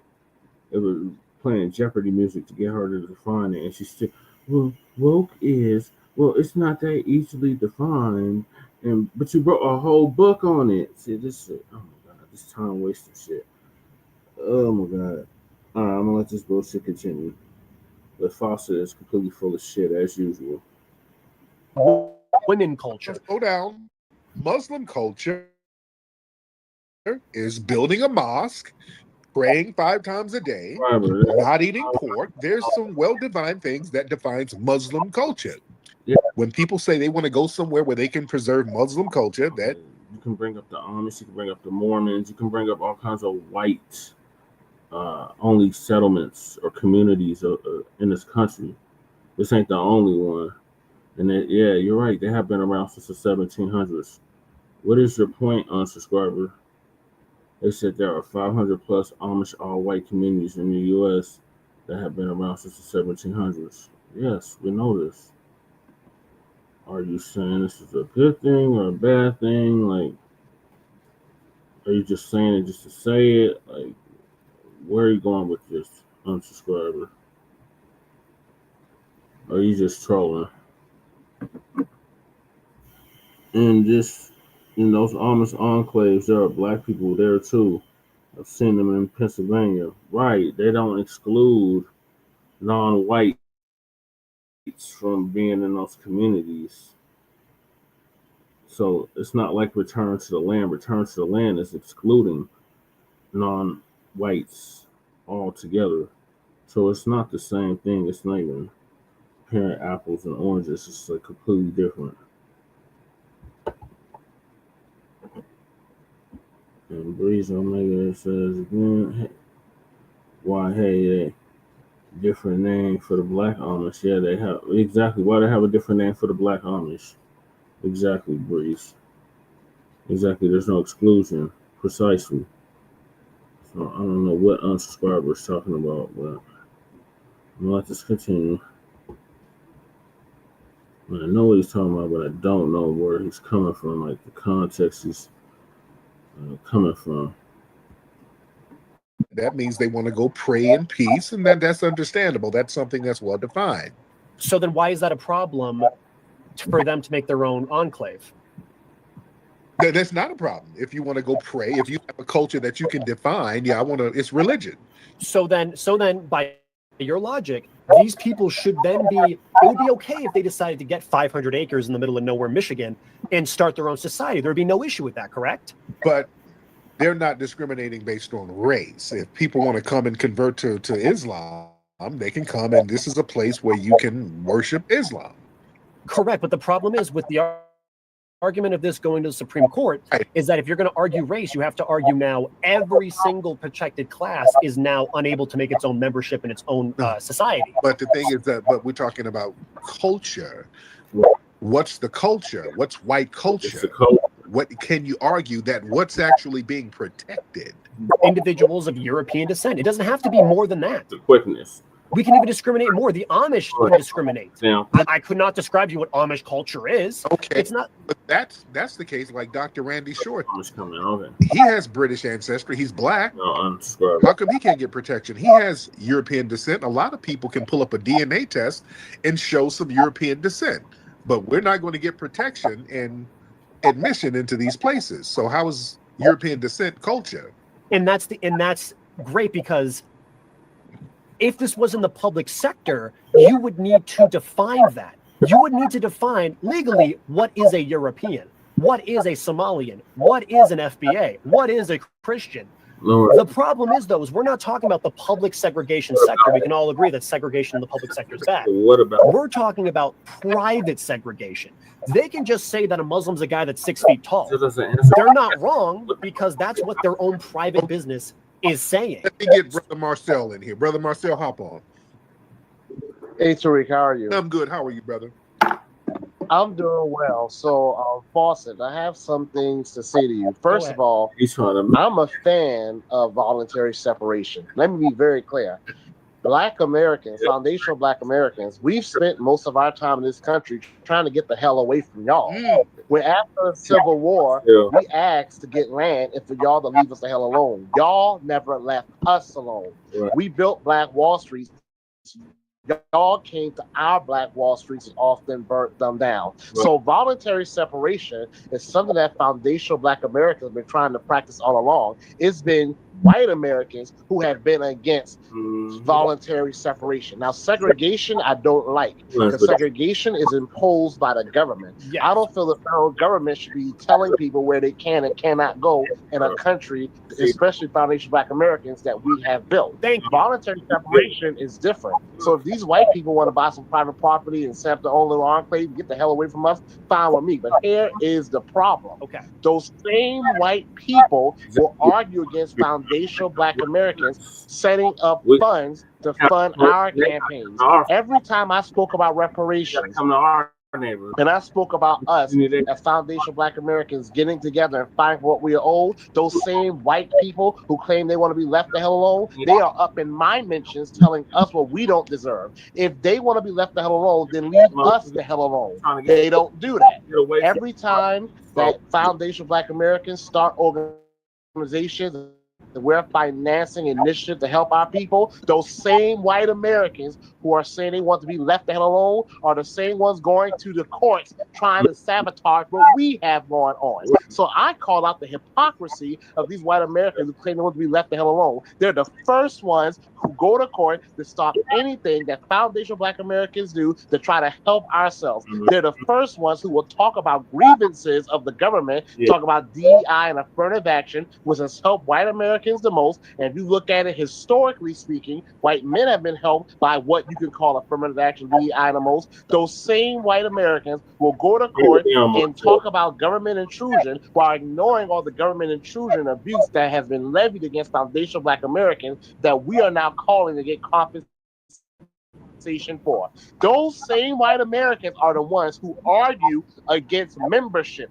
when foundational Black Americans are saying that, hey, let us have our thing. You can have your thing, but we're going to have our constitutional rights protected. Those same white Americans will come and say, no, no, no, that's discrimination. That's reverse racism. So you need to be making this argument to your fellow white Americans, whether they're heritage white Americans, I know that phrase, or not. You don't need to be making that to us, because foundational Black Americans have had no issues with voluntary separation. We were thriving until y'all imposed yourselves upon us. That's where the problem started. When hold on, because you've been talking for a very long time. Hold on. When we organize ourselves to get things popping, those same white Americans who say want to be left the hell alone, they come and bother us. So why can't they leave us the hell alone? And what's going to happen with these communities, which in essence, I'm not against, those same white Americans are going to get together and they're going to try to say, well, that Black neighborhood down the street that's not bothering anyone, let's go down there and bother them now. That's the problem. They want to be left the hell alone, but they don't leave anyone else the hell alone. They want to talk about the grievances of the federal government, how the federal government has done this against them, yet we have 400 years of history of the federal government abusing us, and we say the federal government needs to treat us with the same respect and the same justice they treat other people, which means reparations. Those same white Americans will rally against our fight. So if they want to be left the hell alone, leave us the hell alone. Because when we want to be left the hell alone, it's based on justice, it's based on righteousness. That's a part of Black American culture. You can't define white American American culture, I can define Black American culture. It's about civil rights. It's about innovation. It's about the beauty of art. It's about soul food. It's about the strength of families sticking together, even when you're under the most oppressive conditions. I can define Black American culture. It's about respecting all people. When these Black towns in Texas and Georgia are popping up, they're not saying other groups can't come there. The reason they even want these towns is because those same white Americans who want to be left the hell alone are often terrorizing them. Yeah. That's the problem. And not terrorizing them as in street violence all the time, but terrorizing them is that they are the ones who have institutional power and access to institutional power, and those institutions do not serve us and have not served us for centuries and have yet to make the repair that they need to do. So I'm all for people want to be left the hell alone, but those same white people who will form these towns, because it's their private property, go ahead and do your thing, they won't leave other people the hell alone. And you know that's true. So, and the one thing, oh, sorry, go ahead, Tariq. Sorry, you were going to go say Yeah, something. thank you. I was thanking Brother Marcel. Thank you. Thank you. Great job, Marcel. Go ahead, Fawcett. Then I said it better myself. The one thing I will say, and the one thing that I believe that will ease these tensions, right? Because the one thing I believe that would actually ease these tensions is if this did go to the Supreme Court. And I know obviously I keep bringing up the Supreme Court, the decision, the blah, blah, blah, blah, blah. What does it have to do with the price of rice in China? Why should I care? You got more Mayo special. It's not the fact of, oh, yay, pro-white, whatever. You still ain't. The issues that he just brought up of, oh, every time, an FBA community pops up, these, crazy dudes from down the street want to come up and start violence. If there's a white person watching. If everyone in America was given a final say on what we can and cannot do, I genuinely believe that the tension that has been caused by this one group in Springfield, Missouri, would finally be eased. There wouldn't be peace, complete peace. There never will be complete peace. But this tension, this, I don't want to say vindictiveness, but the belief of DEI in the white communities would probably be quashed a little bit if the Supreme Court finally gave a final decision on who can go ahead and make their own communities, who cannot make their own communities. Why are the Amish okay? Why are the Muslims in Tabarok, Michigan okay? But why not us? If we could finally, and I mean both FBAs and Heritage Americans, if we could finally get an actual answer to what is okay to make your own private land of, all this tension would go away. But it is the concept of this having to, I don't want to say having to right the wrong because you have to do it, but it's this overwhelming arc of having to right the wrong of segregation that gets these white folks mad because it's like, okay, where does the end, where is the end? When can we finally make our own, So I'm telling you, the solution is literally staring at us right down the barrel. And that is, we got to go to the Supreme Court and see how this plays out. So, bottom line, you're for these segregated enclaves, right? As long as anyone can go ahead and do it, absolutely. Right. Okay, let me get Cousin Jerry in real quick. Your Cousin Jerry, hop on in real quick. Jerry? Hey, Flex, how's it going? I'm good. What's going on, brother? Not much. I think I understand the disconnect that this young man has. Oh, yeah. For some reason, this young man, he wants us to jump into this fight and go to the Supreme Court. He's somehow under the illusion that they're going to view our fight and his fight as equal. Right. See, what we're trying to get him to understand, the reason why we're just sitting here letting him ramble on, this is not an equal fight. If we decide that we want 1,000 acres and separate, within 6 months, we're going to be infiltrated and destroyed. Mm-hmm. If we want to say we want our own private club, within a year, we're going to be up on Fed charges. But once your community and whatever white community y'all do that, y'all are going to be protected because you're going to set your own government up of your own people that are party to the federal government. So you keep telling us Supreme Court and all this. Listen, those things that you're saying, they are your fight that you're trying to get us involved in. What we're saying is just this simple. Just as the guy in Brunswick, Georgia was. Oh, well, yeah, Cousin Jerry. He was literally, come on. Internet for Jerry, please come back. Cousin Jerry, you here? Damn, fence is fucked up. Uh-oh. I don't know what. Hey, Tariq. Yeah. Land. Hey, how you doing? To kind of take off from what the last gentleman was speaking of, I mean, this whole argument boils down to they're trying to sneak in this whole thing to the Supreme Court in order to dismantle everything else. It's just plain of it. I'm a truck driver. I've been driving trucks for 25 years. I've spoken to you before. I've been to every corner of the United States, including Alaska. Whites-only communities exist. They've been existing for years and in bigger pockets than this little Springfield, Missouri location. One thing they practice is violence. I have my own company. I deliver food to grocery stores all across the country. I was a black man. I'm hated. I'm scared of sundown towns. Not only do they exist, they thrive. So simple, let's get together in peace and harmony and celebrate this quote unquote white culture. No, that's not what they're trying to practice. They're trying to practice violence. And I know there's a viral video right now in a normal suburban community. A black Amazon driver, I know you brought it up, but there's actual footage of it you can look up. They literally chased him off. And they called the police on him, and the police handcuffed him for making a delivery. Mind you, the whole entire video shows him just conducting his job. Yeah, this happens all the time. Black FedEx drivers, black Amazon drivers get up in a white neighborhood and get shot at baseball.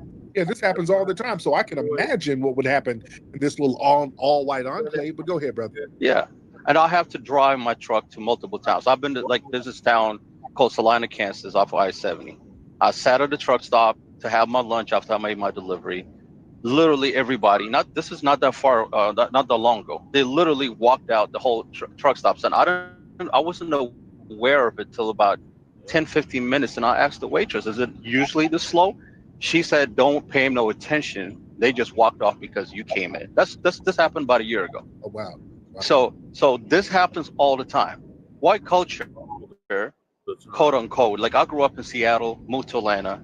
White culture is one of violence, one of exclusion, one of fear, of I don't know what they're afraid of. I mean, I'm sure you broke it down multiple times, but moving to Atlanta, I've experienced as a half Ethiopian, half Italian person. I've experienced nothing but love from FBAs. FBAs, when they, let's say for example, there's a community called Niski Lake, a whole community of millionaire black folks in Atlanta, just not that far, a mile away from the mayor of Atlanta's house. There are a couple of white people that were able to buy a house a few years back, no problems. Nobody told them they can't buy a house over there. Nobody excludes them, but there's no such thing, which is the same exact equivalent to that when it comes to whites only community. When they want to start up a community like this is a ploy to destroy every other protection that is around. Now, as far as the FBA community, like you said, there's no protection that would, if the protection was even available. This is just fear of problems they cause in the first place. When I say problems is just because you're lazy and you attracted a bunch of immigrants to your communities to do the jobs that you don't want to do, not black people, I'm talking about white Americans do not want to work. That's been the history of white America since the 1600s. They cannot handle certain types of work. When I spoke to you the first time about a year ago, I was telling you about the company I used to work for in Atlanta, the food service company.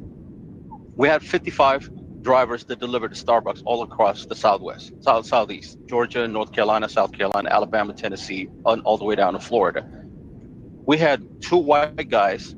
It's not like the job didn't pay money. We were making $150,000, $160,000 a year, so pay was never a problem. We did everything to advertise to attract drivers to come and help us out. We had a 90% turnover rate, meaning people do not want to do those jobs. But you know who was working there dedicated for over 10, 15 years? FBA brothers I worked with. Strong FBA brothers. We're talking about offloading a 53-foot trailer full of milk, groceries, and everything else to different Starbucks stores. So this whole notion of laziness, this is something that they like to spread around, but really who the lazy one is them. And then what they do is they attract foreign, illegal migrant workers to come over and work in their communities. And then when those migrant workers multiply and kind of overwhelm their communities, now they get afraid, they want to start another whole community. And like the sister was speaking a little while ago, it's just a matter of time before that community fails. It's going to fail because they can't do the work. They can't sustain themselves. Next thing is they're going to start bringing more people again. So then, just really quickly, if these communities are doomed to fail, wouldn't it be a testament to the history books to allow them to destroy themselves, to effectively cannibalize themselves, and to show history that this does not work?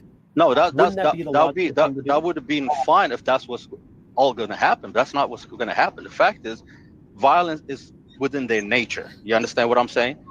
So they're not just going to cannibalize themselves. They're going to they're going to go above and beyond and try to eat up everything around them. This is the problem. Like the whole Tulsa thing, I don't know if you actually understand it. The jealousy and the envy is what caused them to commit the violence they committed. Because they know they can do it, they can cut it out on their own. They went ahead and cannibalized everybody else. I mean, the separation of what they wanted, they should just left those folks alone and they could have been thriving. But multiple places all around the country. Atlanta, I'll give you an example. Atlanta at the moment is experiencing amazing thing for Black Americans, because to a certain degree, Black Americans are left alone to succeed. But there's also a lot of murmurs in Atlanta with the white community. One coach came out and said that quiet out loud a few years ago when he was upset about, literally, he mentioned the success that Black Americans are having in Atlanta. When Black Americans are left alone, foundational Black Americans always succeed. It just so happened that somebody from your community, sir, watches it, gets jealous, instead of going out there and competing and doing what he's supposed to be doing, then he goes try to sabotage it. That's the problem. If you're understanding where this whole conversation is going.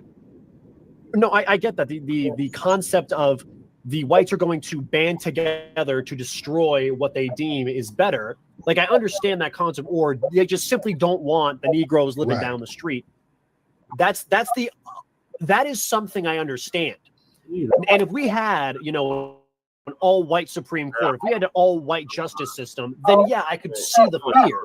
But if you go to Washington, D.C., we literally have two FBAs, dare I say. Is Kentani all the way? We don't FBA? know. We don't know. She's a down tell. Okay. Well, I know Clarence Thomas is. We even have an FBA on the Supreme Court. I don't think the quote-unquote white federal power structure would allow for ruthless race violence to permeate through America if these societies were able to be made. And the reason why I know that is because we already have communities that are effectively 100% white, like the Amish community. You may say, oh, there's one Black brother that lives there, but effectively it's 99% white. You don't see Amish people going down the street and killing, who knows who, just because they're not Amish. Mennonites, so on and so forth. But they didn't make it a discriminatory place. Black folks just don't want to live in an Amish neighborhood. It's not discriminatory based on race. It's like they practice certain religious customs, and they don't like technology, things like that. So it's not based on you Blacks can't live here. In fact, many of the Amish, some of them were helping on the Underground Railroad. So a lot of the Amish are actually cool. So that's kind of a false equivalency. But thank you so much, Fawcett. I thank you so much for Fawcett to be here babbling forever. So you got to watch out for the Fawcett kind. All right, you got to watch out for Fawcett. Let me tell you why. They want to rebrand segregation as cultural autonomy. All of that self-sufficiency, like-minded living, community preservation, culture, white culture. That's why he could never answer the question when I kept saying, what the hell is white culture? They can't really answer that question. Right. And you can't answer that question. Not either. But because what you're trying to preserve is white supremacist culture. White supremacist culture is violence. Yeah. That's what white supremacist culture is. It's all about violence. Deception, denial, and deflection. Yeah. You understand? Don't let them try to wiggle and weasel themselves around certain words. So him coming in trying to act friendly, that's a con game if I've ever seen one. Mm-hmm. It's to get us to buy into their segregation without challenging the power structures, to make it seem like everybody wins. Oh, this is a con game. Like my cousin Jerry said, look, if we do what they're doing, oh, they'll eminent domain the shit out of us. We'll get federal charges. And every time we try to get a black enclave where we're just trying to be protected, we're not trying to harm nobody. We just want to live without being sabotaged.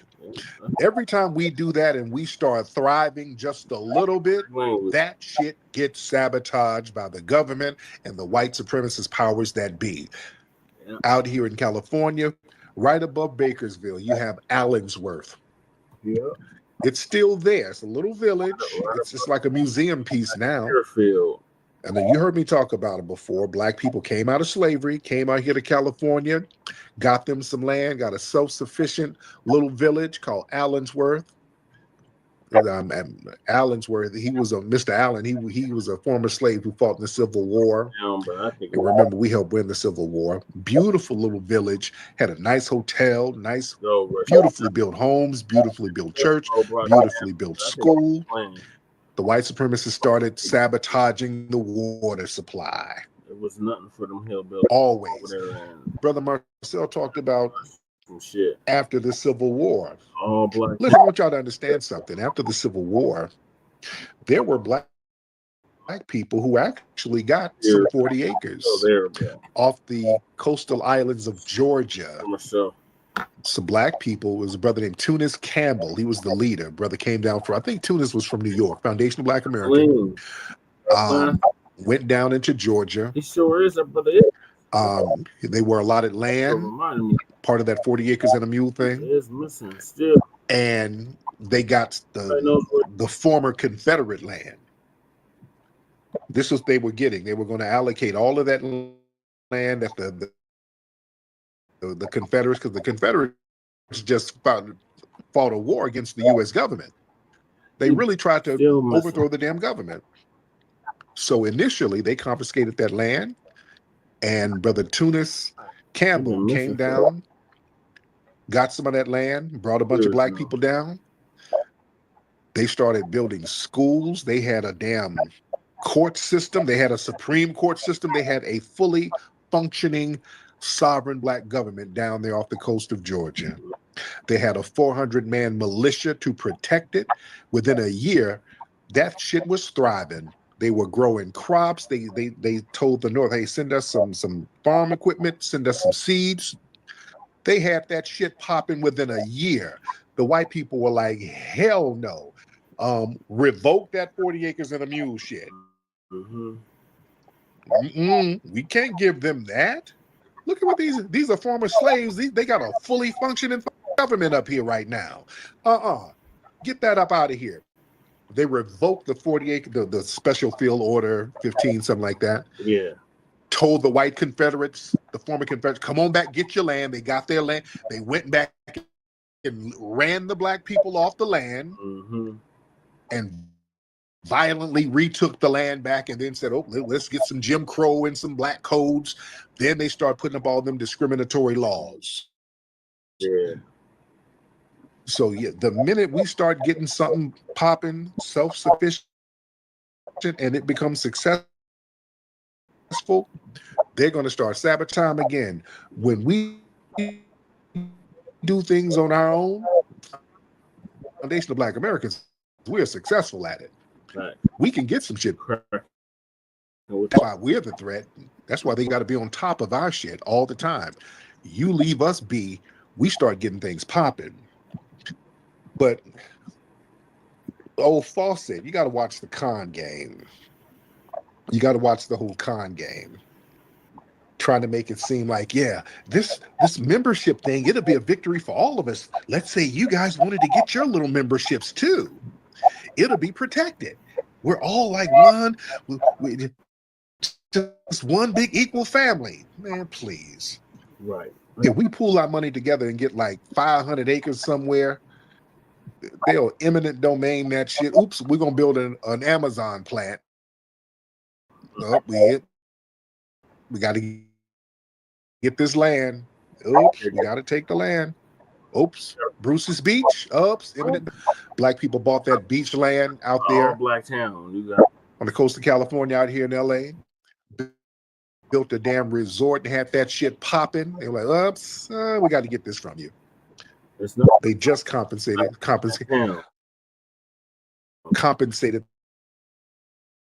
the family a few years ago. Domain and remove them. Yeah. But old Fawcett, his whole congregation, by trying to convince us to publicly support these little separate systems, the white supremacists, they can say, look, they wanted it too. You see, I was talking to the blacks and they were fully on board with it. See, that gives them cover. You see, they're trying to flip the script to make it seem like we're complicit with this bullshit. We ain't. We're not. This is what I'm saying. We ain't, because we know where the shit goes. We ain't. Shut down a small house in Georgia that folks was recently. Yeah. Because they ain't trying to free them.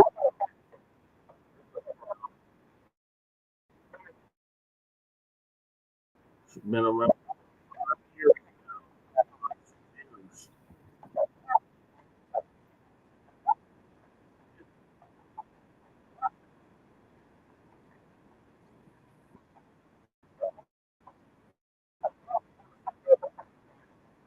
We need to fuck with it too.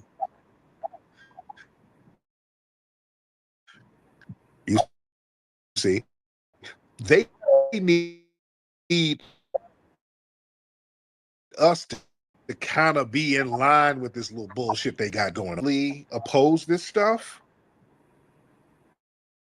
you know, it becomes harder to challenge them legally. See, courts look at intent and consent. Yep. So when these white supremacists frame this as some kind of mutual or voluntary separation, that undermines claim of discrimination.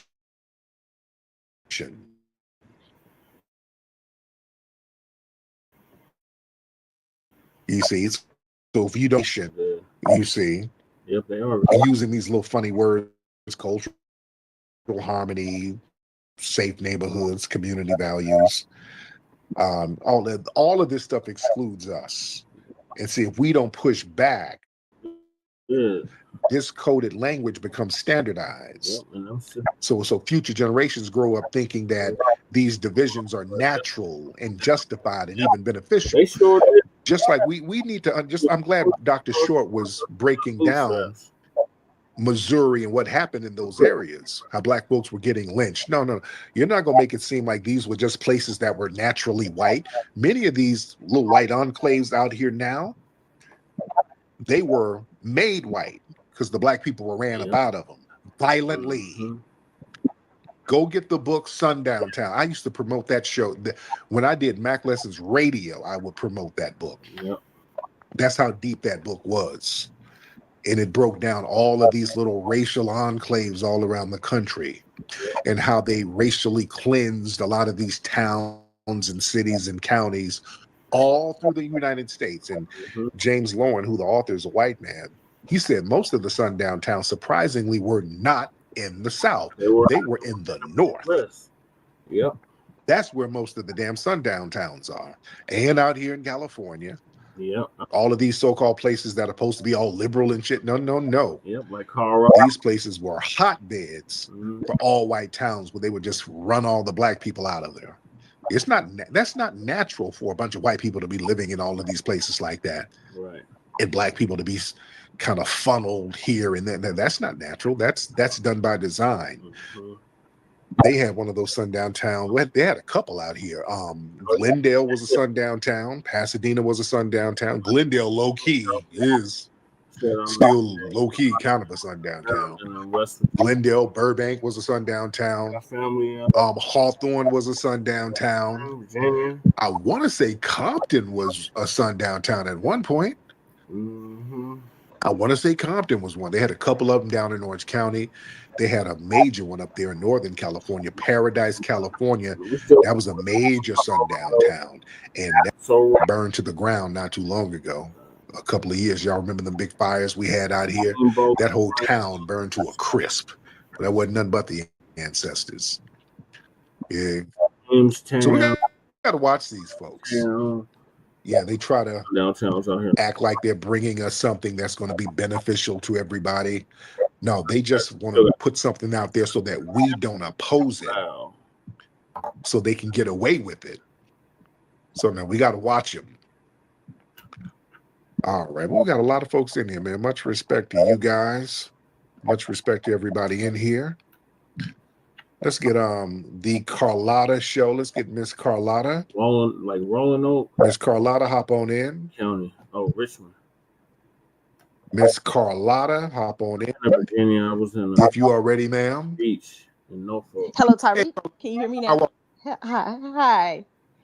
Yeah, I just wanted to say I thought Fawcett was dead on in telling us the plan. I love white supremacists like him because that plan is to take that to the Supreme Court. Yes. They have a more conservative Supreme Court now than more than ever. And what I'm afraid of is, as Black people, we don't have the powers in place that we once had during the Civil Rights Movement. The Black Caucus is almost dead. I mean, I don't even know who they fight for anymore. And so it's a little unnerving when I hear a plan like that and we don't have, and then our old, like the NAACP, Urban League, all of those are dead things now. Yeah. So what can we do to kind of combat that plan? I love what you said about the lawyers. We definitely need that. Yeah. That's one of the main things we need. We got to get a network of lawyers that we can talk to and just kind of organize and strategize with. Yes. Yes, because it's getting scary. Yeah, when I hear that talk and I see that Supreme Court, I'm like, yeah, they can get this. They can do this. They see us weakening. So I think they see us weakening from a standpoint of how the liberals have been able to get a lot of the Black caucus isn't going to, challenge Trump. Now we have them only at the white liberals' request. You can only go when the white liberals tell you, and that to me is nervous. Yeah, but thank you so much, beloved. Thank you. Dukara.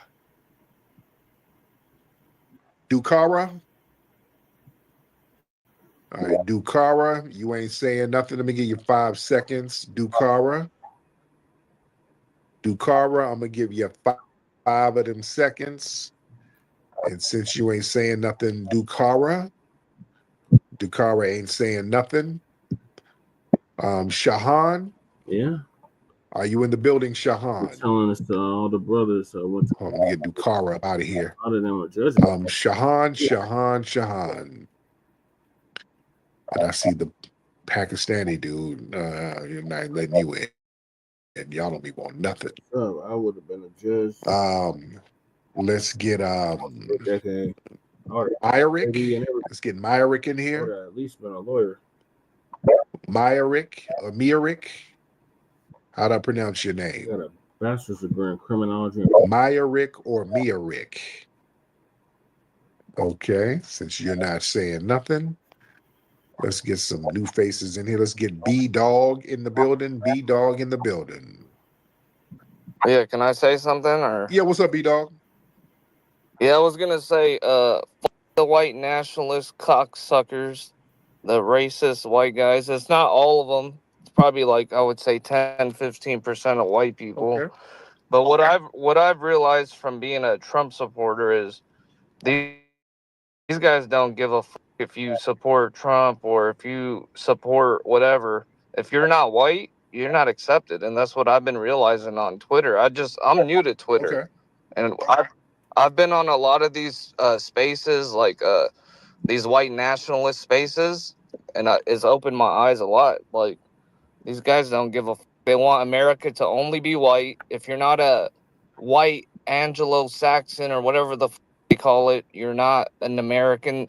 It's weird because they say you're not an ethnic American, you're just an American passport holder. And then I tell them, I'm like, what about Black people? They've been here before America even existed. They're like, oh, they're not American, they don't belong here, we're gonna send them back. I'm like, bro, this ain't the old days. the Second Amendment applies to all of us. And I told them if we ever went to war, like you guys, they're planning something with all these white communities. They're planning a civil war. These guys, and I told them like, you're not gonna win because if you add all the minorities together, Black people, Middle Eastern people, Asians, Hispanics, we're gonna defeat you guys. And I think this is God's karma to them for all the evil shit they've done in the last 250 years. It's time for them to fall. And it's going to happen. It's going to happen. They don't realize that a lot of us are trained too. I was in the military. A lot of Black people are in the military. Most of the military nowadays is minority. They think that we don't belong here, it blows my Now, mind. B-Dog, where's your family from, B-Dog? We're from Iraq. My parents came here in the 1970s, and we're not Arab though. We're Assyrians. Oh, okay. So we're like the indigenous people of Iraq and ancient Mesopotamia and the Babylonian Assyrian Empire. Okay. They think white people created everything. They think, like from what I've seen being in their spaces, they think Black people are stupid. Black people didn't create anything. They think without white people going to Africa, Africa would be nothing. And it's crazy the shit they say. Oh yeah, I'm familiar with what they say and how they get down. But thank you so much. But yeah, these folks, they're delusional, but unfortunately they have a lot of societal power, and we have to be able to combat these white supremacist ideologies. All right. Anyway, let me wrap it on up, ladies and gentlemen. Let me get up out of here. It's been real. We had a decent conversation on the broadcast, ladies and gentlemen, and I respect and thank everybody. Everybody go. That was more than decent. That was a whole clinic. Racism and white supremacy and how they duck and dodge questions.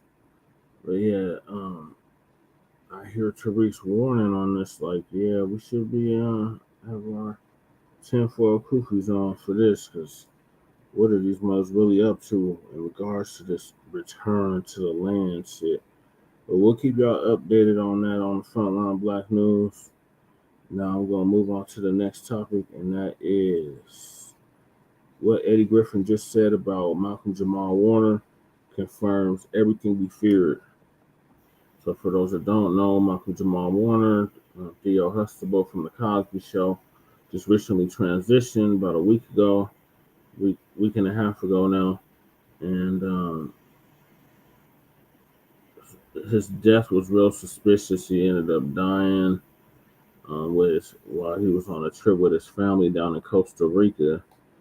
And he got caught in a riptide and ended up dying as a result of drowning. And then they tried to resuscitate him, they said, and they weren't able to resuscitate him, the Red Cross said, and he ended up dying right there. So it's real suspicious as death. So Eddie Griffin, who was not really a friend of his, had a warning about that. Video right here. Okay.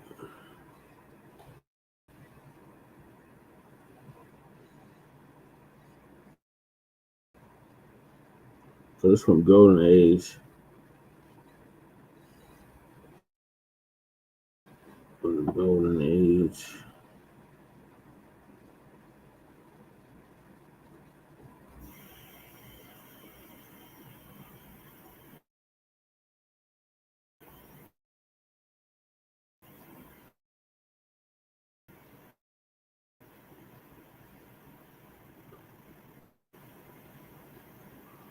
Probably should have restarted it before I went live. What it is, what it is. Me and Eddie really did not get along in real life. In real life, yeah. Like we didn't, but single week before taping, we'd come together, we'd put our hands together, we'd bow, and we'd pray before we go out. Two warriors who couldn't stand each other, praying together before battle. Every week for 4 years, Malcolm Jamal Warner and Eddie Griffin put aside their personal differences to fight a war most people didn't even know was happening. They is a systematic effort to destroy every black male entertainer's image.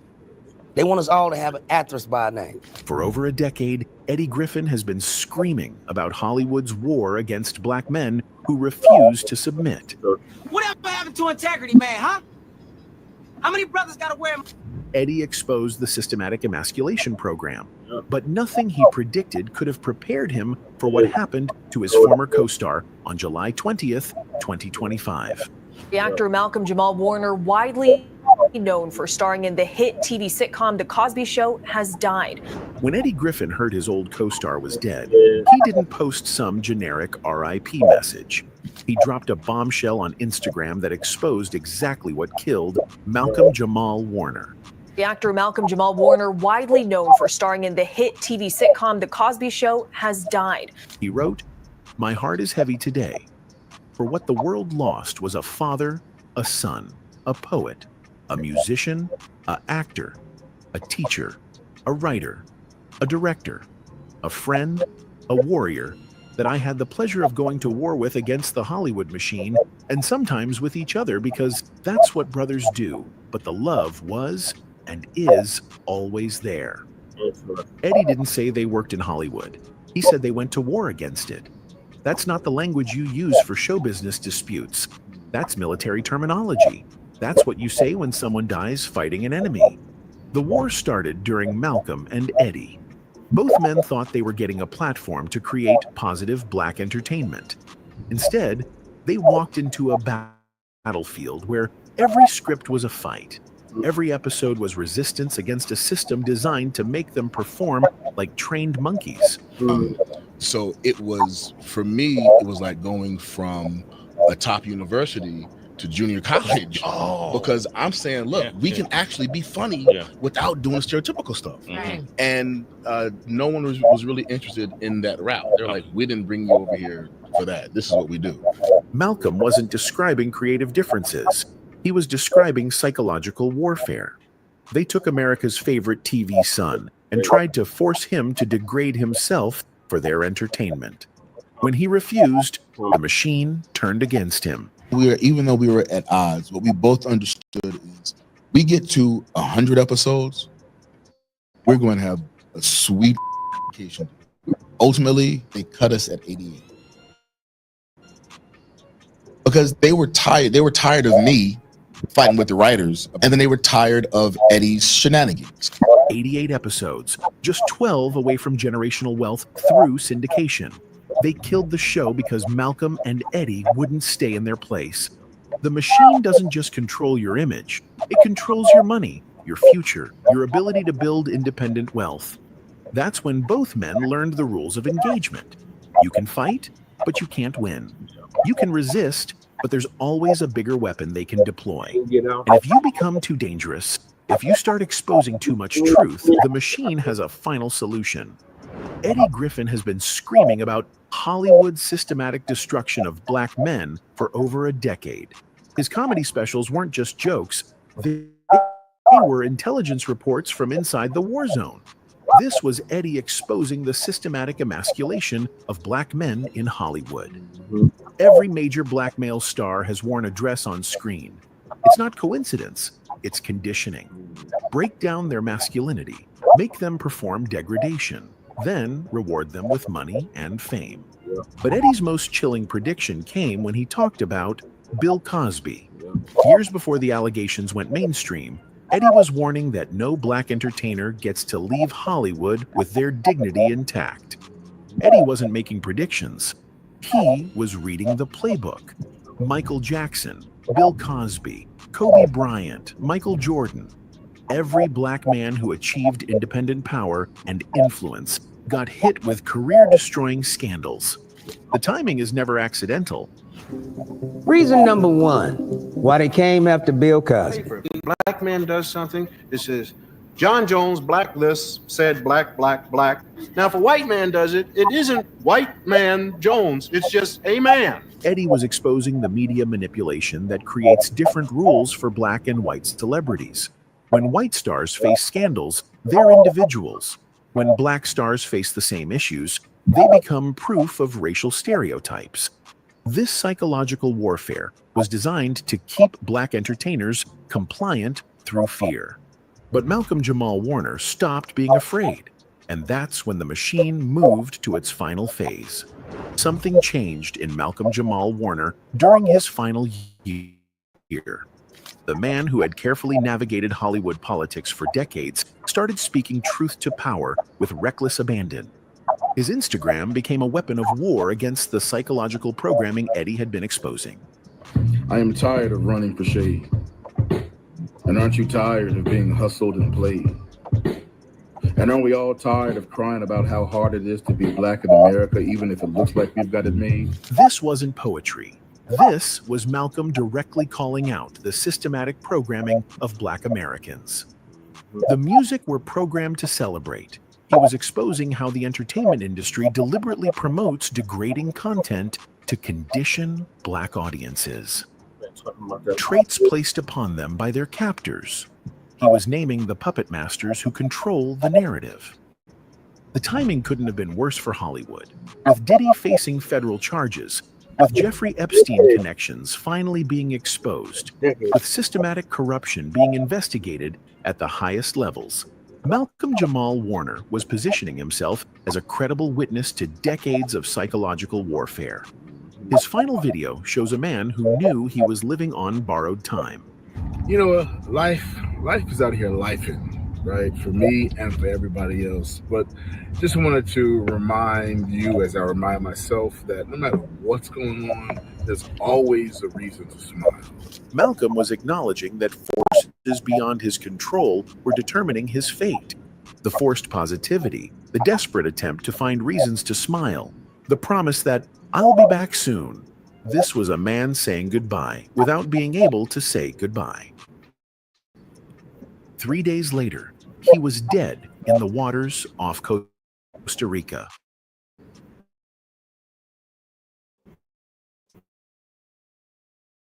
Officially ruled an accidental drowning. No witnesses, no foul teller who had become too dangerous to the machine. Eddie Griffin's warning about Black entertainers never leaving the business clean wasn't theoretical. He was documenting a pattern that would eventually consume his friend, Malcolm Jamal Warner. Eddie wasn't just defending Bill Cosby. He was exposing the systematic timing and methodology behind character assassination campaigns targeting powerful Black men in entertainment. In this explosive interview, Eddie methodically deconstructed the Cosby allegations, pointing out how they followed a predictable pattern designed to maximize psychological and financial damage.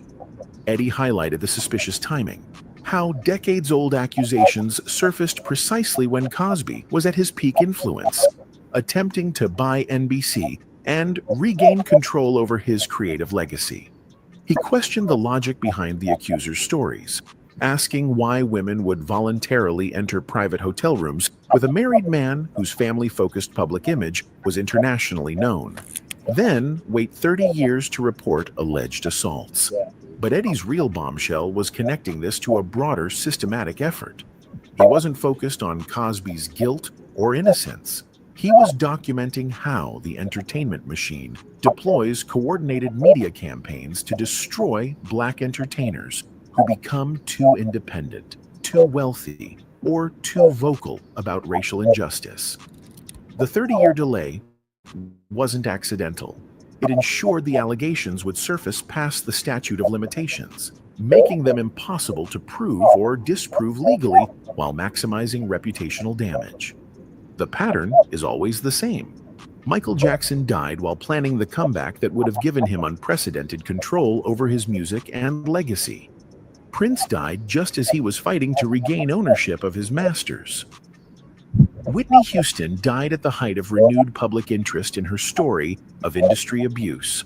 And now, Malcolm Jamal Warner, a figure so beloved he was immune to typical character assassination, dies in a Costa Rica drowning accident, just as he was becoming most vocal about systematic psychological warfare against Black Americans. But Eddie saw this coming. He's been documenting this pattern for years, warning that the machine always has a final solution when reputation destruction fails. You're not going to die clean. I mean, everything that Bill Cosby has built up, the decades of work that he stood behind. The man has, single-handedly, sent a bunch of brothers and sisters to college. Malcolm Jamal Warner was building something too dangerous to ignore. His podcast, Not All Hood, challenged every stereotype the industry profits from. His Instagram poetry exposed the psychological programming Eddie had been warning about. His interviews connected entertainment industry racism to broader patterns of systematic oppression. Most dangerously, he was doing it with the credibility of Theo Huxtable. You can't destroy America's favorite TV son with typical smear campaigns. You can't isolate someone with his resume and connections. When character assassination won't work, when professional blacklisting fails, the machine moves to its final phase. 3 days after Malcolm Jamal Warner's body was pulled from Costa Rican waters, Eddie Griffin posted the tribute that confirmed every conspiracy theorist's worst fears. But it wasn't what he said. It was how he said it. My heart is heavy today. For what the world lost was a father, a son, a poet, a musician, an actor, a teacher, a writer, a director, and a warrior that I had the pleasure of going to war with, against the Hollywood machine and sometimes with each other, because that's what brothers do. But the love was and is always there. Every word was military terminology. Malcolm wasn't an entertainer. He was a warrior. They didn't work together. They went to war. Hollywood wasn't their workplace. It was the Hollywood machine, the same term activists use for systematic oppression. This wasn't grief. This was confirmation. Eddie was telling everyone who understands the code that Malcolm died fighting the same battle Eddie had documenting for decades. The timing of Eddie's response was crucial. Condolences that take days to craft with publicists. Eddie's tribute went up immediately, raw and Malcolm had stopped picking his battles strategically. In his final months, he was fighting on all fronts, challenging systematic programming through his podcast, exposing psychological warfare through his Instagram poetry, connecting entertainment industry corruption to broader patterns of racial oppression. An artist to be a conscious artist of color, you're constantly having to pick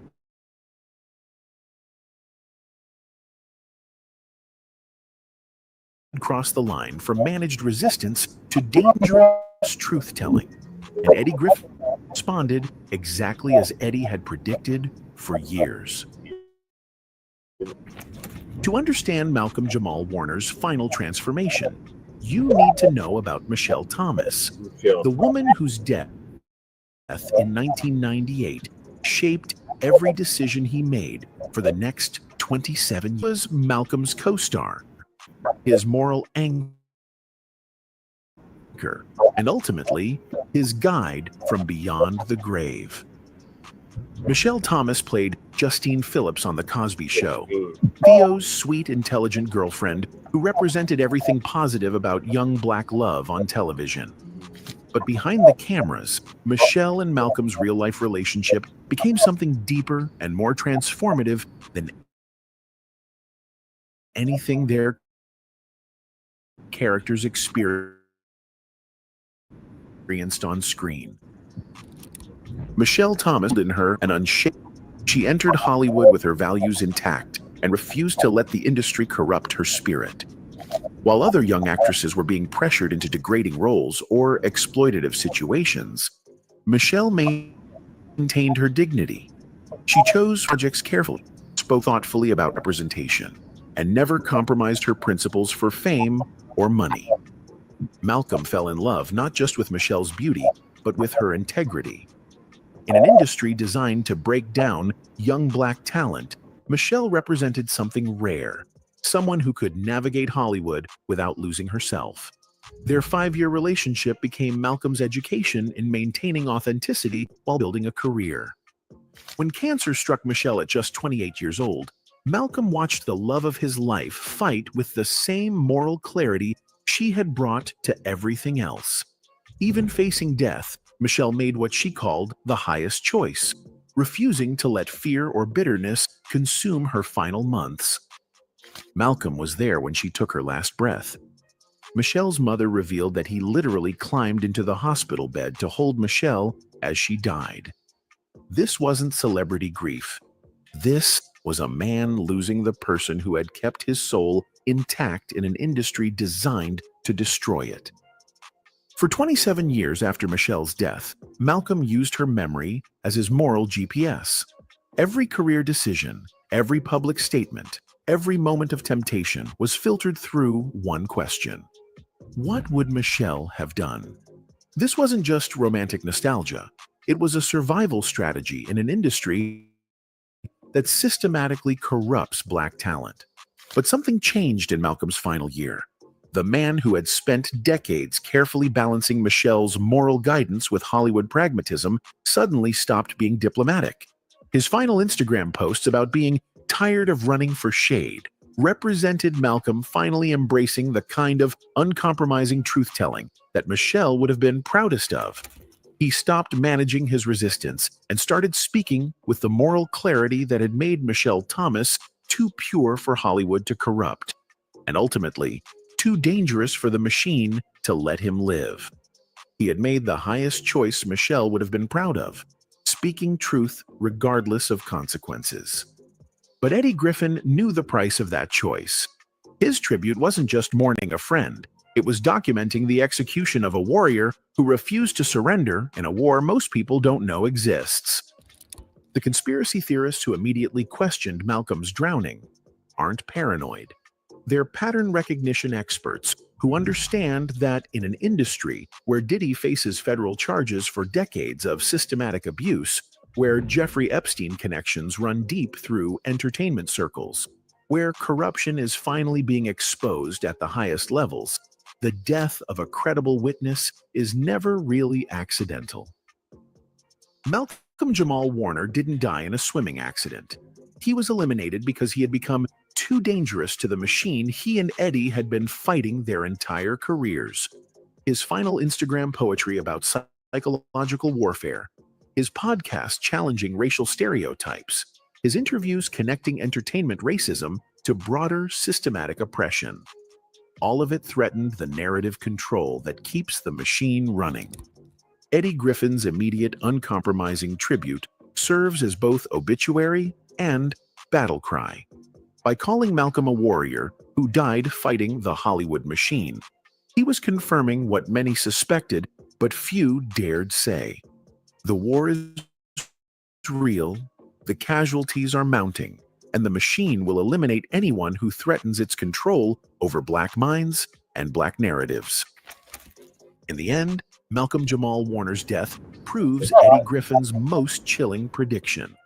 In Hollywood's systematic war against conscious Black entertainers, nobody leaves this business clean, and the truth-tellers who refuse to stay silent don't get to leave at all. The machine claimed another warrior, but Eddie's confirmation ensures that Malcolm's death won't be forgotten or dismissed as another tragic accident. Anyway, that's it for this video, folks. Bye.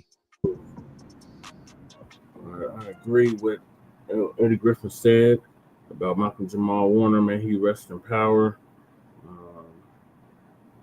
He was gone, taken too soon, only at 54. That's just ridiculous.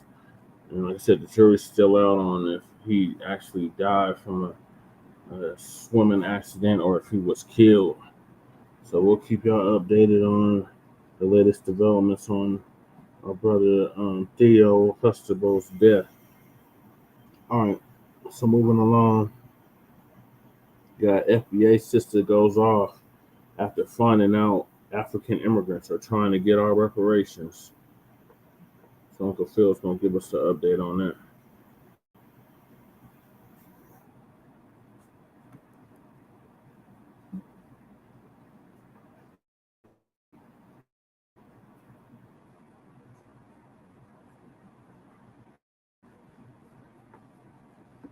We've seen at a lot of reparations councils that you had people who aren't descendants of, enslaved people that was from here, our ancestors, right? We've been seeing on reparations commissions, you have people from the Caribbean and even African immigrants, and some of them even coming into the meetings and saying they deserve reparations, coming here as immigrants because of what they dealt with racism and all this racism. One sister caught wind of, boy, she's not having it, and I'm with her. Let's go ahead and check this out. So hold on. Africans, come to the front. There is no way in hell y'all gonna sit y'all at any kind of council, any kind of union, any kind of convention and state that y'all deserve reparations. Have y'all lost your entire minds? You are not gonna co-op anything that Black people in America, descendants of slavery, descendants of chattel slavery, have gone through. The only that's gonna get reparations is us. Matter of fact, y'all need to be paying us reparations for actually selling us off and being part of that. I really think y'all off y'all can rockers. Just because you came to America does not mean you deserve reparations. Y'all sounding like white folks at this goddamn point. I swear, Black folks can't, and I mean African Americans knocking Africans. The disrespect, the level of disrespect that y'all have for us and what our ancestors have gone through is baffling. You don't deserve reparations. If your aunt was born in Africa and you came here for a better life due to us getting our civil rights and opening the door for us, you got what you needed. You got a green card. You got a visa. You brought your family over here.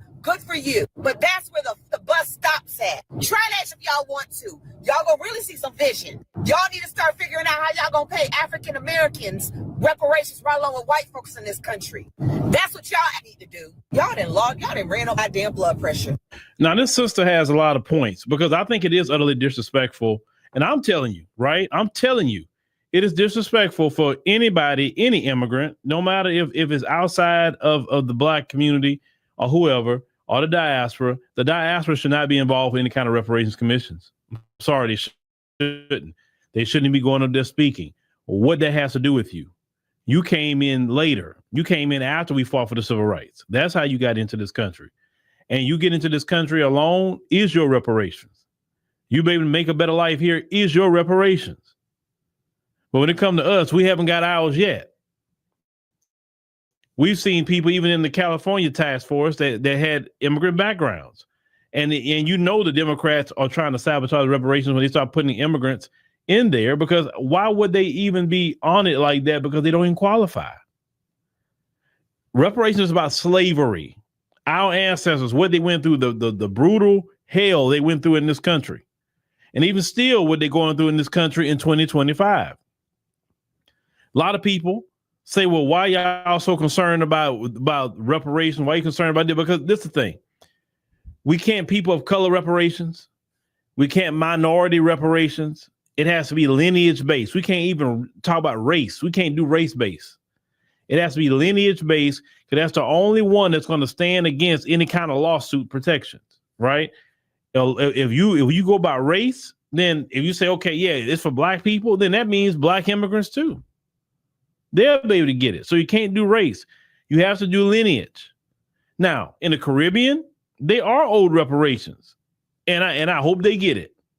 You wouldn't see me coming to the Caribbean, going to Jamaica or Barbados or in those places, go and show to their meetings. They talking about reparations. I'm like, well, hey, I'm here now. So I dealt with some issues. I should get reparations because, hey, I'm a descendant of slaves from America. So, I mean, hey, this is North America. So technically, I should be getting on their reparations. Do you think good and well they would allow me to say that?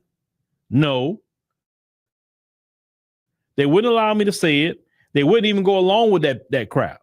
They wouldn't play that with me whatsoever. That I do know in these other countries.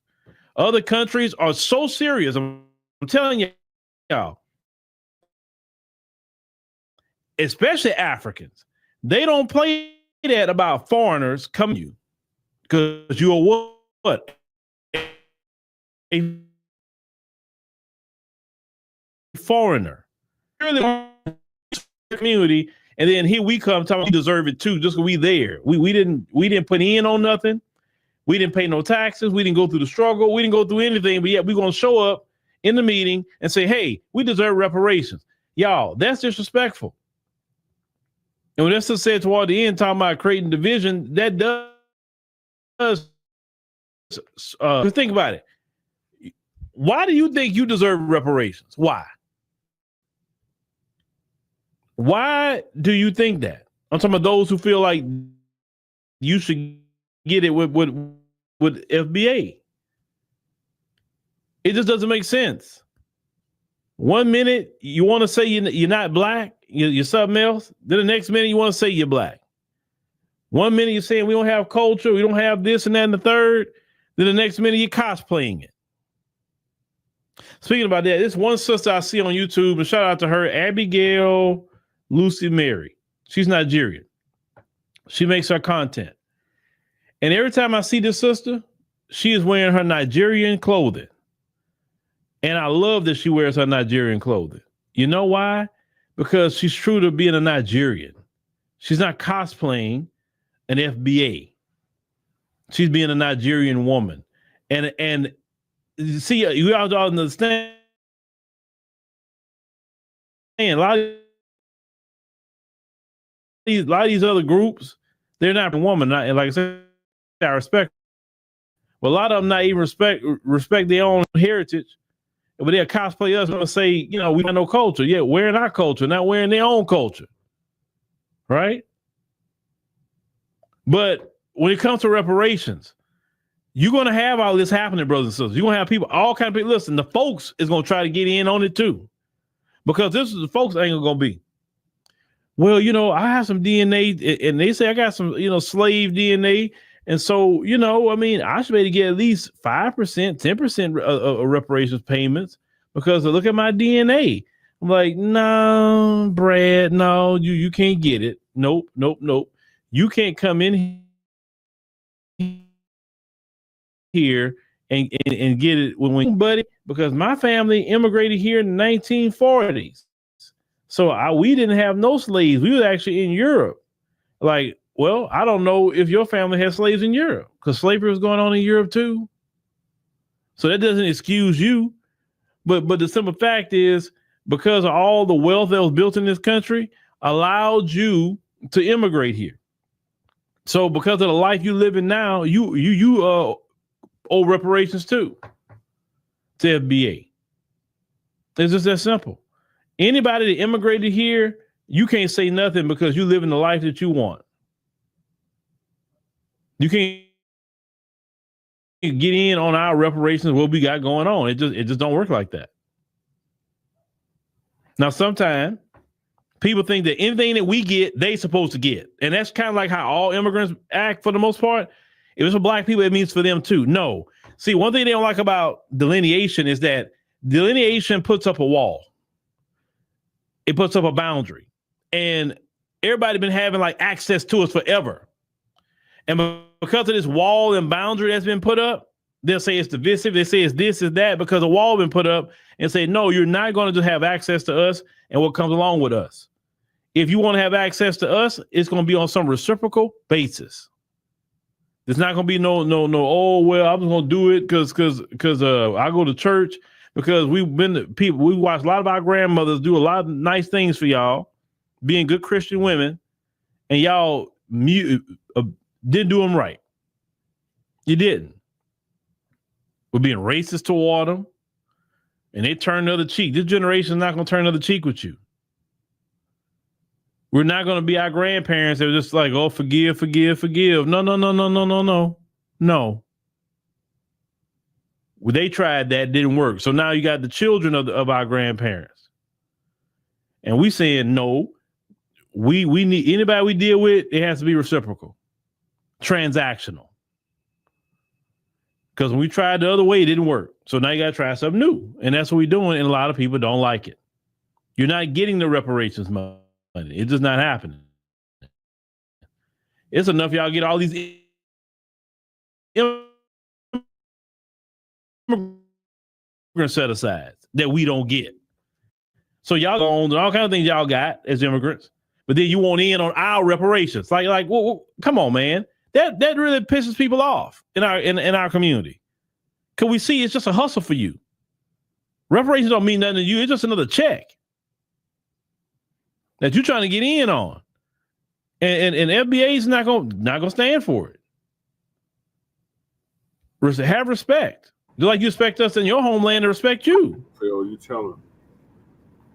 But yeah, keep an eye on all that stuff, ladies and gentlemen. Yeah, if you see him in there speaking at a reparations panel, the first thing you get up and say, I hear an accent. You're not an FBA. What are you even doing here? Talking about reparations on the panel. Right. Now, I'm not saying you can't be here in solidarity and support, not saying that. Hey, yeah, we want all the solidarity and support. But you can't be here interjecting your opinion in the mix. Right. The only thing I want to hear, yeah, we support, because this is the thing, and I keep saying this.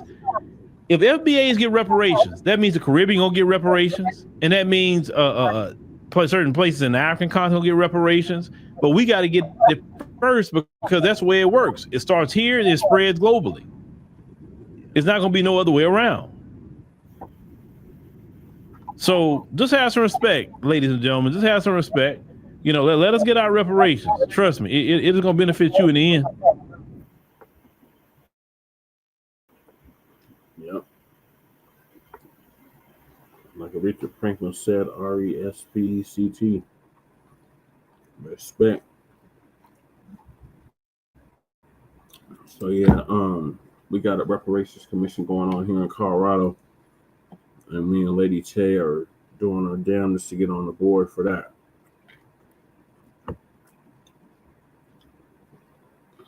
This is not even the video that I was supposed to play. In a stunning victory earlier this week, 33-year-old Democratic Socialist Zohran Mamdani won the Democratic mayor of New York City, sending shockwaves through the Democratic Party across the country. Mamdani was the top choice of 43.5% of Democratic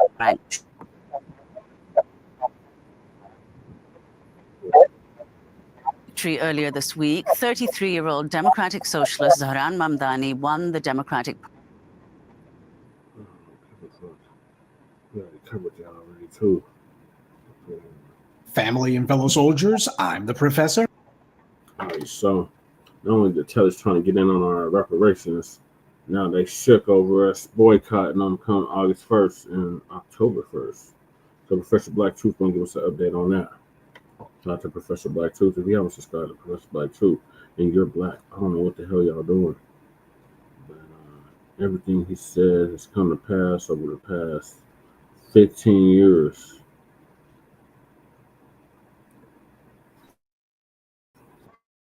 And this is the moment of truth. If all of this reached the consensus of all African Caribbeans, everybody from Jamaica, Trinidad, Haiti, and Africa, if this meets their consent, since the Black American want to go to war, let's see. All of us that call out one day from work, all of us across the United States, all immigrants call out from work. Yes, if they want to go to war, let's see what they can prove.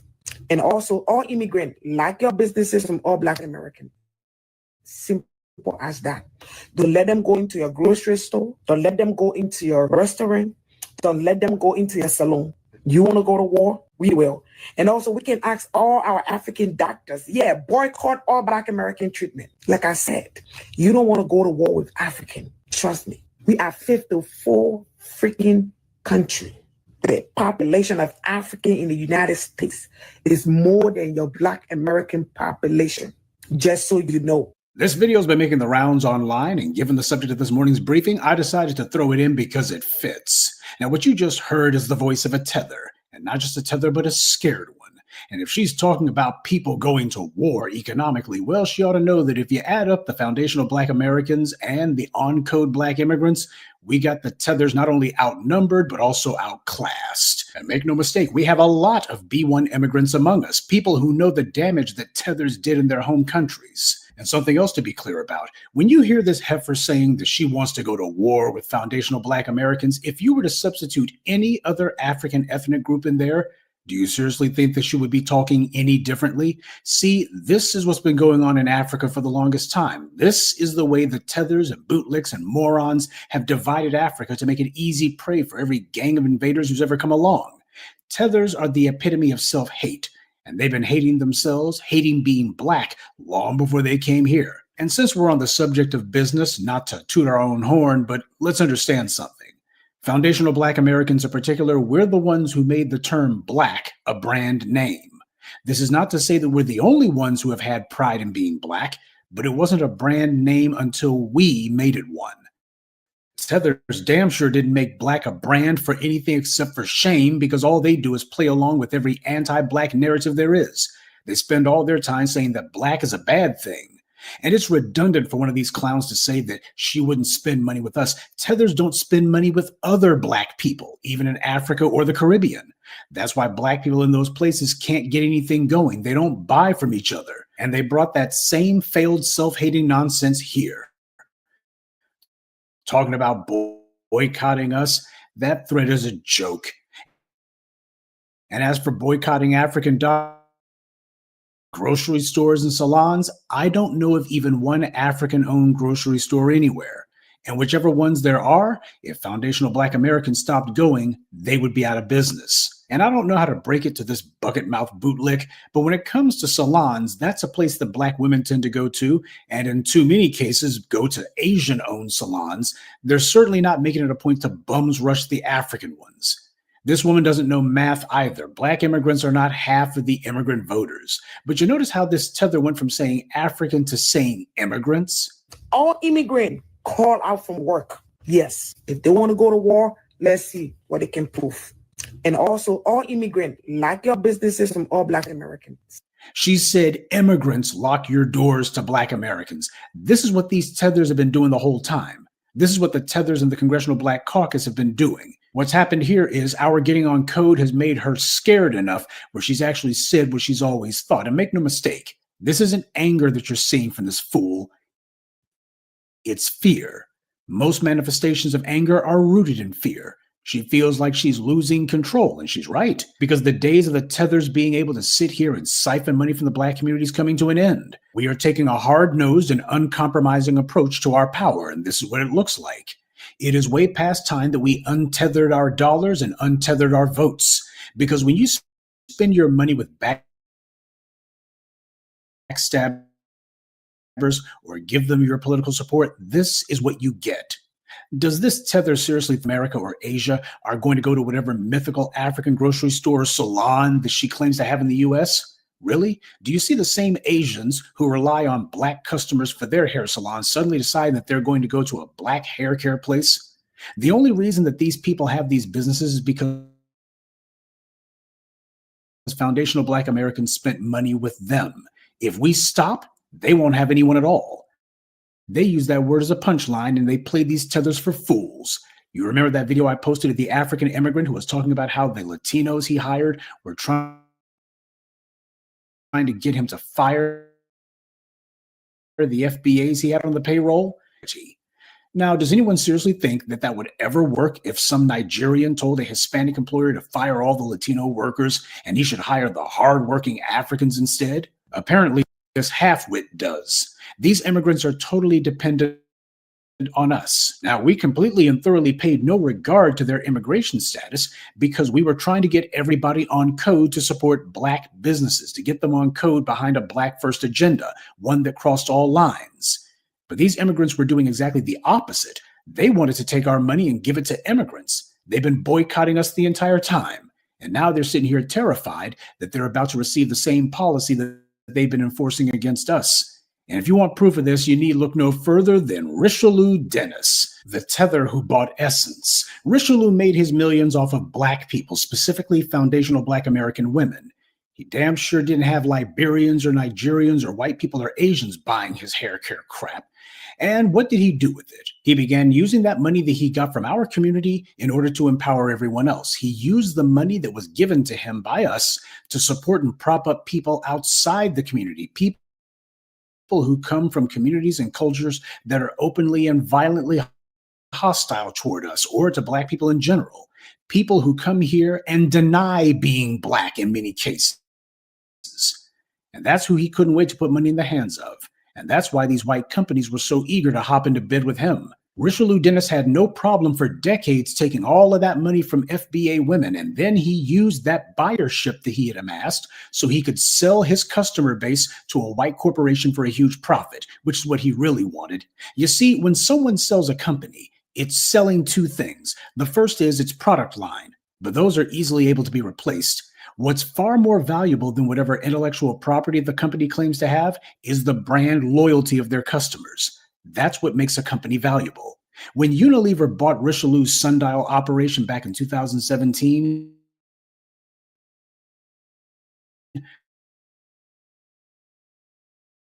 that wasn't even the end of their involvement with them.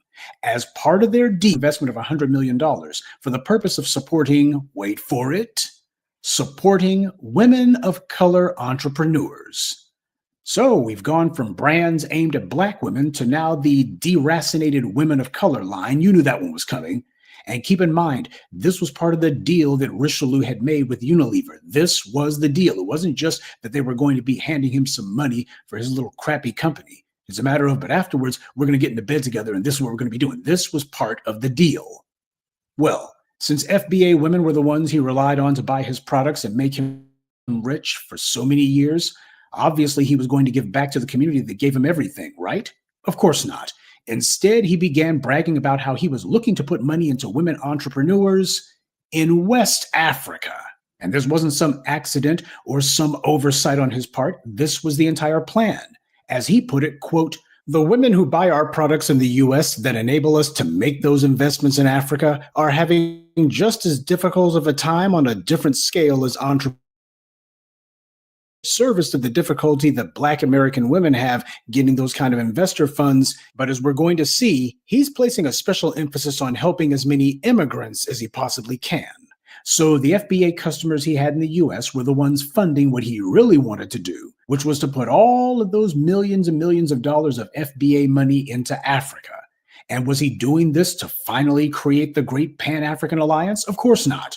This was a tether in the US trying to prop up other sellouts abroad. One of the people he decided to give money to was a Sudanese woman, and by that I mean she was born in Sudan. She's not Sudanese American. She began a business in Philadelphia making hair care products. So we got people here who are basically operating out of Richelieu's own playbook. This woman started a YouTube channel, and she used it to bring awareness to the items that she was selling, and she actually got supplies for her little business from Africa. She wasn't trying to make opportunities for Black people in the US. She talked to one of Dennis's assistants, and she was immediately told that she could have a meeting with him. Now, does anyone want to bet on who this Sudanese immigrant's customer base is? Another operation that Richelieu and his white backers put money into is Miel Organics, another hair care outfit that was bought by Procter & Gamble. Now, the woman who started this company was named Monique Rodriguez. So you got foreigners setting up hair care customer base for. But Richelieu's not just putting new. Luis Solis started a juice company. Like the Sudanese woman, Solis also got a meeting with Richelieu, this time at Richelieu's home in the Hamptons. And with all this, Richelieu had the nerve to say, if I had had a rich Dennis, I would have done what I did at Sundial, not in 30 years, but in maybe 7 to 8 years. If I had a rich Dennis? First of all, why does he refer to himself by his last name? Dennis is that surname. It's not his first name. That would be like saying if I had a rich Walton or a rich Gates. Why not refer to himself as Richelieu? That's certainly a lot more unique than calling himself Dennis. Well, he doesn't do it because there's not too many FBAs running around with names like Richelieu. When we say these tethers try to low-key cosplay as being us, this is what we mean. He's so proud of being Liberian, right? Then he should remind people of that by using his actual name. And when he says if he had a rich Dennis 30 years ago, I think he meant to say if he had a white multinational corporation like Unilever 30 years ago, because that's what he actually had and still has today, because their deal is ongoing. And Black people need to understand, this is what Dr. Claude Anderson called inappropriate behavior. Where you spend your dollars is either intelligent or stupid. When you have Black people just mindlessly buying things from people and not examining who they're buying from, that is not some victimless crime. Now, when you got FBAs like Brother Tariq and others who are presenting alternatives to the tether economy, that's not something that should be sniffed at. Doesn't it just make sense not to spend your money with people who do the kind of mess that Richelieu and his pals at Unilever are up to? This is why you have people saying that they want to boycott certain businesses. This is what brought us to this point. We didn't get here overnight. This is the aggregate result of decades of this nonsense going on. The basis of all business is reciprocity, something for something. But when somebody takes and doesn't give, when they make it a point to ignore the people who made them successful and to deliberately do things that are against their interests, that's not business, that's exploitation. Their goal has been to get unthinking Negroes to subsidize and fund a money machine that will elevate everyone else over them. A self-perpetuating cycle of Black disempowerment. How can anyone justify spending money with people who go out of their way to ignore the very customers who made them successful, and then to intentionally prioritize everyone else, people who had nothing to do with their success? White supremacy believes in trying to pick and choose who the winners will be, and the Tethers are trying to operate out of the same playbook and for the same purposes. It was money from foundational Black Americans that made Richelieu Dennis a winner. And now he's taking that same money and effectively weaponizing it in order to choose who he wants to see win. And it's fellow immigrants like himself. He has not even sentimental attachment to us. But is he entitled to ignore the people who made him rich? Should the people who made him rich subsidize this behavior, not just from him, but from anyone at all? This needs to be the year that we finally set our dollar free. What that means is we make it a point for our dollar to become untethered. Because right now, too many of us are allowing our money to be captured by people who have nothing but contempt for us. Now, we've got immigrants among us who are on code. We need to make sure we mention that, and we need them to be clear that they're not with this exploitative crap that these tethers keep doing. Our money comes with demands. Our dollars come with an ideology. And we don't spend money with people who are actively working to undermine us. A key component of empowerment is to marshal one's reason, and that means to discipline your dollar. It matters who you spend your money and time with because that empowers them. So make sure that you think before you reach for your wallet. Think not just about what it is that you're going to be purchasing it from. Too long we've shown people who hate us that they can get rich off of us. Because too many times we spend money without thinking. Do you call someone who gives others money without thinking? The same thing you call anyone who acts without thinking. A fool. Good day, and be one. I'd like to take a moment to mention the contributors: Grayland Hooks, Karen Dorsey, Elaine Zanga Zanga, MR, and Nick Riddick. Salute to them, and thank you to everyone for listening, liking, and sharing this message. Black empowerment only exists because of you.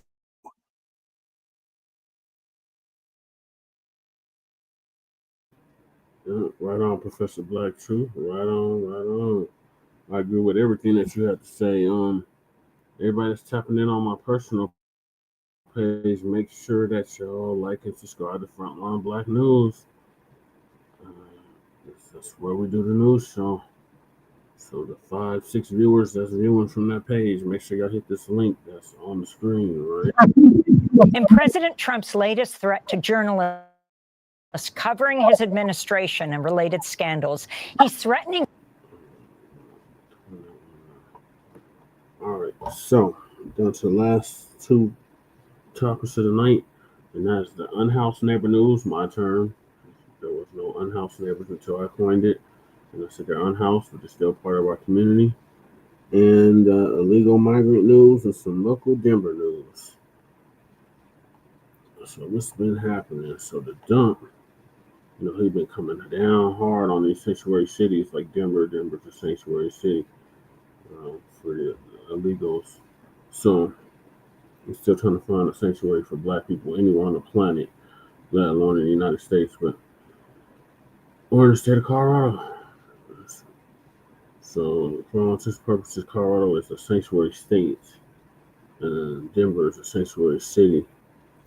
So Colorado advocates are alarmed. by Trump's executive order aimed at homelessness. So the dump, he wants to get rid of homelessness, visible homelessness. So I'm going to play a couple news reports about that. And I got some more stories about homelessness, unhoused neighborness, and migrant news here in Denver. There's some local Denver news as well. So I'm about that play. So this first clip's from 7 News, or ABC affiliate, and it says Carl advocates are alarmed by Trump's executive order aimed at homelessness.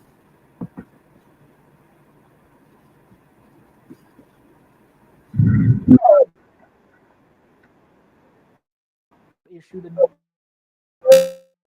executive order aimed at changing the nation's approach to homelessness. But advocates here in Colorado say it'll just make things worse. I'm homeless myself, but I'm still thriving to. A growing number of Coloradans who are unhoused. Denver 7 listened to his concerns recently about the reaction he says he and other unhoused people sometimes are welcomed. Like a spur. If we're not hurting anybody or anything, not using no substance or nothing like that. Advocates for the unhoused say a new executive order by President Trump will make unhoused feel worse. Mostly because it really looks at homelessness as an issue that should be addressed with criminalization. Trump describes his executive order as a new approach to homelessness, focused on increasing public safety, making it easier for cities to remove unhoused people from the streets and to forcibly hospitalize those with mental illness or drug addiction. The president cites homeless encampments near the White House, a prime example of a problem in many cities. When leaders come to see me to make a trade deal for billions and billions and even trillions of dollars, they fit in this fence outside of the White House. We can't have that. Kathy Alderman with the Colorado Coalition for the Homeless says Trump's executive order mischaracterizes the unhoused as solely people with drug addictions or mental health issues. And that's just simply not the case. The executive order will also shift federal funding away from cities with Housing First initiatives to those that enforce camping bans and require treatment. Denver Mayor Mike Johnson's office says it agrees the focus should be getting people struggling with addiction and mental health issues into long-term treatment, but says relying on enforcement and the jail system to do this just won't work. The city of says encourage the Trump administration is discussing funding for alternative housing methodologies. Brandon Richard, Denver 7. Yes, there's that. Oh man, I don't know if it's error because I wanted to play the ads. Trying to keep skipping videos. I'm gonna have to pause that real quick.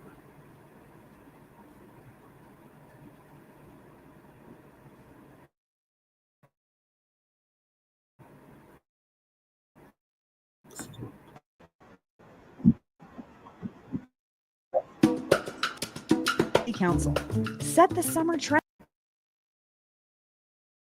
Those numbers have dropped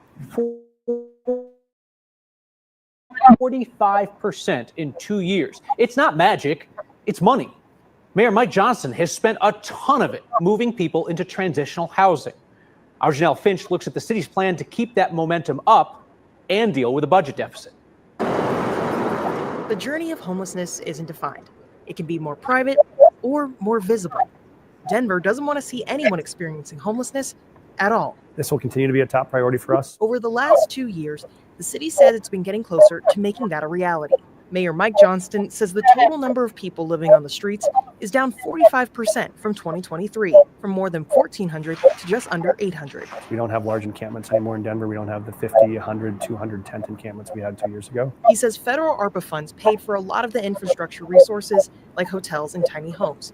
But moving forward, the city is preparing to be more self-sufficient. And all our dollars going forward are now really just general fund dollars, or we have a special dedicated tax in Denver that supports this. So that's really where most of our revenue comes from now. Finding funding within may be easier said than done, especially for a city facing a $250 million budget deficit. All of our departments will have to tighten the belts, but we're not going to undo the key programs we've invested in have been so successful. Johnston says about 7,000 people have moved indoors between the city's family shelters and all-in mile-high sites since summer 2023. He says about 5,000 people have transitioned to permanent housing, but says the future needs to continue to prioritize affordable options. How do we make sure we can bring on 3,000 or 4,000 or 5,000 units of affordable housing every year? While homelessness may look different, Johnston wants the end result to be the same. We're always looking for ways to do this effectively and efficiently, and we'll just keep working harder and smarter to do that. During the Biden administration, the U.S. Interagency Council on Homelessness partnered with the city of Denver to receive federal assistance in addressing the crisis. Trump undid that council with an executive order earlier this year. The former executive director says other cities will likely be in a similar situation to Denver, relying on more local resources to bring an end to homelessness. When we talk about the impact of federal dollars or the lack thereof, they're to see what we're going to contribute to. Yes, Lily, Colorado. So they are trying to get ahead of that by having conversations with the governor, having conversations with Denver Health in case that does put more pressure on.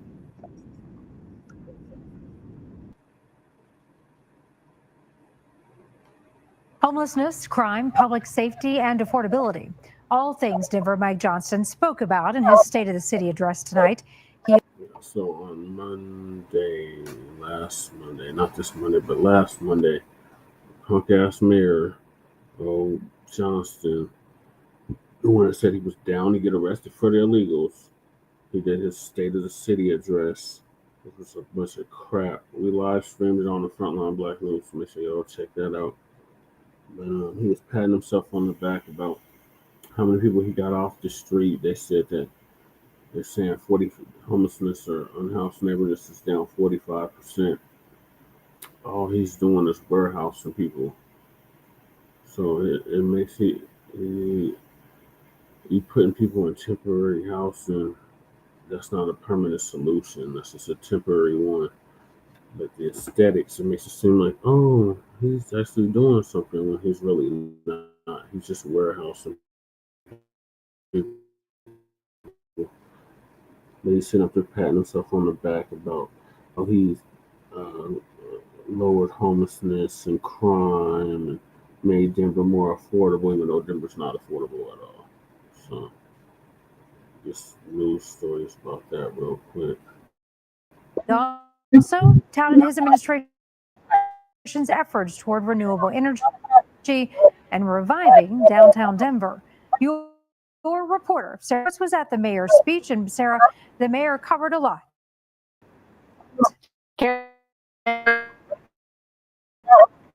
Ranging from national politics to downtown Denver. Johnston starts on Monday for the city's headline show. The State of the City address, budgets and policy. It requires deciding what priorities and programs may be meaningful in times. That's the work ahead of us. Johnston highlighted the city's near record drop in homicide rate and 45% drop in unhoused people on the street. We've closed every large encampment in the city. We've reopened sidewalks to pedestrians and businesses, focused on putting more officers on the streets, and are on track to hire a total of 300 police officers during 2020. Definitely been a roller coaster on 16th Street. Derek Friedman owns a sports store on the mall, seeing big changes over the last few years that's bringing in more customers. There were people carrying weapons into the store and homeless folks who were really struggling in all ways that you. Although many unhoused are off the street, critics say those people might not be better off. What would you say to critics who say there might not be enough resources in the places they go? What we know right now is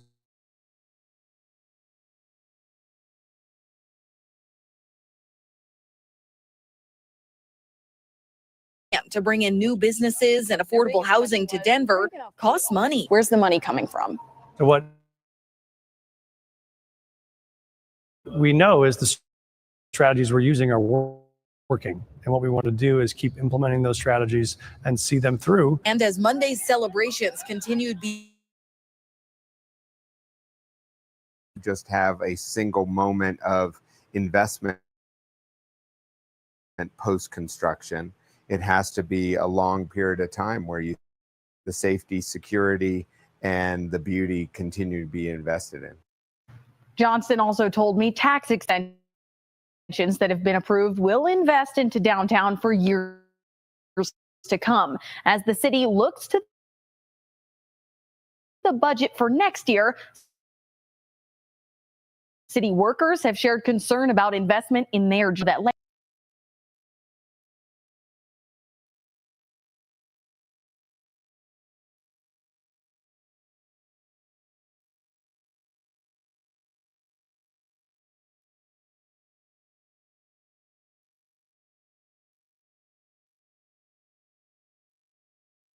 Months before a girl fell from a 7th-story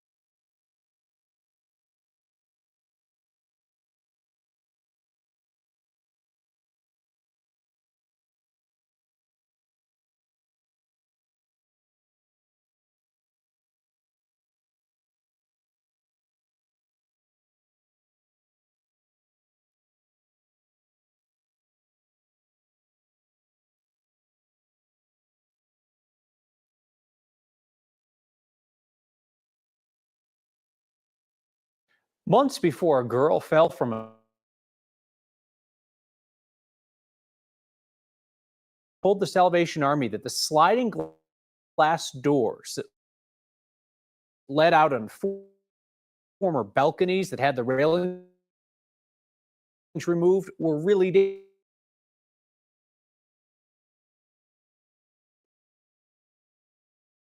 And lives on the 3rd floor. So this is an incredibly dangerous safety issue. Reading from a February 2024 letter to the Salvation Army, family law attorney Darren O'Connor shared with us the notice sent 17 months ago about concerns with sliding glass doors that lead to unprotected ledges at this Southeast Denver shelter, in which he called the issue a phenomenal risk of catastrophe. My client recently informed you that the door to the balcony is not fully open, and that this door is allowing water trade to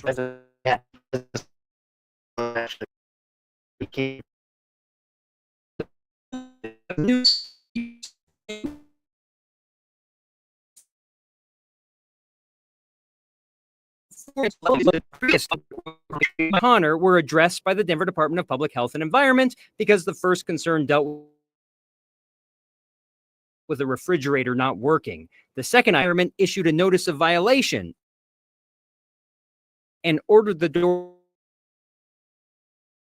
to be sealed and secured within a month, which it was. One of the child that was still crawling. The last update we got was that she would be released from the hospital soon. Denver Mayor Mike Johnston said this week that the previous locks could be manipulated and were replaced with rivets that can allow the doors to now open only for.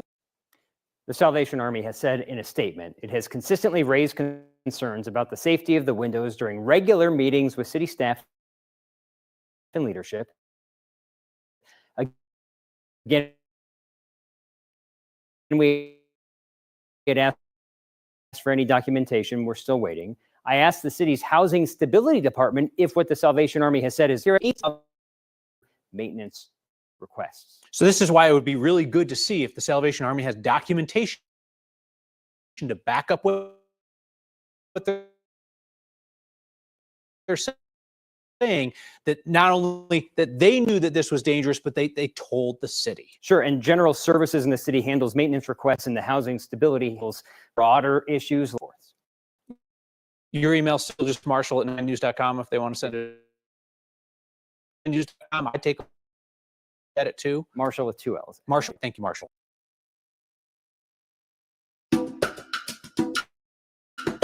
This episode is brought to you.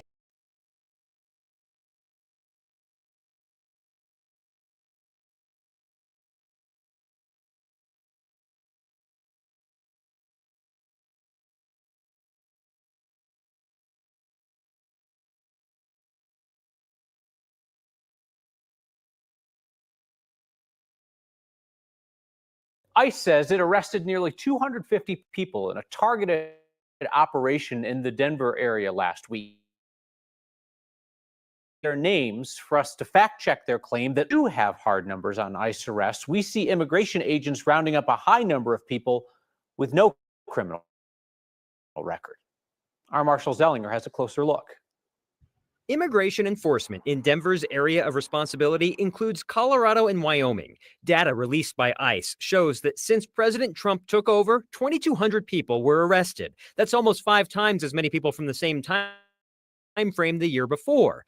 A closer look at the data shows that 1/3 of those arrests, 702, had no criminal history. On June 11th, Congressman Gabe Evans was one of 6 Republican Hispanic conference members to send this letter to ICE, saying they're concerned, quote, your limited resources may be stretched to pursue individuals that do not constitute an immediate threat to public safety. We need to give absolute priority to every violent offender. Diverting limited resources to other objectives puts our national security at risk. In the 2 weeks after Evans sent that letter to ICE, 42% of the people arrested had no criminal history. As ICE ramps up its efforts, its ability to target people with criminal convictions goes down. Chloe East is an associate economics professor at CU Denver. She researches ICE arrests and the impact on job opportunities for U.S.-born workers. If construction companies aren't able to find workers for the construction sites, they're going to build fewer homes and they're going to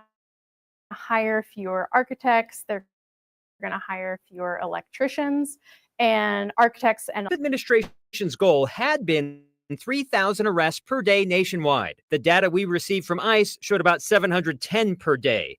Yet earlier this month, Border Czar Tom Homan said the goal is going to be 7,000. We should anticipate many, many more people without criminal convictions being caught up in immigration enforcement. I reached out to both Congressman Gabe Evans' office and to ICE to see if ICE ever responded to that letter essentially saying, stop arresting those without criminal histories. And for those without criminal histories that are arrested, I asked ICE, are they ever? A lot of different things, right? President Trump said they were going to go after the worst of the worst, that I assumed would be like, I don't know, Dewey 20 years ago. Right, the highest arrestee in 2025 and I believe 2024 in the same time frame was DUI. And the question is that someone you should be focusing on? And DUI can mean many things. It could be as simple as you were pulled over and you were caught being drunk, and it could also be something more serious where you injured someone or someone's property. And so there is also debate about whether or not that is considered worst of the worst. Again, when we have the information, what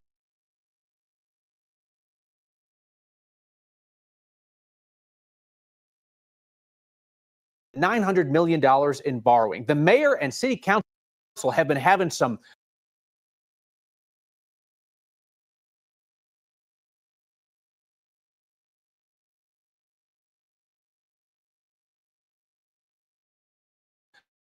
zesty disagreements about which projects should get funded. But our Spencer Soysher hears the sounds of compromise. It's a meaningless list. It was just tone deaf. I don't know what you think we're thinking of here. What a difference a week can make. I'm much happier with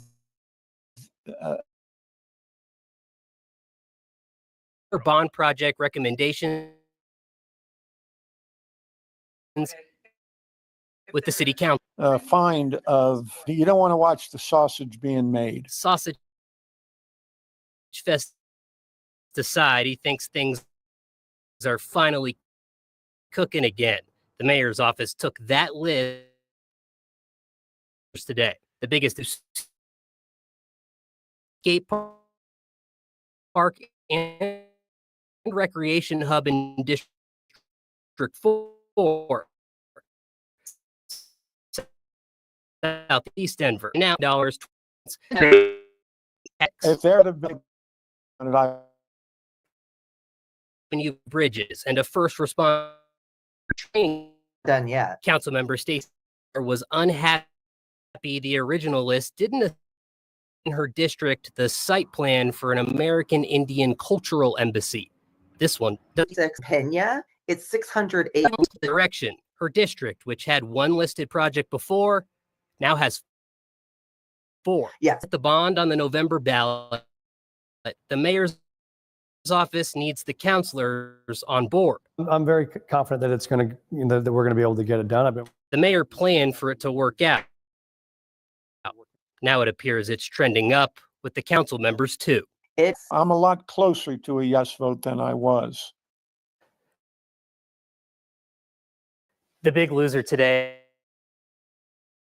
is the Denver Zoo. They were initially slotted to get $50 million with the first round. Now the zoo is recommended to get just 3. The mayor still had a great idea for a new exhibit, expensive and not a great particular bond that's to let some of those loose. Next steps on this. What happens? Yeah, they're in a hurry to get that. Gotta decide to vote on it by, and then they can apply for a waiver, and it can be later in August. But there's definitely a hurry for voters here in November. Oh, mayor wasn't lying yesterday when he told homelessness. President Trump wants to strip that funding and criminalize homelessness. Our Angeline McCall is here with how the president's plan may affect Marshall, rather. In one of Trump's latest executive orders, it really singles out homelessness policy, suggesting people should be removed from the streets, potentially committing them for mental health or drug treatment involuntarily against their will.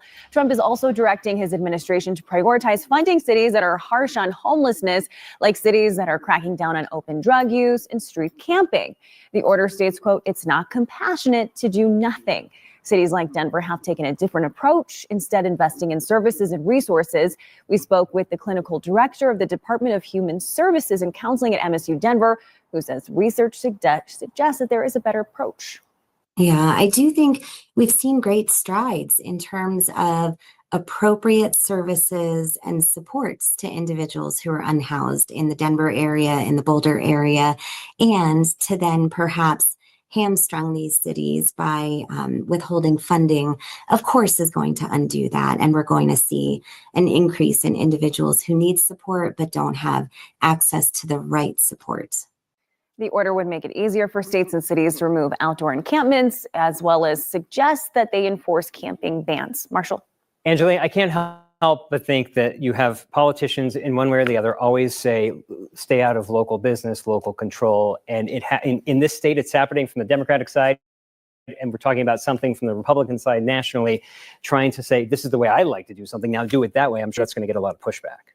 Yeah, certainly. And I think a lot of the cities and municipalities in our area are really trying to figure out what this means, right? How much funding would be potentially withheld? What kind of policies are going to be impacted? This just came out a few days ago. And so I think the real concern here is, we kind of don't want our funding stripped, obviously, but we also want to try to do the right thing. And that may go against this Trump policy and executive order. But, wait and tell. Really. I smell another lawsuit that Phil Weiser might want to be a part of. Thank you, Angeline.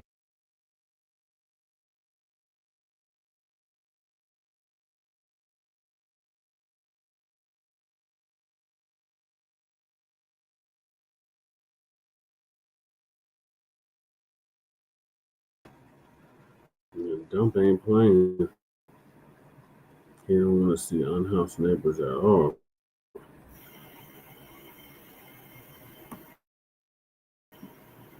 Oh, Colorado has joined yet another against the Trump administration. Colorado is one of 20 Democratic-led states suing over the administration's attempt to get personal information of low-income families on food stamps. The lawsuit is over funding that could be withheld from states that do not turn over information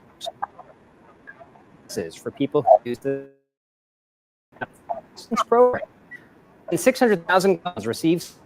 General Phil Weiser, Democrat, says the state expects to $100 million for the program, and any delay would put families at risk. The lawsuit argues demanding the information violates privacy laws. This is the administration's latest attempt to use federal agencies to gain access to Americans' personal information. In May, a federal judge declined to stop the IRS from sharing sensitive taxpayer information with the federal government. Ever since a girl fell off a 7th-story ledge at a family homeless shelter in Denver, we've been trying to figure out how it happened. We learned the building's old owner's glass doors. Salvation Army, who runs that shelter, had been warned about that particular risk. And now we know why family had their door open despite the danger outside. They told detectives it was because of the unbearable heat in that homeless shelter. Here's Marshall Zellinger. Some sliding glass doors are cracked open today. One has a box fan running inside. Based on an 11-year-old girl fell from the top floor onto the 2nd-story roof, there's a cooling problem inside. When a detective talked with the child's parents at Children's Hospital right after the fall on July 7th, the parents said the night before they opened the window due to the unbearable heat and not being able to breathe. The police report states the parents didn't realize the window was left open from the night before because the curtain was covering the window. At the shelter, shortly after the fall, a detective noted the apartment was hot and the air conditioning was either not turned on or not functioning. The detective wrote he was in the room for about 10 minutes and was sweating by the time he left. The next day, the detective noted all of the rooms that he went into on the top floor were hot and did not have good air circulation. In a statement today, the city told me it upgraded the HVAC system 3 months ago and last month began efforts to enhance ventilation and install tamper-proof window locks. When the fall happened, Denver Mayor Mike Johnston seemed to blame residents for who broke box doors even against our guidance. Before the girl fell, the family requested the AC to be fixed. The city said it repaired it and then it malfunctioned again. A detective was shown 3 work records for the room. In mid-June, AC not working. 1 week later, cockroaches, bed bugs, and AC issues. And a week and a half after that, cockroaches, bed bugs, and AC not working. And the temperature passed 85 degrees, indicating the room is humid. There's a 2-month-old and the baby cannot sleep at night. The city and police report say the family was offered a different room 1 week before the fall, but declined. When the issue was just door locks, not heat, we asked the Salvation Army for documentation of how it notified the city to fix the doors and the door locks. We never got that documentation. A worker told a police station in the report that rooms are checked weekly, but there's no record of who checks the rooms and there's no paper trail unless there's a violation. And that communication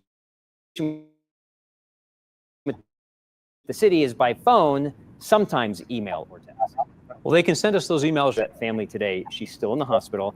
The report references several broken bones, a couple of legs, face fractures, but that she's recovering slowly, still in the hospital. All right. Marshall Zellinger, thank you.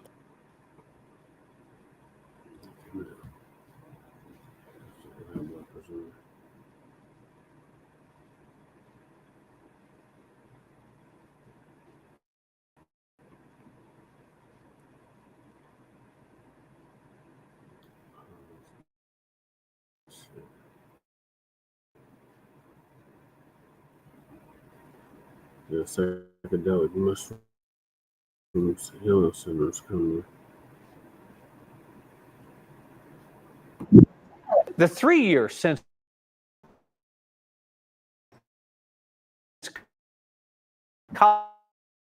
Coloradans legalized psilocybin, first license for a psilocybin healing center.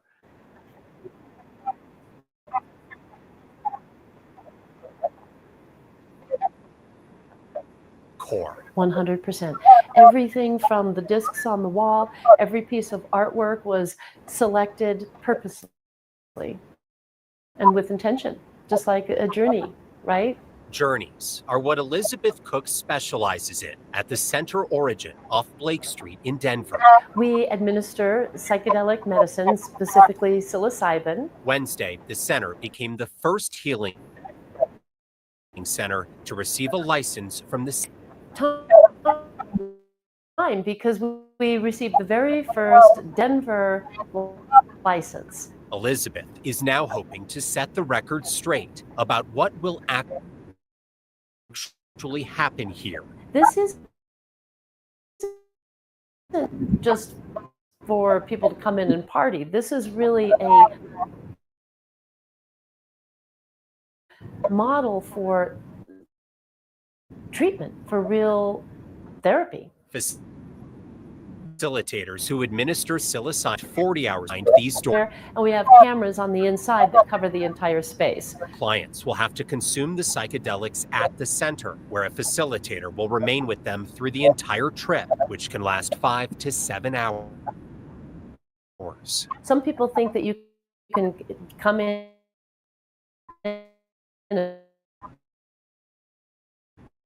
and buy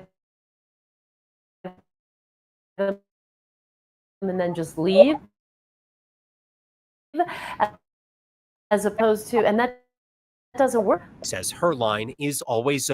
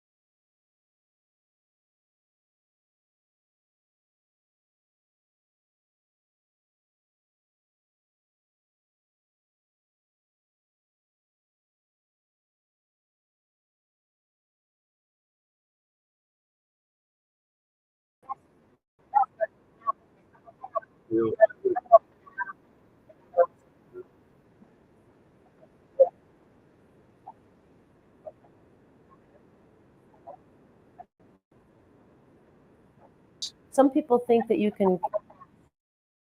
Denver.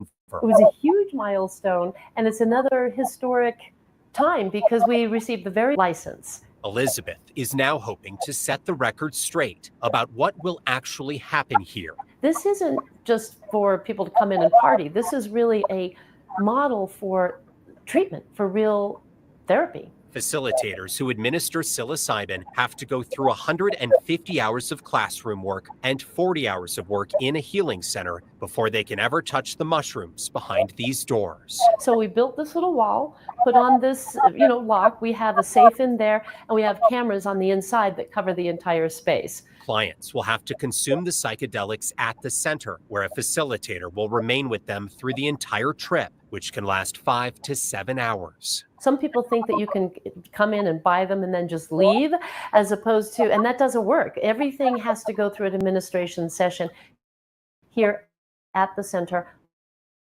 Elizabeth knows people will continue to have questions. She says her line is safe journeys in Denver. I'm happy to be responsible in this space and to pave the way. I think we know how to do it. We've got a great brand and we've got a great model, and so we're happy to take the lead. Now, treatments at this center will not be cheap. An individual journey will cost $3,500, but they are offering cheaper options for people who are willing to work with someone who's in training or to participate in a group session. Kyle, one reason those prices are so high, state licensing in this industry costs thousands of dollars. The state says they had to do that to regulate an industry with no taxable sales revenue, since, as she mentioned, you can't just walk in and buy mushrooms and walk out.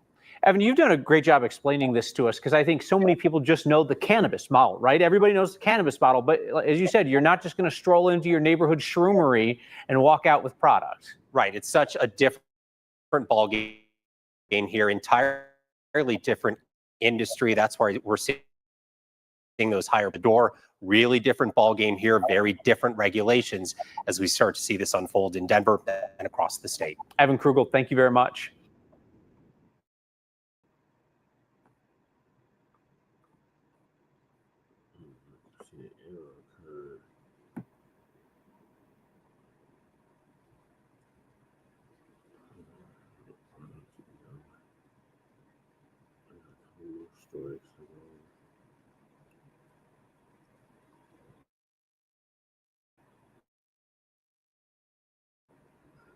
By the Regional Air Quality Council.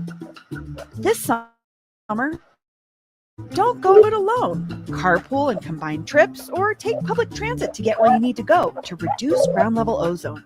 Created from pollutants like car exhaust, ozone is the Front Range's biggest air quality issue and a leading cause of respiratory problems. Learn more ways to help.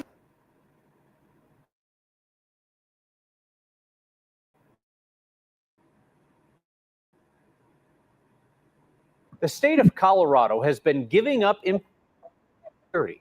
So there are two laws signed by Democratic Governor Jared Polis. They're supposed to block cooperation with ICE unless a judge requires it or there's a criminal investigation. Our Marshall Zellinger is here after just learning how Colorado was helping ICE before a state employee sued to stop it. Kyle, we've asked different state agencies for requests they've received from ICE and Homeland Security, requests that ask for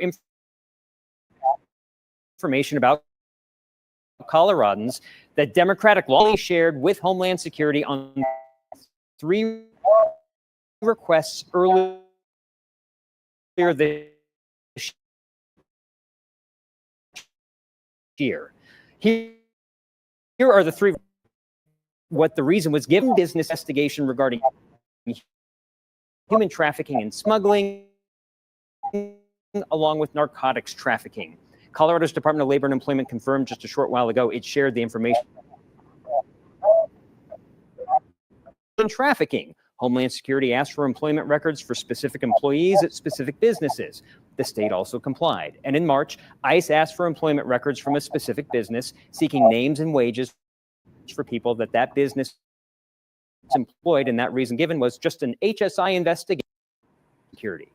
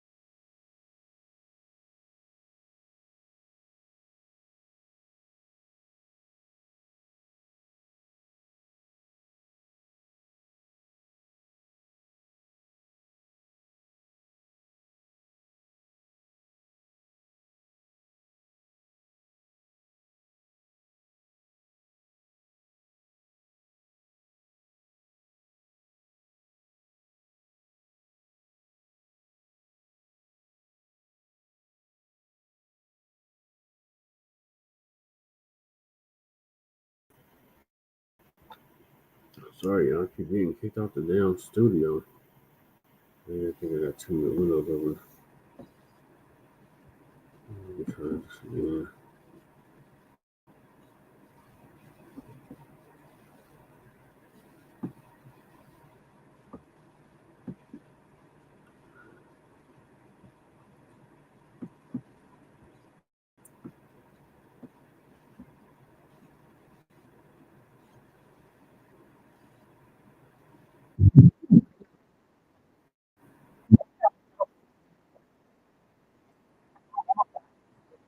two laws signed by Democratic Governor Jared Polis. They're supposed to block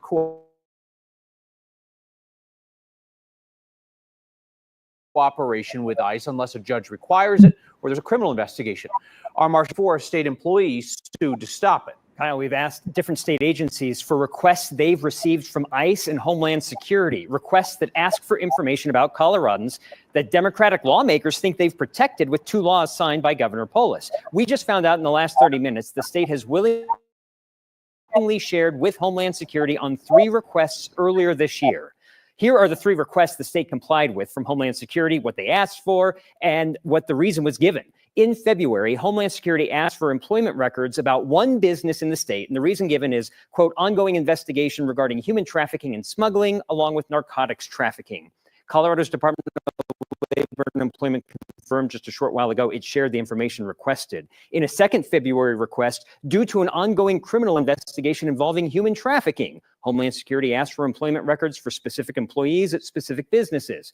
The state also complied. And in March, ICE asked for employment records from a specific business, seeking names and wages for people that business employed, and that reason given was just an HSI investigation, meaning Homeland Security.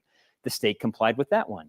Last month, the state employee successfully sued Polis to prevent sharing information with ICE regarding a request that ICE sent in May, and the state is only supposed to share if there is a judge's order or a criminal investigation. Kyle, we got these subpoenas through an open records request. I was also supposed to get the email responses between the state and Homeland Security to see how they commented, like, hey, we're glad to share this information with you, or hey, what's the investigation about? For some reason, those emails did not get sent when I got those subpoenas in about 30 minutes ago. Is it as simple for ICE as they just declare something's an investigation, the way Michael Scott declared bankruptcy in that episode of The Office, and it just becomes a thing that Colorado has to cooperate with? When the state judge said to the state, there is clearly not a criminal investigation that would require some other documentation or perhaps even questions from the state about what's this investigation really about? Do you have any more documentation? That's why we've asked for the emails to see if the state even asked any additional questions. All right, well, we'll wait for those. You know what episode of The Office I'm talking about, right? Where Michael's, I declare bankruptcy. You know what I'm talking about. I'll say yes. You know, the people know what I'm talking about. Marshall.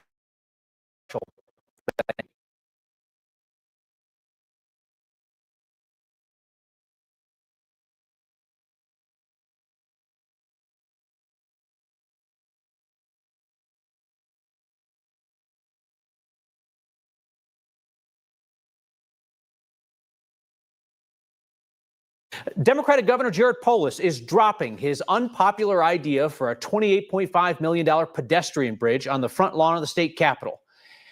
And amazingly, Polis is trying to take credit for blocking his own legacy project now that it's clear that Coloradans overwhelmingly oppose it.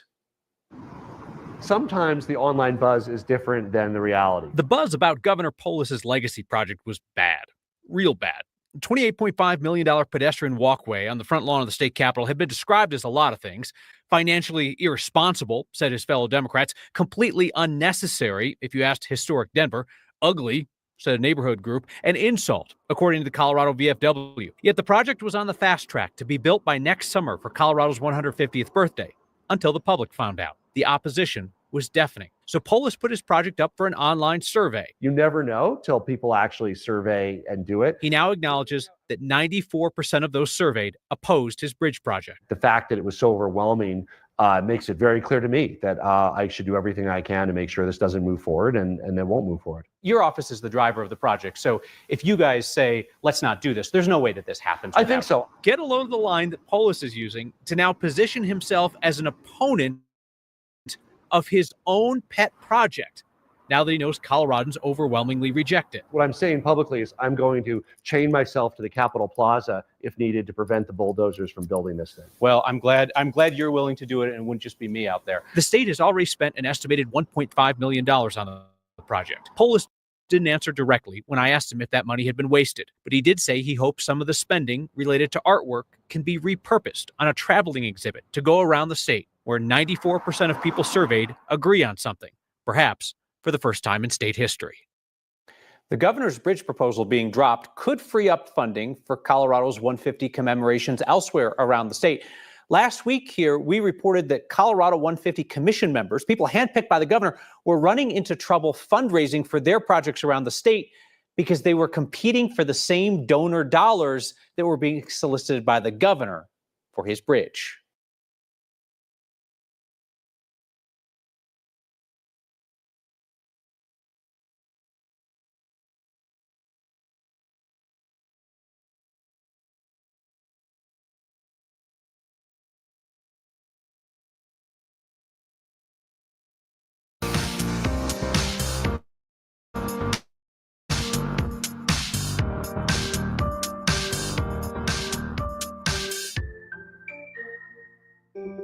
A girl fell from a 7th-story ledge at a homeless shelter in Denver. Now we know why the family put themselves at risk. Conservative media claimed a dangerous man was being turned loose in Colorado.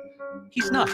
But the case does raise questions about how the state deals with the competency of people accused of crimes. Hundreds of old oil and gas wells were deemed safe based on bogus information. Now there's a criminal investigation. Congressman Gabe Evans used his family's story to justify mass deportations. New reporting says Evans' story wasn't true. And as tens of thousands of acres in western Colorado burn, together we're going to fund wildfire mitigation work across 6 counties. Because when Colorado faces challenges, you don't just watch on the news and say, too bad. Not when we can do something. Because this is next. Ever since a girl fell off a 7th-story ledge at a family homeless shelter in Denver, we've been trying to figure out how it happened. We learned the building's old owners took the railings off the balconies, that the city had tried to lock down the sliding glass doors. The Salvation Army, who runs that shelter, had been warned about that particular risk. And now we know why the family had their door open despite the danger outside. They told detectives it was because of the unbearable heat in that homeless shelter. Here's Marshall Zellinger. Some sliding glass doors are cracked open today at this southeast Denver shelter. One unit has a box fan running inside. Based on police reports from when an 11-year-old girl fell from the top floor onto the 2nd-story roof, there's a cooling problem inside.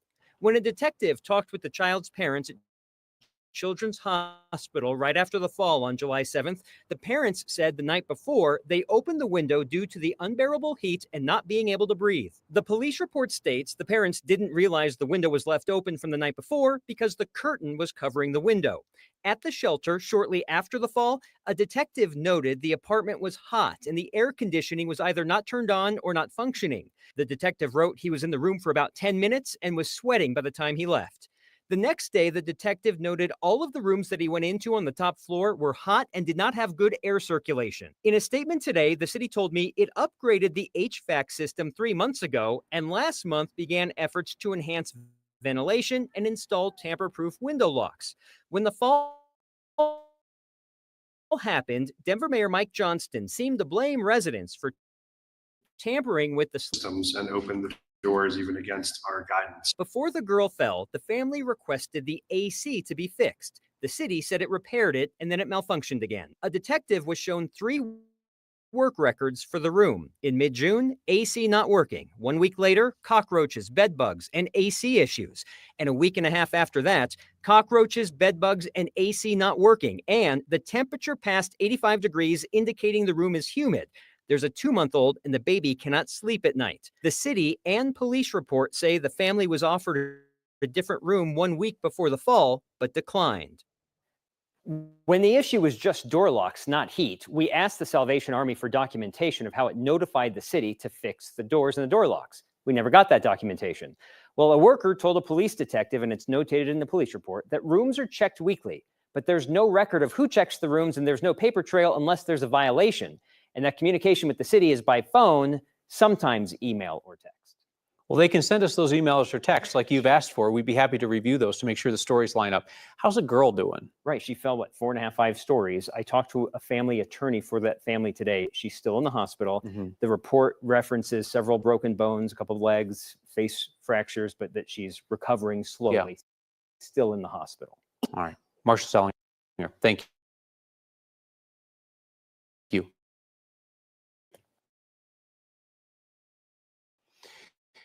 You ever see one of those game shows where the contestants have to agree that some of them could win in order for all of them to go home with something. That's kind of what's happening right now with Denver's big bond proposal, because city council members have to decide if they are satisfied with the spending currently allotted for their districts, or they might just sink the entire thing before it goes to voters. $900 million is up for grabs, and like on the game show, the clock is ticking. This week, a council committee agreed to advance the mayor's plan to fund infrastructure and community projects across the city. There are 59 of these projects in total, about a half dozen sprinkled into each council district. The package has been held up as council fights with the mayor over what to include. This has to pass the full city council by the end of August in order to get it on the ballot in November, where voters will have the final say. The mayor is warning that some of these projects need to be done soon and pointing out that inflation could make them more expensive if they wait. A case that we have covered here in Colorado, an attempted kidnapping in a schoolyard, is now national news months later, with Fox News and others focusing on the charges being dropped against the suspect, suggesting there's misconduct on the part of prosecutors in Colorado. It's actually a requirement of state law because the suspect has been deemed incompetent to stand trial and unlikely to be restored to health. Our Angeline McCall explains. It was a little over a year ago when Solomon Galligan was seen trying to grab a kid outside of his school. It gained national headlines then and again recently when prosecutors decided to drop the charges. Look, I'm here for one reason, and that is as a result of the legislators' actions in this area in 2023 and 2024. Republican District Attorney George Brockler will tell you it's a policy issue. Instead, we created these sets of laws that simply cut people loose and into our community, almost regardless of the risk that they pose. That's not the case with Galligan, at least not right now. Upon release from jail, Galligan will be civilly committed because state law says you can't move forward with a criminal case when the defendant cannot assist in his or her own defense. That's why prosecutors decided to drop charges against Galligan, the fourth time prosecutors have done so in less than a decade. But how we've chosen to address it is to simply say, it's better we cut these people loose into the community at great risk to the community. One of the sponsors behind the state law is State Senator Julia Mobley, who says it's not policy that's the issue, but a lack of mental health resources in the state. So the problem here is that the civil system in Colorado is broken.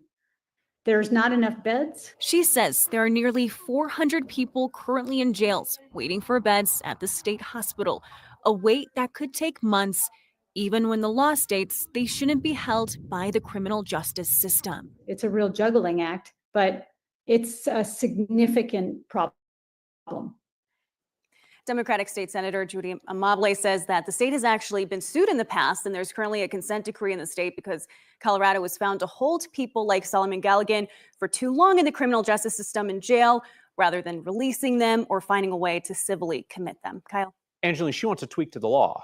Yeah, she actually wants to clarify in the next session with a new law who's really responsible from going from the criminal justice system to the civil system. And when someone is civilly committed, who's responsible for that? Who facilitates it? Who looks after that person? Because she says right now, that's really not happening. Angeline McCall, thank you. Republican Congressman Gabe Evans has used his Latino heritage and his own family's immigration story as a sort of a shield from criticism as he has backed President Trump's mass deportations. A new investigation from Colorado Newsline reports that the story Evans tells about his family's immigration journey is not true.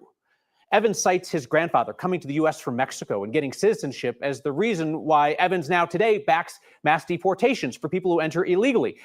Evans has accused non-citizens of leapfrogging people like his grandfather, saying that his grandfather came from Mexico the legal way and earned his citizenship by fighting in World War II.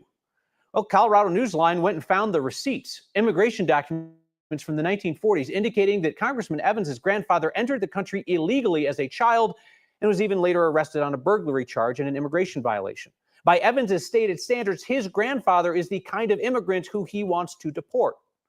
Even the military service in return for citizenship claim is questioned. Newsline reports that Evans' grandfather only became a naturalized citizen after the U.S. stopped requiring proof of lawful entry. Evans' team told Newsline that immigrating, quote, the right way doesn't, quote, necessarily mean something that is 100% perfectly legal. Evans' team did not respond to our questions. You can find a link to the full lengthy Newsline investigation on the next social media pages and on the recommendation section of 9news.com. Firefighters making good progress on multiple fronts on the western slope. They now have 30% or better containment on all 5 wildfires there. Those fires have burned a combined 22,000 acres in Mesa, Delta, and Montrose counties. Lightning got them going. This is the Turner Gulch fire near Gateway in Mesa County, largest one in western Colorado right now. 17,000 acres or so, about a third contained. More than 1,000 first responders are working those fires. They've been helped over the past few days by clouds and rain.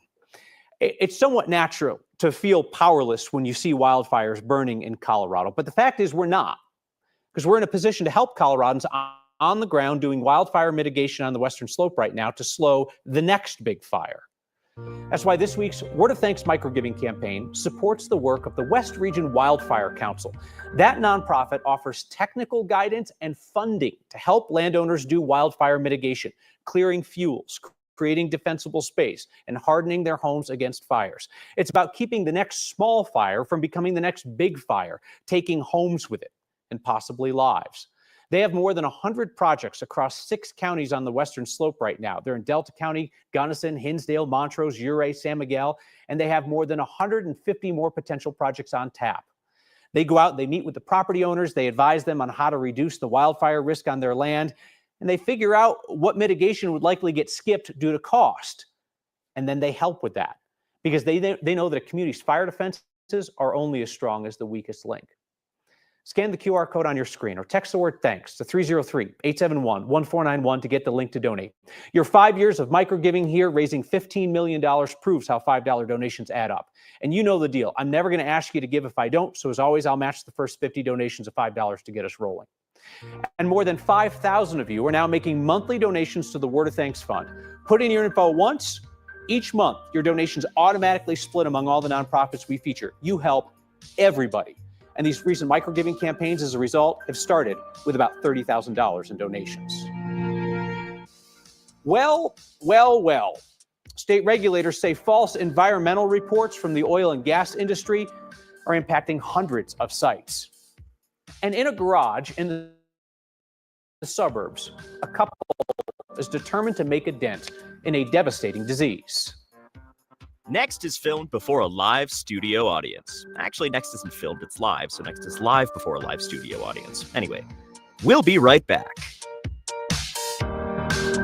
Democratic Governor Jared Polis is now spinning that he is saving taxpayers millions of dollars by not building his wildly unpopular pedestrian bridge project on the front lawn of the state capitol. Polis dropped that project yesterday after weeks of intense criticism and his own online survey showing 94% of respondents didn't want his bridge. Today, the city of Denver told us, lo and behold, they found more documents related to the bridge that we had asked for months ago through an open records request. It shows the governor's bridge project had been in the works as early as 2023, years before the public found out. The most interesting thing in these newly released documents is that the city of Denver caught wind of the governor's bridge idea in late 2023, and communication between the city and the state was an issue from the jump. Parks and Rec Department was saying that it heard through channels that the state had put out an official request for bridge proposals without anybody at the city plugged into the project.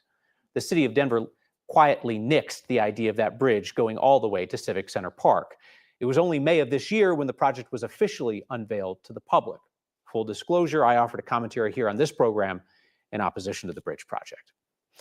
There is more falsified oil and gas safety data in Weld County than investigators first thought. More than 400 sites where straight answers were not provided about which chemicals are in the ground. Now there's a criminal investigation along with action by state regulators. The state's hit 3 companies accused of faking data with violations. These wells, almost all in Weld County, are in the process of being plugged and reclaimed. The companies that own the wells are supposed to submit soil and groundwater testing results to prove that there's no environmental threat. The state cleared more than 200 wells based on bogus reports. It would not have been closed had original unaltered data been timely and correctly submitted. Many of these sites are on private land, which may have crops or livestock. State regulators are saying they do not believe there's an immediate health risk.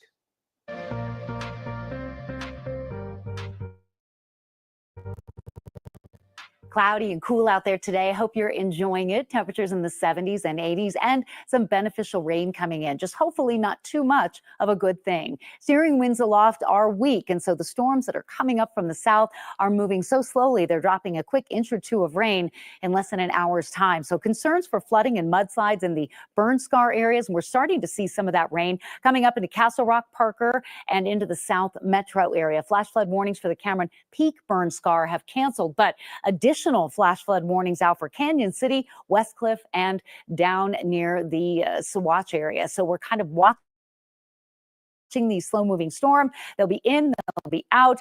I don't think we'll have that overnight rain threat like we had last night, but we do this all over again tomorrow. Biggest threat will be localized flooding, but Storm Prediction Center has 5 severe weather threat, 4 damaging thunderstorm wind gust potential, and hail. Comfortable temperatures tonight and tomorrow with a chance for rain Thursday, and then back to sunshine. Sunshine close to 100 degrees on Saturday, Sunday, and Monday. I couldn't cure her. I couldn't take care of her, but I could make a white ribbon for her. So that's how it started. It continues. Couples' humble effort to help others feel less alone. If you'd like to join the audience for a future episode of Next, ask nicely.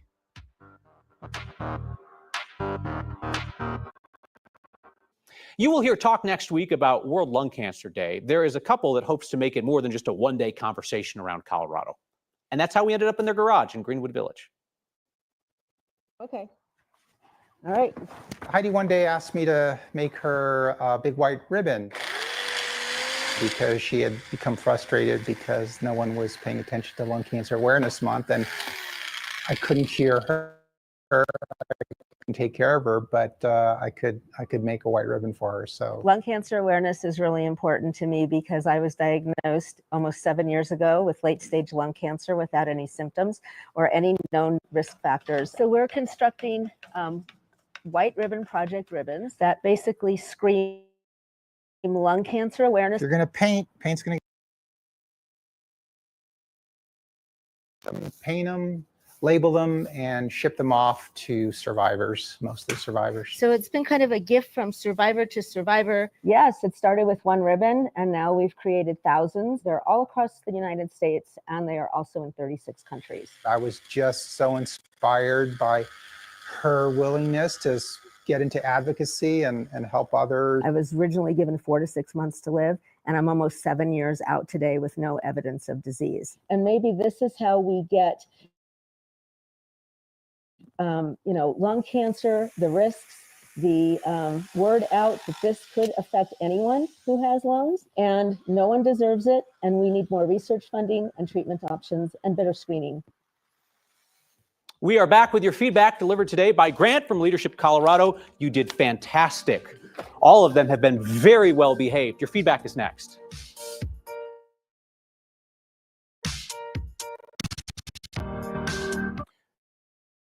Your word of thanks, generosity, has touched every corner of this state. And this week, we are working together to reduce the wildfire risk on the western slopes burned in recent weeks. Scan the QR code on your screen or text the word thanks to 303-871-1491 to get the link to join me and a bunch of other Coloradans and donate to the West Region Wildfire Council. They help property owners do fire mitigation, creating fire breaks that can keep fires from running into areas with homes and people. This work saves lives, and it keeps communities from being devastated by fire. Feedback from Teresa in Aurora, who emails, either your audio is foobarred or you are being bleeped for naughty words tonight. Are you allowed to use the term foobar on air? I don't know, Teresa. I will ask the boss, but you were the only one to write in and suggest there's audio issues, so try unplugging and replugging your TV. Kevin says, Governor Polis said he had large donors for his bridge project. Can he convince them to support a more popular and worthy cause? That's a great question. We know that some of those same big donors were being hit up by the commissioners who are planning Colorado's statewide celebrations for the 150th birthday. So if they want to help with a celebration, they already know where to give. A text. Why does Kyle Clark ask soft questions and never hard questions to politicians? Have you watched the program before? My friend, there's a pedestrian bridge that's gone to heaven that would suggest otherwise, but I hope you'll keep watching, and we'll see you next time.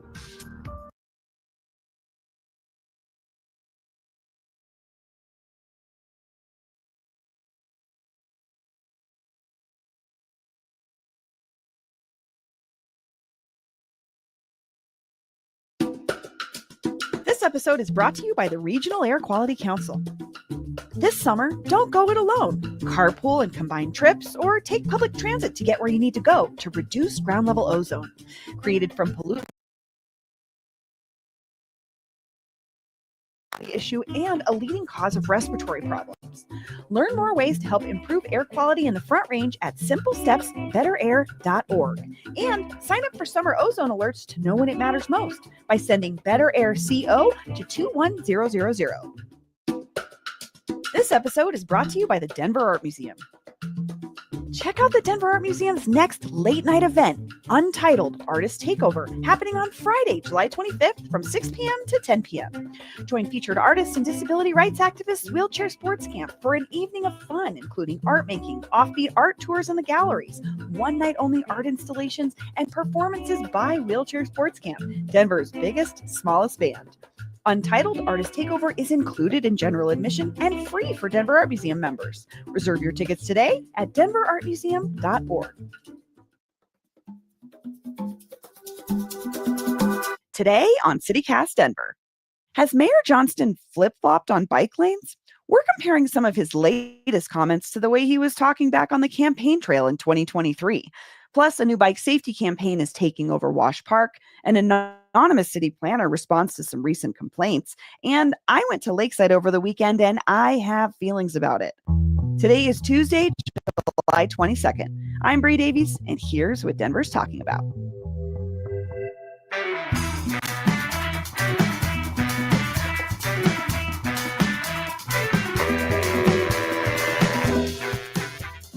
Hey, good morning. Good morning. Happy new week. The high days of summer. Things are moving slow. Yes, we are really in the thick of summer for sure. I want to hear this story. You were telling me you had a story. You said you had a story about Lakeside. Well, I haven't been to Lakeside in a few years, and I realized because my son is 4 and he'd never been there before. It's time to start making those memories that are going to be important. Yeah, if he's going to be a Lakeside person. I know. And so my cousin was here from Pueblo with her kids, and she was like, hey, let's do like a family trip to Lakeside. And I was like, cool. So a bunch of my cousins and my aunts came, and we met up at Lakeside. And I'll be honest with you, Paul, I partially haven't been in a few years because I was like, there's a lot, the cyclone's not running, right? Mm-hmm. And I just like couldn't face it. I was in deep denial about it, and I didn't want to be at the park. I get it. You know, there's a weird vibe around that place right now. I mean, it's one of Denver's best things. I know. When the cyclone is running, I love that roller coaster. It's like a historic roller coaster. Coaster enthusiasts know it all over the world. And, the park is known. I mean, it's one of those vestiges of a time that just doesn't exist anymore. And has the beautiful architecture, the great lights, that nice lake where you take the train around the lake and you go and see the back of the Mexican restaurant. Massive cottonwood trees, like all of that stuff is there, and it's really beautiful. Mm-hmm. So I do want to say, before I get a little bit bummed, I'll say the great parts. It's super affordable still. It was really busy in a great way. You still don't have to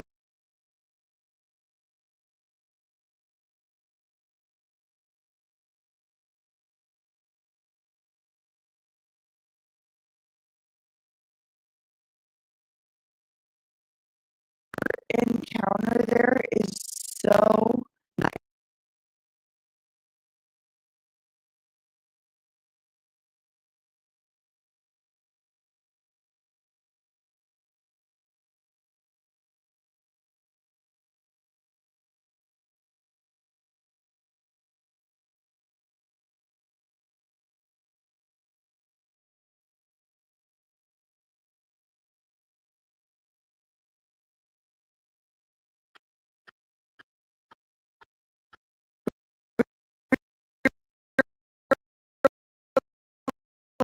Like shit, we were having a tattoo conversation. They were so friendly and so cool, and it's like that's what I love about that place. The service is great. Also, the food, 3 of us ate for $20. Amazing. I don't know where else you can do that. It was super affordable. This is the food inside the park that you're getting? Yeah. Okay. Yeah. That's why partially why I go there. Yeah. Hot dogs, funnel cakes. Oh, poor funnel cake guy. That line was like 20. Oh yeah, through this shit. I'm gonna end this. Thank y'all for tapping in. Join us later for Shabaka's Black Experience Enhanced. I'll see y'all then. In the meantime, make sure y'all like and subscribe to all of our platforms. Frontline Black News on YouTube and Facebook. The Revolutionary Agenda on YouTube and Facebook. And Shabaka's Black Experience Enhanced on Facebook. So peace, love, light, reparations, and separation of Black empowerment. Appreciate everybody that came through. A lot of viewers tonight. Shout out to Breeze Omega for coming through. Shout out to Mac, Twin, anybody else that was peeking and not speaking. So peace. Oh, Shy came through too. Shout out to Shy. And anybody I might have forgot. Peace.